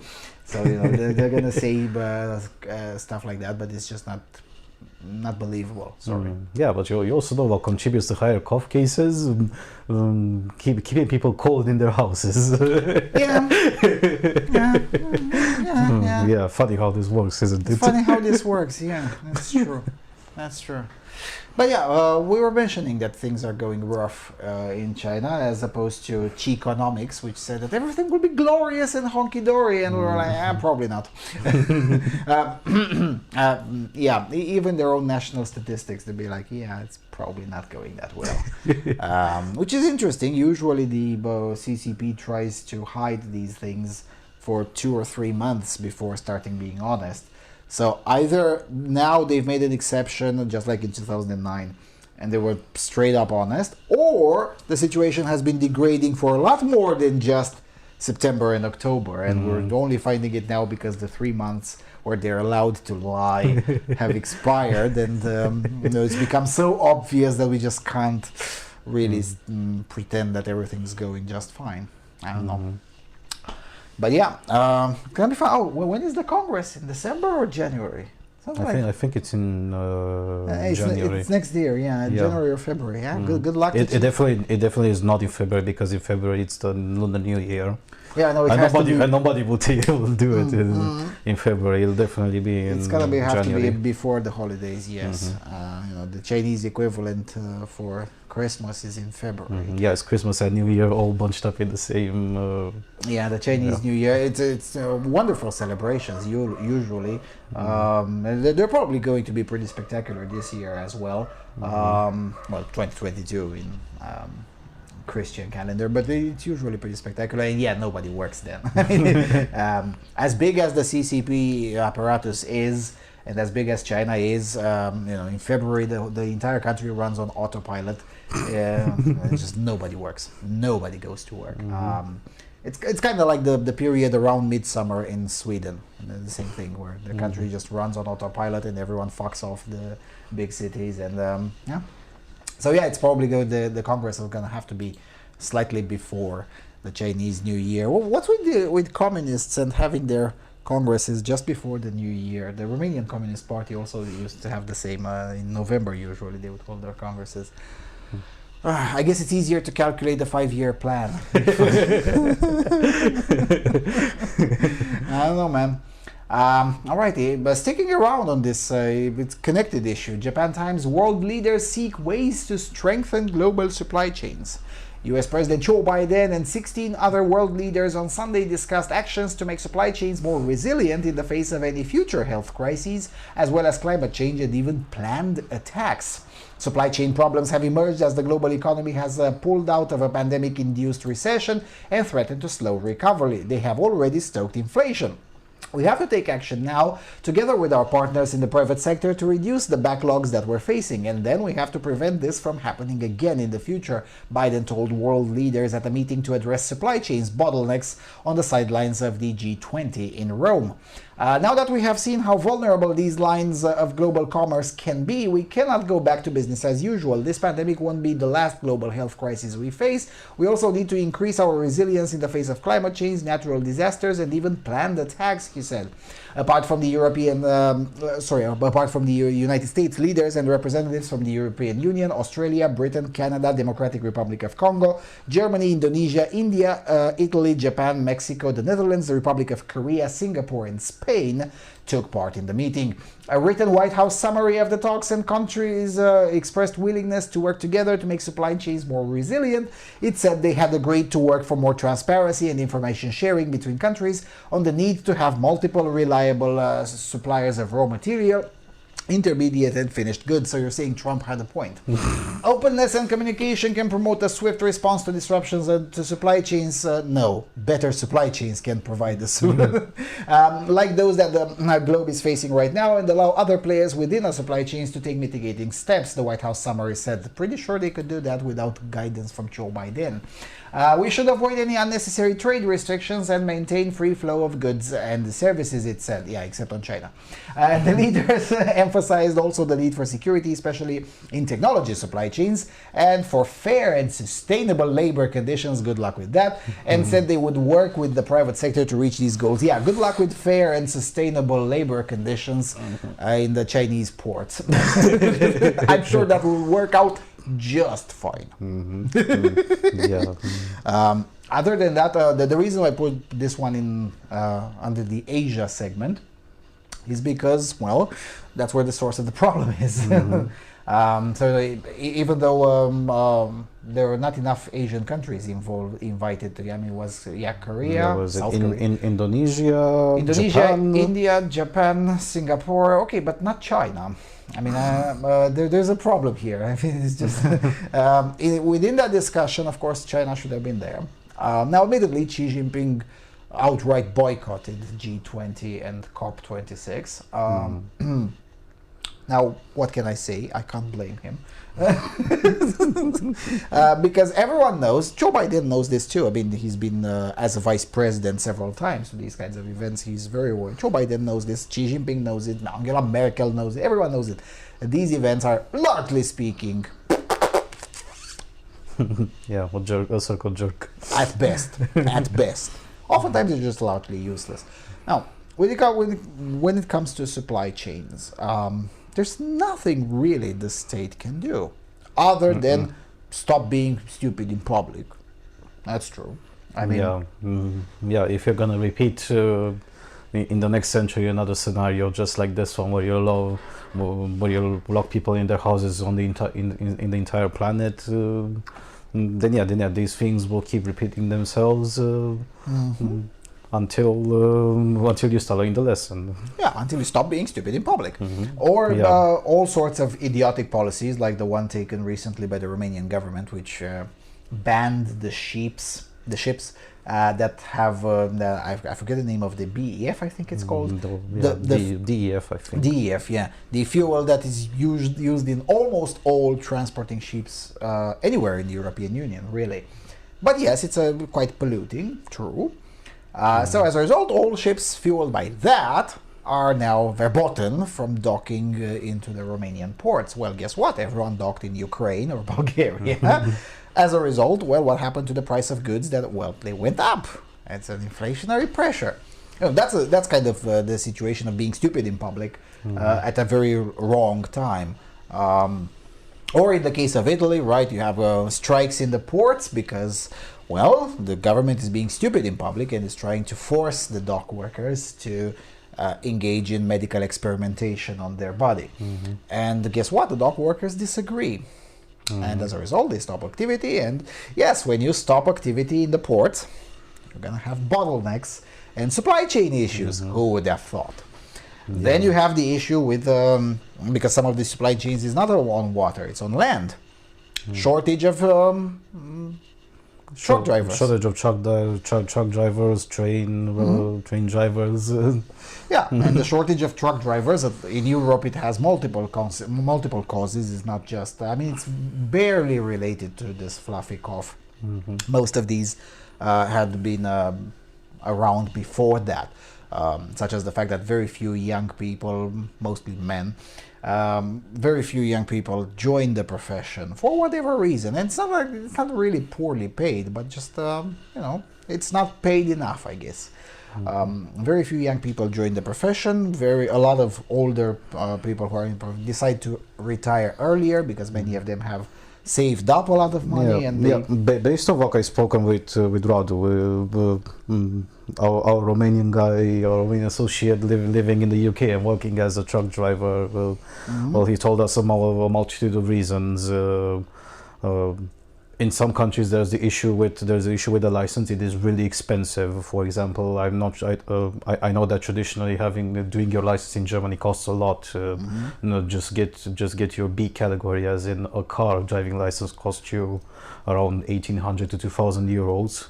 In the UK, to do your truck license not only costs you £3,000. That's a lot. But you also got it's split into two categories. One is being driving rigid trucks, which are like, for example, dumper trucks, and only then you can go to the articulated trucks, which you see the most on roads. That's also another thing. The second issue is then the fact that indeed in a lot of cases the industry relied overall on cheap employees. Same case in the UK as it been the same case in Germany. They relied on Eastern Europeans in order to drive cheaply, and this is no longer the case. The third one are the conditions.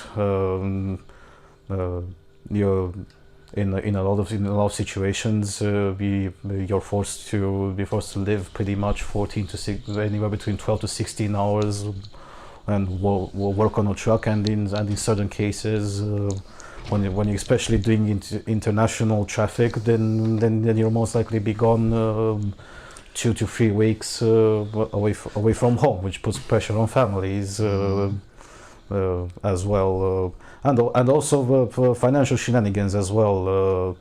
The drivers in Romania, for example, are being paid in the best case scenario some arbitrary salary, which is slightly above the minimum wage, but then get the rest of the money under the table. That's the best case scenario, but a lot of them, even I see, if you want to be a community driver, which is being a driver that drives in Romania and in the EU, you get paid like 3,000 lei, which is 700 euros. Yeah, which is about $700 US. That's pretty much there's not a lot, considering the conditions and the responsibility. Yeah, and then there's also security shenanigans. I mean, the jungle at Calais is still there. And there's not much protection for it. And then there's the possibility of being robbed. Yeah, being robbed exactly in the truck parking lots. So yes. That's also another thing. The truck parking lots, which are not only expensive, and in most cases you have to pay from your own pocket as the driver. Then there's also this issue that in case you get robbed, you're also held responsible for that. Yes. Which is a retarded concept, but this is the way things go. And then you have in certain places, US being one of them, Italy being one of them, where you also get hit with these vaccine mandates, where, especially in the US, where you have a lot of slightly older truck drivers, almost all of them rednecks and fiscal conservatives, will say, you know what, I have about $1 million saved up. Fuck you. No. And nobody replaces that guy, because there's nobody standing in line to take his place. Yeah. Or even if there were, it takes a while. I mean, I was seeing some interviews with the managers of slightly bigger transportation companies that have, 300, 400 cars, trucks. And they say, well, just this morning, 10% of my workforce resigned over the vaccine mandate. There's no way I can replace these people in under 6 months. So suddenly minus 10% of your capability for at least 6 months, probably more. So yeah, and there's nothing the state can do other than stop being stupid in public. So Cho Bai Den wants to. Well, how about you stop your vaccine mandate bullshit? I mean, there aren't many professions who are definitely epidemically safe. Truck driver being one of them. I mean, who's the driver gonna give the coup to? I mean, come on. We all know it's not about the virus. Come on. Yeah, then also other complaints. Since we're still at the truck drivers, then we're gonna definitely move on and speak again about the larger issue, because there's also the private sector issue in this discussion with the supply chains and their decisions. Other things which have been brought up by a lot of truck drivers, that apparently there is a social stigma that if you're a truck driver, you're basically treated like a subhuman, because apparently you can't do anything better than being a truck driver, even though the same people that say this, but then in propaganda perception is reality. The same people that accuse truck drivers of being beneath them don't understand the criticality of being a truck driver. It's all fun and games until the trucks stop. That's exactly the joke that I did in March 2020. The real pandemic will start when the trucks will stop rolling. Yep. Then there are also, but this is again country dependent. Insurance problems. Companies, for example, in the UK, cannot hire you if you to drive an articulated truck if you do not have 2 years on your license for insurance purposes. Even though you may need, especially in this scenario, urgently truck drivers for anything. No, insurance will just say no, fuck you. We're not gonna insure your truck or your load because that guy doesn't have 2 years on his license. Yeah. And how are you supposed to get 2 years on the line other than sit on it? Yeah, pretty much. That's what happens. You either sit on it or you drive something rigid like a dumper truck. Smaller vans. By the time you get to that. Now to the bigger issue with why the private sector is being stupid in public regarding the supply chains. Who exactly forced you to move the great majority of manufacturing in China? Everybody, you all thought for a long time that China is a resilient country and nothing's gonna happen and everybody's gonna be happy and hunky dory treating China like the global manufacturing hub because it's cheap. Well, yeah, but slowly it hasn't been that cheap anymore. Yeah, it hasn't been that cheap, and now in such circumstances when states and populations end up being stupid in public, well, then you're stuck with paying the bill for this because you've taken stupid decisions. Now, admittedly, some of these decisions were made also at the behest of the state, at least in part. I mean, some of the moving of production to China occurred under double set of incentives. On one hand, it looked cheap, but on the other hand, it was also purposefully made more expensive at home. All of those environmental regulations, most of them useless, have created the incentive for things like these. Because, okay, some of them were probably needed, but most weren't. Right? Most weren't. I mean, this, let's take the assembly of phones. Would that be, no, I'm serious, would that be such a terrible thing if it were done by Western teenagers rather than Chinese teenagers? But yeah, if you think in Apple's terms, it is easier to pay some Foxconn Chinese slave who can't even jump from the building to commit suicide. Yeah, sure. But I'm not talking about something like. But I'm not talking about Apple. I'm talking about everyone else, which is not necessarily hooked on Foxconn, right? Because many of them are made in Thailand or made. I'm not talking again. Yeah, with the Foxconn, you do have a point, but Apple is not even the biggest player. I mean, come on. Everyone else, would that be so? Yeah, but it's impossible to do it the way I suggest, because you can't pay a Western teenager $3 an hour, which would be a fair price for that labor, because it's mostly unqualified. You can't do that. Yeah, sure, the phones would then themselves would end up being slightly more expensive, sure, but you wouldn't be relying on a place that is in the middle of fucking nowhere. You wouldn't be reliant on a communist regime, and you wouldn't be reliant, yes, on slaveholders. And instead, teenagers from this civilization would end up going to work a little bit earlier in life, accumulate some experience, accumulate some appreciation for money, and accumulate, yes, some wisdom. Yeah, but you can't do that. And why you can't? Well, the state. Yeah, all issues were starting from a company level where I'm sorry to say this, but accountants are at fault for this. Searching to squeeze the maximum dollar and pay just as little as possible. Yeah, sure. And then yeah, there's also the state issue with mandating things like you can't work if you're below this age. Or minimum wage laws, the minimum wage laws or other sorts of laws, such as limiting hours if you're capable to work or stuff like that. Little by little, yeah, consequences are obvious. Yeah, and again, for instance, in most of Europe, work is permitted from the age of 14 or 15, but with very few exceptions, Sweden being one of them, but Switzerland being another one. But there are very few exceptions. With very few exceptions, yeah, you can work from much earlier age than it is acceptable in the US, for instance. Although recently, even in the US, they started to learning these things. Good. Most of the labor regulations still do apply. And in many countries, the minimum wage is much higher than what realistically a teenager can earn. So as a result, it becomes unprofitable to employ teenagers. And who's at fault for that? And yeah, sure. Oh yeah, but we're in the current year, man. You can't put children in factories. No, but you can put teenagers, and you should. It's not a problem. Yeah.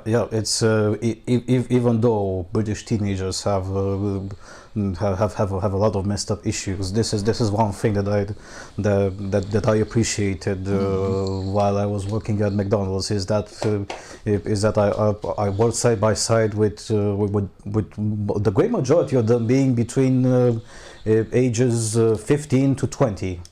Even though yes, there is a minimum wage law that has been in the UK since 2014, but it's been again stratified. Of course, they earn much less than I did.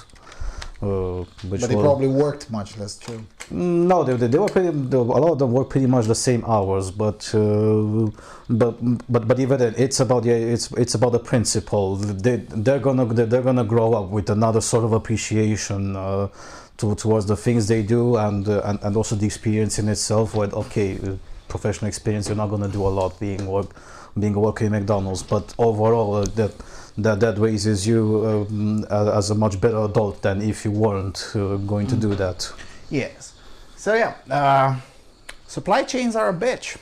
It's a complicated issue. That's why the state can't do much other than just stay the fuck away. But world leaders, so we can find it to make it more resilient. There's not much y'all can do. Yeah, deregulate. Just leave me alone. Leave the supply chains alone. They'll fix themselves. Yes, it's going to take several months, just like it took several months to fuck them up. But they'll figure it out. Why? Because, well, they have to make money. That's why. Not easy. Alrighty. Further south to Oceania. ABC News: buy now, pay later services such as Afterpay and Zip can become a debt trap. Here's how not to get caught.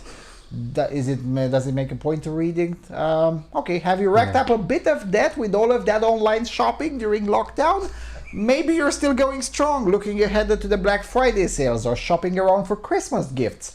Popular buy now, pay later services are continuing to grow in popularity, with two of the biggest players being Afterpay and Zip, but there are more than a dozen others. That's in Australia, by the way. Even the big banks are getting in on the action these days. If you're toying with the idea of opening an account or you're already a junkie, we've spoken to the experts so that you can be aware of the risks. Firstly, what even is buy now and pay later? Well, if you're old school, compare it to lay-by, where you get to pay for something in installments. However, the difference is that with buy now, pay later, you get the item right away. When buy now, pay later first took off, most people use it to buy things they didn't really need, like that dress you just had to have, but it's surprisingly being used for everyday items such as grocery, medical, and vet bills. In fact, one major player has just announced it will be offering this scheme at 10,500 childcare centers in Australia and New Zealand. And how do you know if you can handle it? Well, it might be a convenient way to pay off that item you want right now and can't wait for, but for some people it can be tricky to manage the repayments with other financial commitments. Take Sophia Roberts, for example. When she first discovered this scheme back in 2017, she was excited. I was buying mainly fashion stuff with it. I thought, well, that's really neat. Unlike credit cards, buy now, pay later companies don't ask any questions about whether you can actually afford to make the repayments. I thought, how is that even allowed? But then I bought lots of stuff, and when it arrived, I got that kind of rush of happy hormones when you get a package and you're like, okay, this is great. And just because you can sign up with a buy now, pay later product, it doesn't mean you should, explains Peter Thompson with the Financial Rights Legal Center. The problem is that it is unregulated, so anybody can get an account, and there's no assessment of affordability. ASIC's Money Smart website says you should make sure you can include buy now, pay later payments into your budget and link any accounts you have to a debit card instead of a credit card so you don't get hit with credit interest. Later repayments can appear on your credit report, which affects your ability to borrow money. And even if you're meeting your repayment dates, banks consider any sort of buy now, pay later debt when you're applying for a loan, whether that's a mortgage or a new car. Some landlords also want to know how much you're spending with buy now, pay later services. Like many of us, Sophia found it easy to overspend. I was shopping a lot more than I would have previously, so my spending went up. Paying for stuff she already had was also a bit depressing. Right. Wow, this is some unique sort of techno-optimism. Yeah, so we have something similar in Romania, but it's not organized this way. No. Yeah, there are these non-banking financial institutions, I guess. Instituțiile financiare non-bancare, yeah, kind of like the Provident and such. Yeah, there is something like that and has been for more than, I mean, this one founded in 2017. No. Yeah, but those are more like emergency loans. Americans had a term for it. Payday loans agencies. I guess payday loans in a way. Yeah, because generally they won't allow you to loan something unless something extreme up to I think 3,000 lei. No, in the best case. No, there are more with like 20,000 lei or something like that is the maximum limit. Usually it's established by the institution. There are quite a few who go a bit higher than 20,000 or something like that. 20,000 lei, that would be like $5,000 ish, almost $5,000, 4,000 something. Yeah. So, but they're not organized like that. I mean, you cannot really online shop with a Provident loan. I mean, you just can't do that. No. Well, I guess you can if you really try hard enough. Yeah, but you can't take directly. They'll just give you the money and then you spend it the way you wish. Yes. But there are significant debt trap. The interest rates practiced by these companies run into the hundreds to thousands to tens of thousands of percent. Well, not really tens of thousands, but yes, I mean 300% is quite common. And you know, you maybe you can get away with 120% if you can repay it really fast. But other than that, you won't get away with under 200% or 300%. So there's that. Now, admittedly, they do have their own utility, because otherwise they would cease to exist. They would have gone bankrupt. There is some utility for them in certain aspects, but of course, people misuse it. With buy now, pay later, I find it very difficult to find any situation where they would be acceptable. Now, I admittedly, I don't know how credit cards work in Australia, so please correct me if I'm wrong. At least in Europe, every single bank has at least one offer of a credit card which gives you like 60 days or 45 days with zero interest. So basically you find there is something urgent comes up, you only get your wage or some other source of income only 3 weeks from now, but you kind of have to pay for this one urgently. You can use the credit card and you have 60 days to put the money back with zero interest. So as a result, for people in these situations, the credit card is actually a good option. But Maybe in Australia such option doesn't exist. I don't know. But buying online with not only on credit but on these kinds of kind of payday loans. I don't know. That sounds weird. But then again, people do stupid shit when they don't see the sun for so long, and they have their mental health wrecked by the regime, and they tend to live in a police state. A prison state, more like. Or a prison state, yes. I mean, especially when you live in cell block B. People tend to do stupid shit and make stupid economic decisions. Yeah, especially since this could actually be an indicator to a bigger issue, psychologically speaking, also known as compulsive buying or compulsive purchases. And this is just a start. If that is true, that's a huge problem. Then Australia should brace itself for a long economic crisis. Because if you have 10% of the population doing this kind of shit, 10%, you don't need more. You're fucked. Unless you're, I don't know, Saudi Arabia or some other place that can quite literally generate new wealth out of the ground. It's kind of difficult to, I mean, eventually it shows up into the international commerce balance. I mean, it can get really, really fucked up. And apparently, since ABC only now suddenly finds it relevant to write about, even though apparently these services have been around for at least 4 years, probably the COVID-19 measures have increased the usability of it by quite a lot. And I suspect it's also because, if people couldn't go to the bank to get an appraisal, get the forms for a credit card, so probably that could have contributed too as well. If that is the case, we'll see a sudden decrease in their usage by March or April 2022.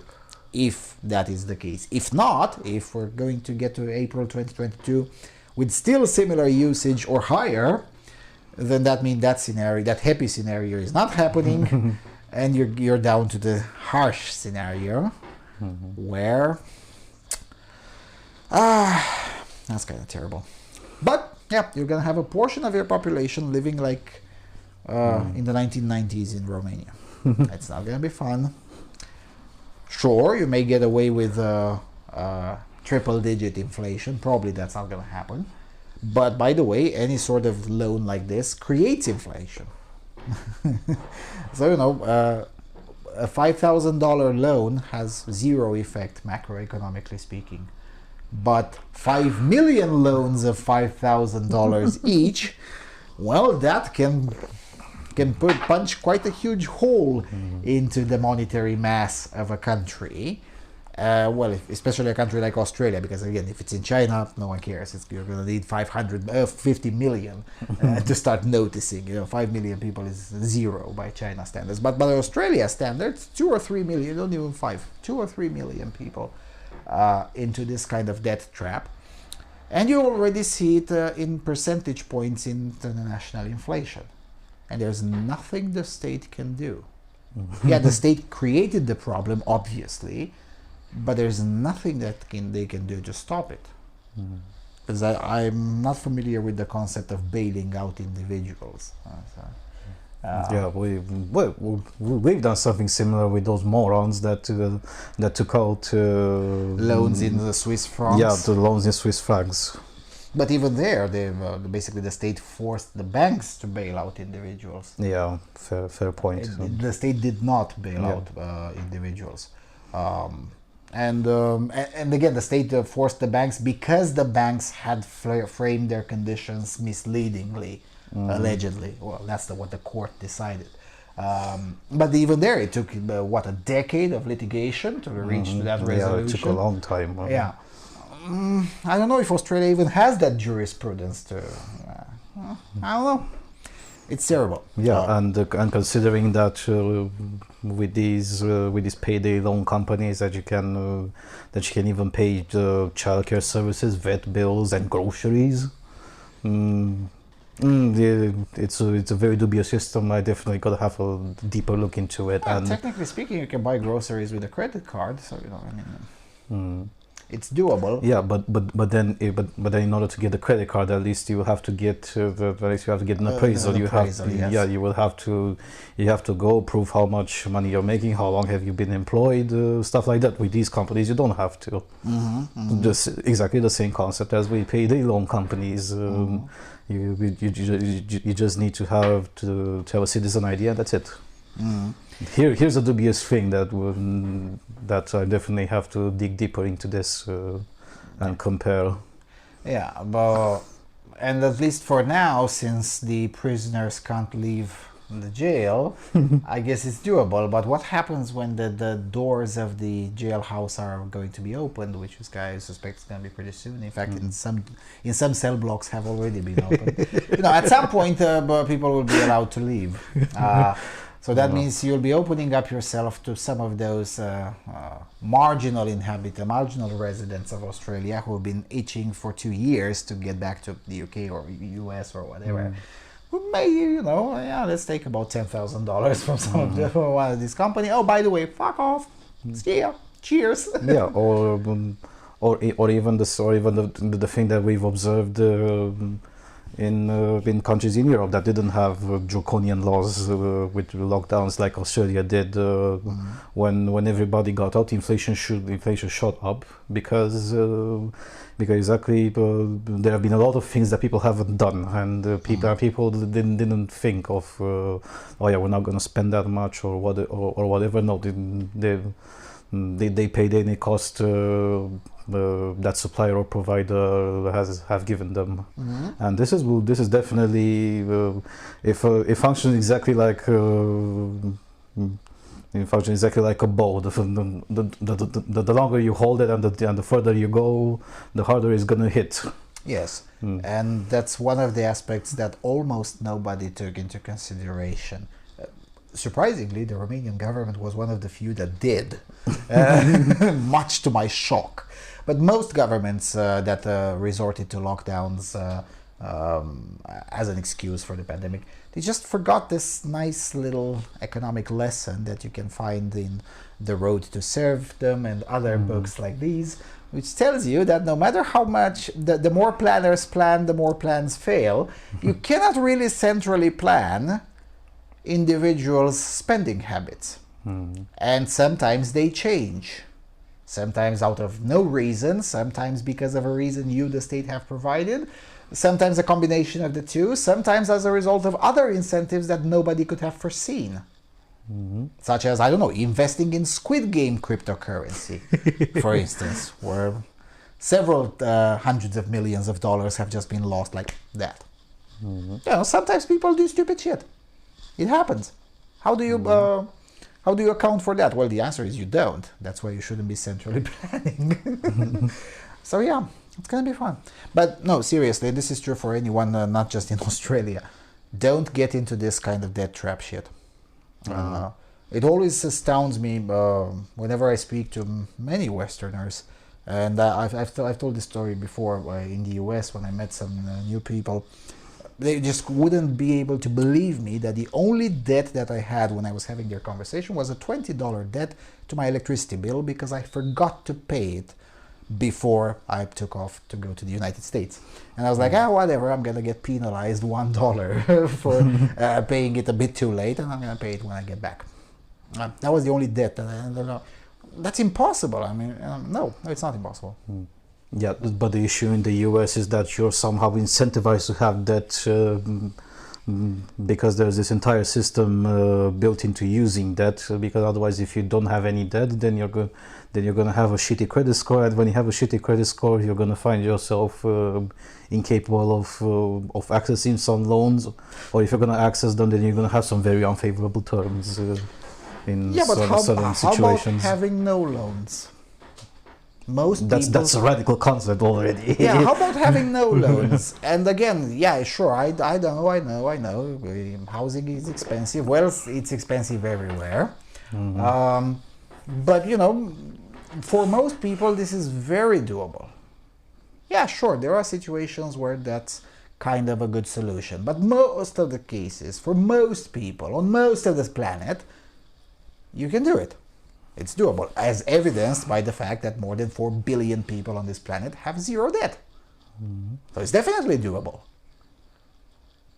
Well, it's hard because you have to look at advertising as what it is, namely propaganda operation to convince you to spend. Sure, but it's doable. And no, you don't really need that dress. I'm just saying.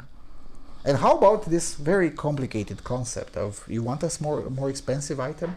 Save up. Is that difficult? And that's how I did it for the entirety of my life. I need something more expensive. Fine, we're gonna save up, and when we have, and also because I've met these people. There aren't exactly that many, but I met these people who think in terms of cash velocity. Oh yeah, you're using that. Yeah, sometimes it works, but in very few cases, and you really have to know what you're doing. The most majority of you don't. Better stay out of it. Because that's how you get sucked into growing tens of thousands or hundreds of thousands of dollars in debt. Yeah, but I forget the name of that Christian, Ramsey something, who runs Dave Ramsey. Dave Ramsey, yes, he's a conservative from Tennessee, I think, and he has been running a radio show about debt for like 20 years or something. And it's always glorious to listen to some of his shows where people call in like $150,000 credit card debt. I mean, how the hell do you end up there? Well, the answer is it's not one or two or three $50,000 purchases. No, it's 100,000 purchases of $15. That's usually how. Yeah, that's one thing. Whenever I did, in the very few cases that people actually accepted. That they're pretty much morons with money, and I told them you better at least look at what you're spending and then optimize, because a lot of tiny transactions when you start doing the calculations, they end up costing quite a lot. Even I commit this mistake from time to time. Yes, forgetting this aspect. And it's amazing how many people are getting to debt when they don't have to. Because again, I can understand such a situation. I don't know, you've just been surreptitiously fired, and on top of that, I don't know, half of the functional things in your house blew up. I don't know, it can happen. And on top of that, just next month, your kid starts school, and I don't know, 3 or 4 expensive things can happen all at once, and you just can't afford it right away. Yeah, that's a situation where I can understand, okay, it's an exceptional situation, yeah, sure. But buying dresses on credit? Buying dresses on credit, going to restaurants on credit? Going to a restaurant on credit? What? No. Or the best scenario, and Americans in particular are guilty about this, buying cars that are Jesus Christ that are way ahead of their price range, or because of seriously idiotic ideas, like you're gonna be looked at wrong by your peers or your colleagues at work. Keeping up with the Joneses. Yeah, yes. Keeping up with the Joneses is really one of the most toxic ideas that have ever existed in the US and other countries. Because in Romania you have exactly the same. We have exactly the same issue. I didn't believe because I went to northern Moldova this past weekend, and for some reason I saw quite a lot of BMWs there.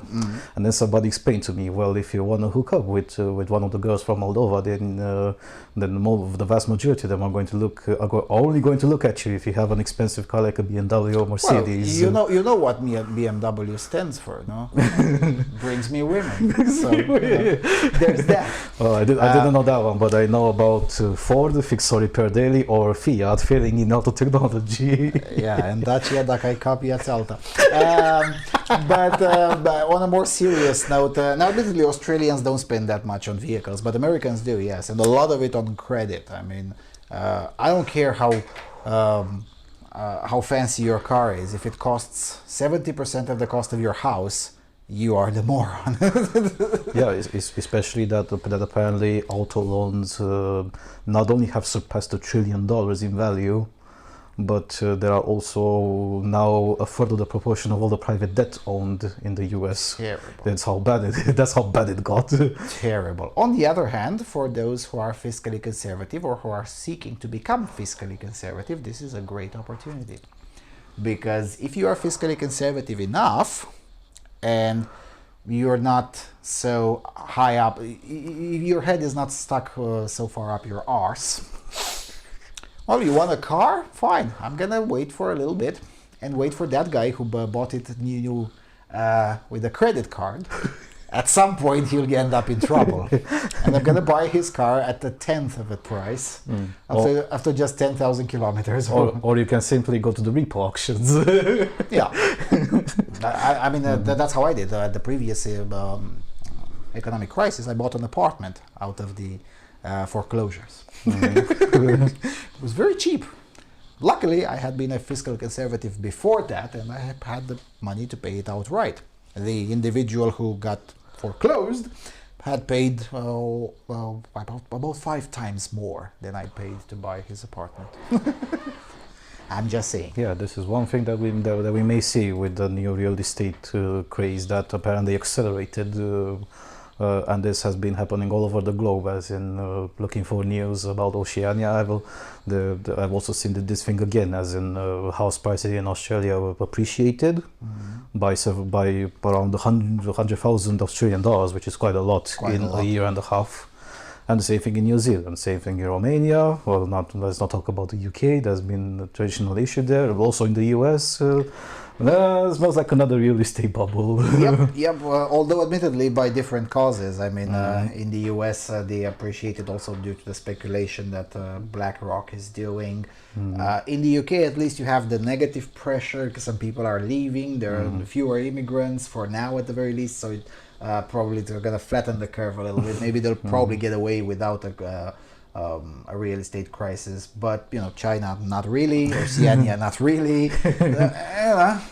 Anyway, next news.com.au ambassador warns Chinese-Australian trade disputes could worsen further than what we've already seen. The Australian ambassador to China has warned that ongoing trade disputes between Canberra and Beijing could get even worse. Graham Fletcher, who has been Australia's ambassador to China since 2019, spoke frankly about his concerns over the global superpower when he addressed the Daily Telegraph's Bush Summit panel on Friday. To be honest, things are not great in the trading relationship with China as a whole. There are a lot of people who I would normally expect to see in China that I've got an instruction that they shouldn't communicate with us at an ambassadorial level. The kind of informal and more casual access that ambassadors would normally expect to have across the system is very difficult in China at the moment. Tensions have risen dramatically between Australia and China over the last 12 months as Beijing has sought to coerce Canberra's political decisions by punishing Aussie exporters with trade tariffs. Mr. Fletcher warned that while Australia's overall trade numbers had held up because iron ore exports were doing so well, they did not mean things could not get even worse. For other producers who are dealing with China, I think everyone is on notice that there are potential problems in the relationship which could affect our trading future further than what we've already seen. Former Prime Minister Tony Abbott expressed similar concerns when he addressed the Bush Summit panel, but said it was unlikely that trade disputes would turn into more serious military confrontations. The Chinese communist government is, in my judgment, pretty unsavory, Mr. Abbott said, but people can be bad without being mad. Mr. Abbott said that despite China's rhetoric suggesting it will pursue war if other countries stand in its way of ruling Taiwan, Xi Jinping is unlikely to follow through on this threat. Obviously, he doesn't want to do something which is going to cause massive costs to his country, Mr. Abbott said. Xi Jinping has declared time and time again that it is inevitable and necessary that Taiwan be under Beijing's rule, but the higher the price of taking back Taiwan, the less likely it is to happen. And that's why Australia, UK, US is important. That will be the agreement for submarines, which created a lot of French salt on the international stage. Basically, of course, there's going to be shenanigans, and of course, at the diplomat, the Chinese have been pulling this kind of crap with anyone who disagrees with them for a while. I don't think it's going to be that bad, especially, and again, this article doesn't mention, but again, they started again importing Thermal cool. cold, yeah. Yes. So it's a bit of an exaggeration. Now with Taiwan, I think I mentioned the previous episode. The episode is going to be put on hold. The episode of the PLA having a stand down in Taiwan anytime soon, since the announcement of the CEO of TSMC, who said, "I'm gonna push the self-destruct button if I see it." And that's gonna be very costly, a lot more costly than anything else. I mean, you know, if TSMC stops delivering to China for 2 weeks, it doesn't have to be that much. 2 weeks. 2 weeks of no delivery to mainland China from TSMC, it's over. Xi Jinping knows this. As a result, it's probably not going to be that much of a standoff between mainland China and the Republic of China, because that's what Taiwan is. As with the relationship with Australia, again, things have gotten a little bit better. But I'm sure Xi Jinping and the Communist Party isn't happy with the Australia, UK, US arrangement. So there's that. As for the French salt, well, they'll get over it. Yeah, they'll get over it. But yeah, there will definitely be an issue, as it has been already for a bit over a year, that Australian consumer products that have been traditionally exported towards China, for example, Australian wine and a few other things which I don't remember right now. In those cases, there's definitely a problem, and things will not end up being resolved anytime soon. But for critical exports, they've already seen what happens when you stop when you stop importing coal. They don't want to do that one again. Say if iron ore goes. That will take a severe hit, because China is hungry for steel, and they don't have any other country to take it from, which is also geographically accessible. And also in the quantities necessary. Oh yeah, exactly. Okay, you can go probably look into South Africa, but then that one is a much further country, so transport costs are even higher. And I'm not sure South African mines can deliver the amounts necessary for the current stage of the Chinese industry. So there's that. Yeah. All right, going a bit to the east, to not necessarily the penal colony, but also mad place, or at least some mental disorder.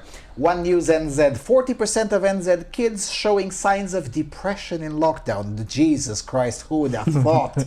Around 40% of children in New Zealand have displayed the signs of depression due to COVID-19 lockdowns, according to a new report. The Growing Up in New Zealand longitudinal study surveyed nearly 2,500 children aged between 10 and 11 about the effects of COVID-19 restrictions in March 2020. Oh, so that's right. Harsher numbers are coming up, I guess. The study released on Tuesday found that nearly 80% of children reported having a good time with their family under lockdown. However, it also found that 40% of them were displaying symptoms of depression and anxiety, with girls more likely to be affected. Maori and Pacifica children were less likely to be affected. I'm totally shocked. Obviously, because there's no such thing as a lockdown in those communities. In addition, nearly 3/4 of children reported a decrease in school satisfaction during lockdown compared with scores at 8 years of age. Around 2/3 of children reported using devices nearly 5 hours a day, every day for school or homework on average. Growing Up in New Zealand Foundation Director Professor Susan Morton said it was really heartening to see that the children actually were quite resilient and adaptable in that beginning of lockdown. I don't count 40% depression rate as resilience, sorry. 80% of them were having a good physical well-being. They enjoyed the opportunities that actually being with their families offered. That was really good to see. The bigger the family, the more there was an impact, the connectedness and the well-being, and that was really great to see, because so often some big families are associated with problems, and yet in this case they were actually protective. Around 21% of the children provided feedback that they enjoyed spending time with their parents and extended family doing activities that they wouldn't otherwise do, such as baking. However, Morton said that 40% of the children across the cohort were also exhibiting more signs of anxiety and depression than when they were last seen at 8 years old.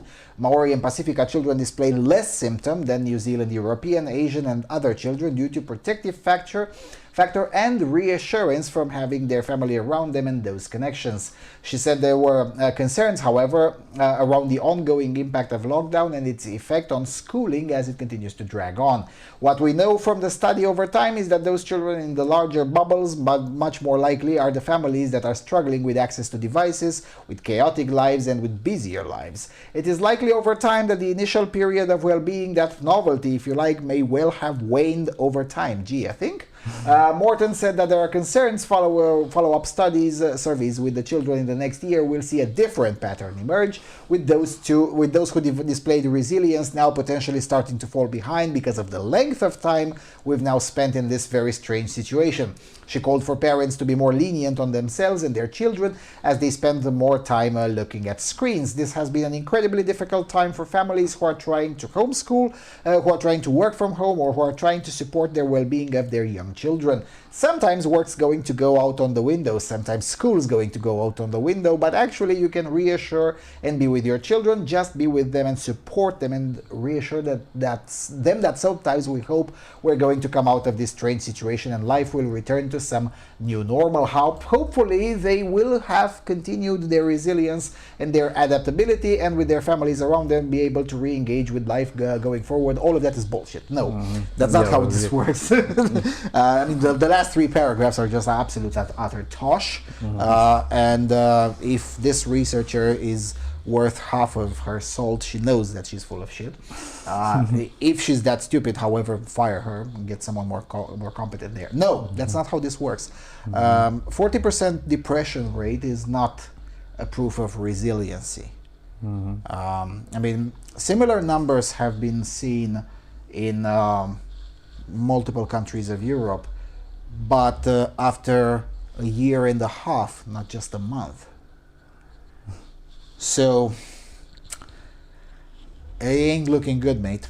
Now, admittedly, most of Europe, with very few exceptions, France being one of them, did not go into lengthy lockdowns like New Zealand did.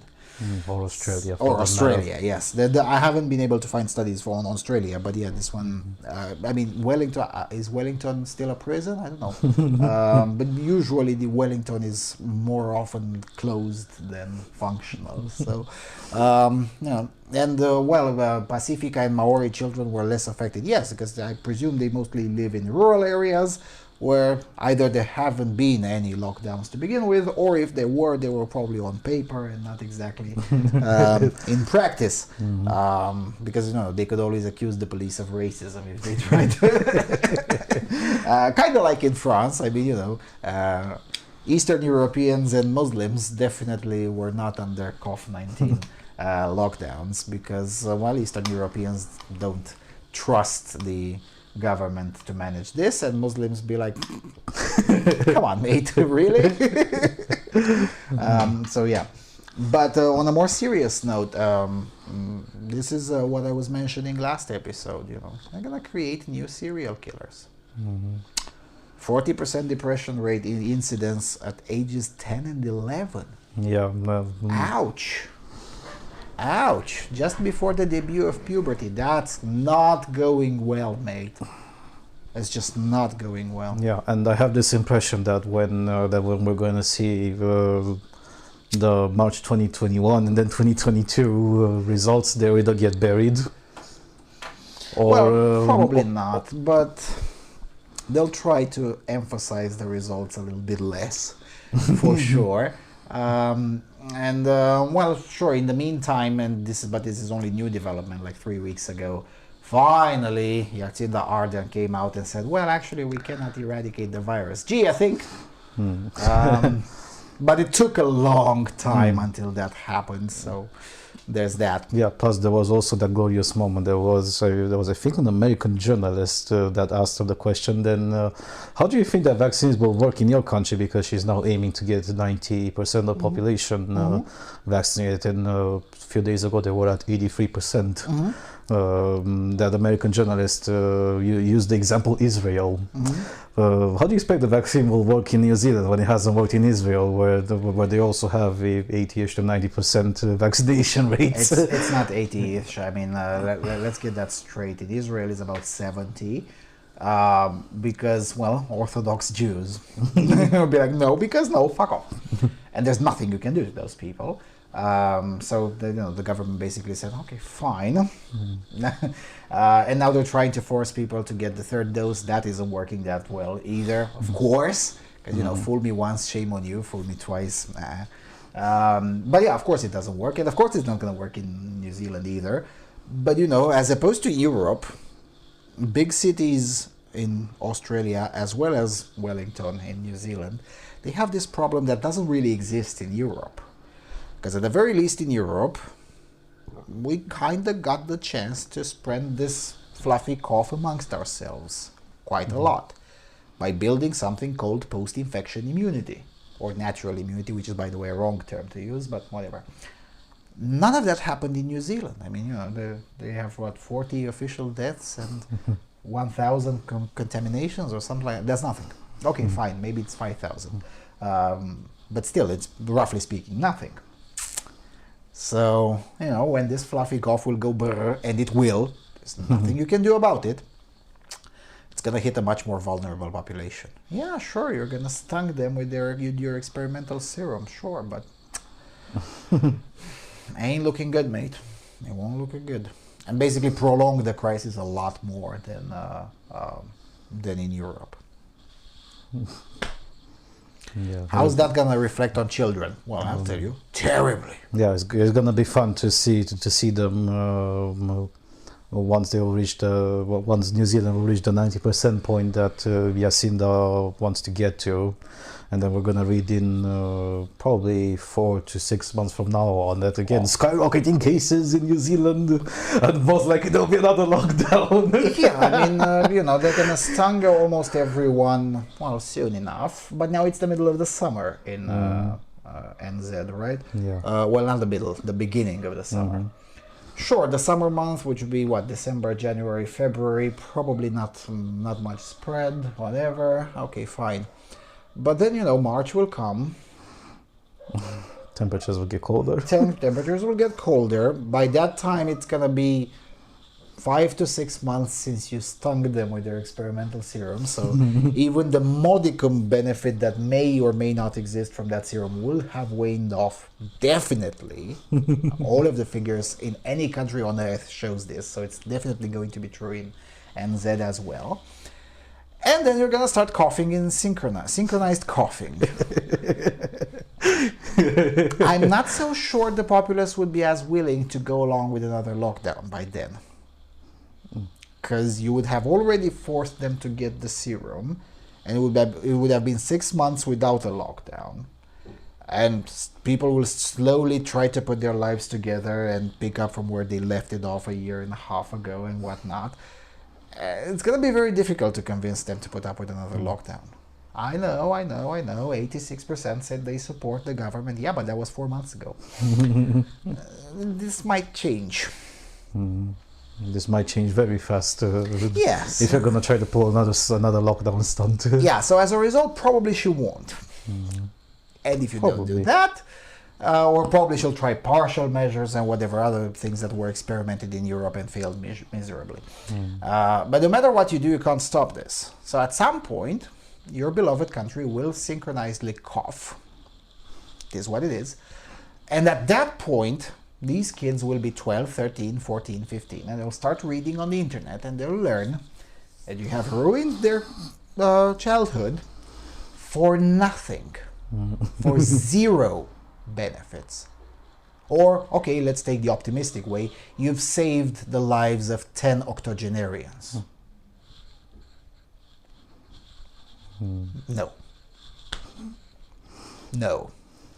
And 10 years from now, when these kids will be voting for the far right, you're all gonna start asking yourself, what happened? Or you're gonna blame Trump, I guess. Because, if Trump gets re-elected in 2024, by 2028, these kids will be having a voting right. So you can blame Trump, I guess. On a more serious note, you're all gonna have a lot of questions to answer. And you're not gonna like the answer. And it's not going to be fun. But hey, Unlike Australia, who, whenever the citizens actually did have a choice, they chose slightly smarter. In NZ, you had a choice to end the lockdowns, and you didn't. You voted for Jacinda Ardern. What can I say? Problem is that most of the damage will be paid by these kids, who, for no fault of their own, have seen their mental integrity, mental sanity ruined for nothing. Way to go. The adults in the room. Bunch of fucking retards. The expectation is that you should actually prepare yourselves with a stick and the gas and gasoline, so that it's a high possibility that you may end up being burned at the stake. In the literal sense, for what you not. did. I mean, I haven't looked. I'll have to ask my girlfriend because she's an expert in this. I haven't looked on the modus operandi of NZ serial killers. So I don't know what the inspiration will be. The Australian ones usually take inspiration from the American ones, but I haven't looked at the NZ ones where they take inspiration from. So I don't know. But what I'm saying is that you've just created a few more monsters. You don't know it yet. You'll know it 10 years from now or 15 years from now, but it's going to happen. It's unavoidable. And it's kind of like this coup. You cannot avoid it. You can run, but you cannot hide. And it's all the fault of the government. It's not the fault of the virus. The virus is just fluff cough. It's the fault of the government. Radio NZ. Business expect economy to get worse. ANZ survey. ANZ Bank's monthly survey of sentiment shows companies are more confident about their own outlook, but more pessimistic about the broader economy. The measure of business confidence about their own outlook increased to a net 22% from 18% in September, while headline sentiment grew more pessimistic to a net 13.4%, expecting the broader economy to get worse from 7.2% pessimism last month. ANZ chief economist Sharon Zollner said given the uncertainty caused by COVID-19 outbreak, the medium-term indicators were robust, but rising costs were being felt. Unrelenting cost pressures highlight that it's tough going. Cost and inflation pressures intensified further in October. A net 87% of firms reported higher costs, and nearly two-thirds of respondents were planning to raise prices. Firms expected to increase export and investment, but were slightly less positive about their profit outlooks and hiring staff. Despite living week to week to some extent, firms appear to be getting on with it at the best they can, Zollner said. She said Auckland firms appeared to be holding up surprisingly well, and forward-looking expectations and intentions remained positive. The resilience of Auckland businesses is impressive, but this survey won't capture cumulative balance sheet damage.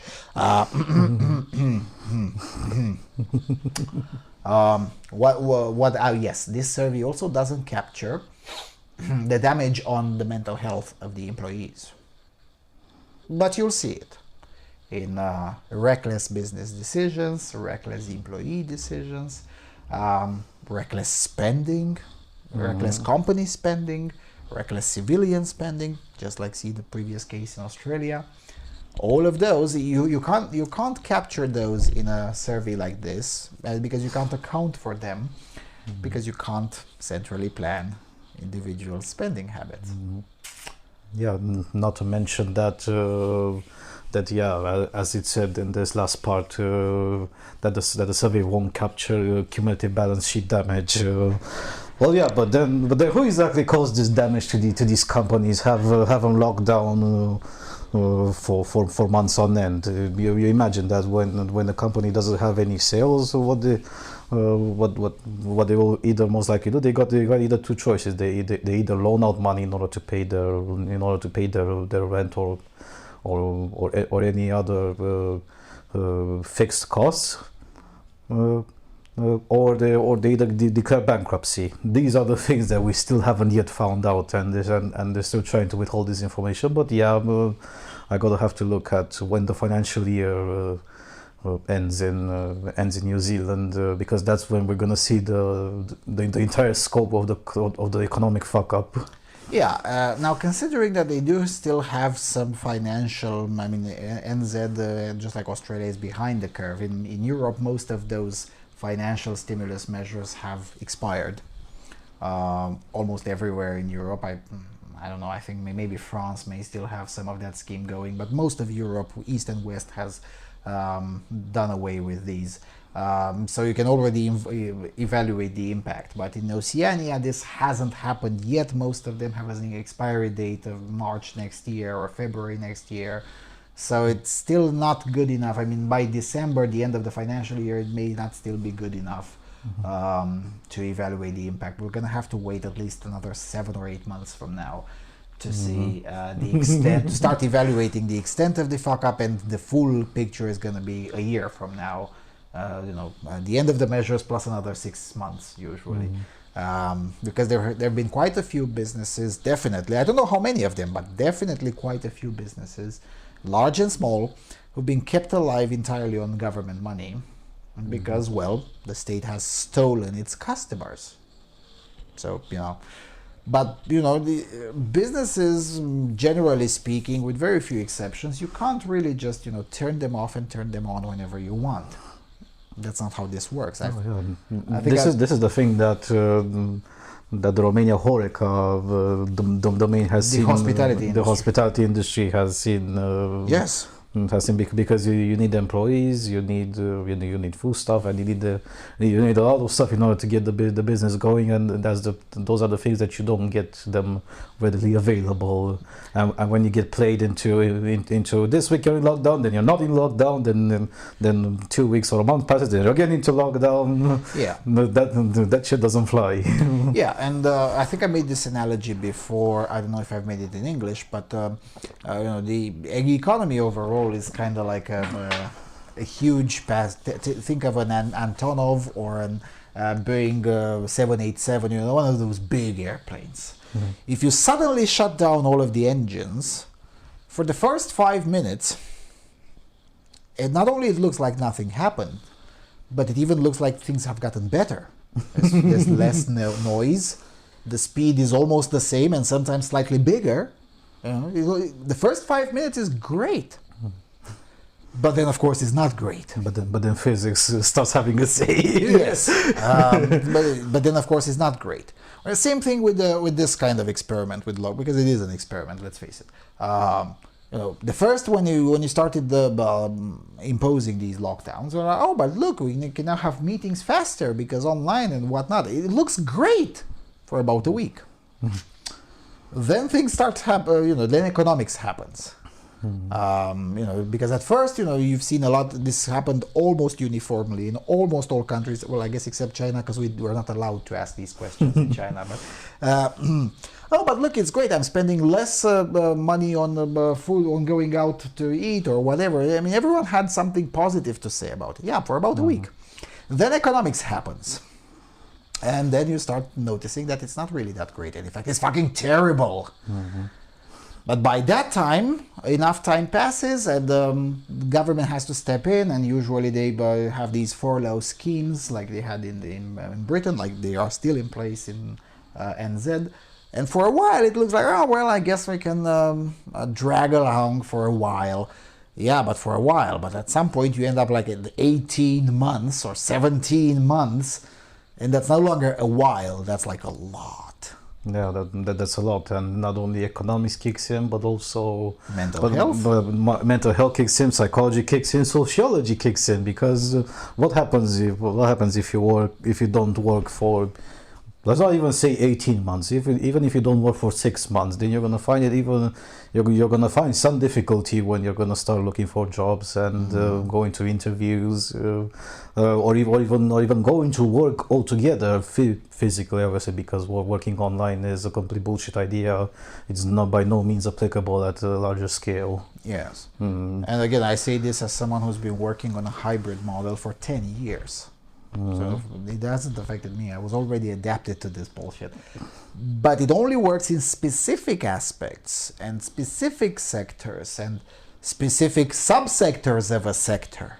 Right?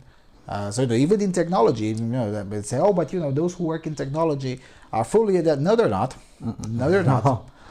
Case in point, take the example from February, I think it was, where those people they remained locked into their homes because a data center fell. Yeah, well, that cannot be done remotely.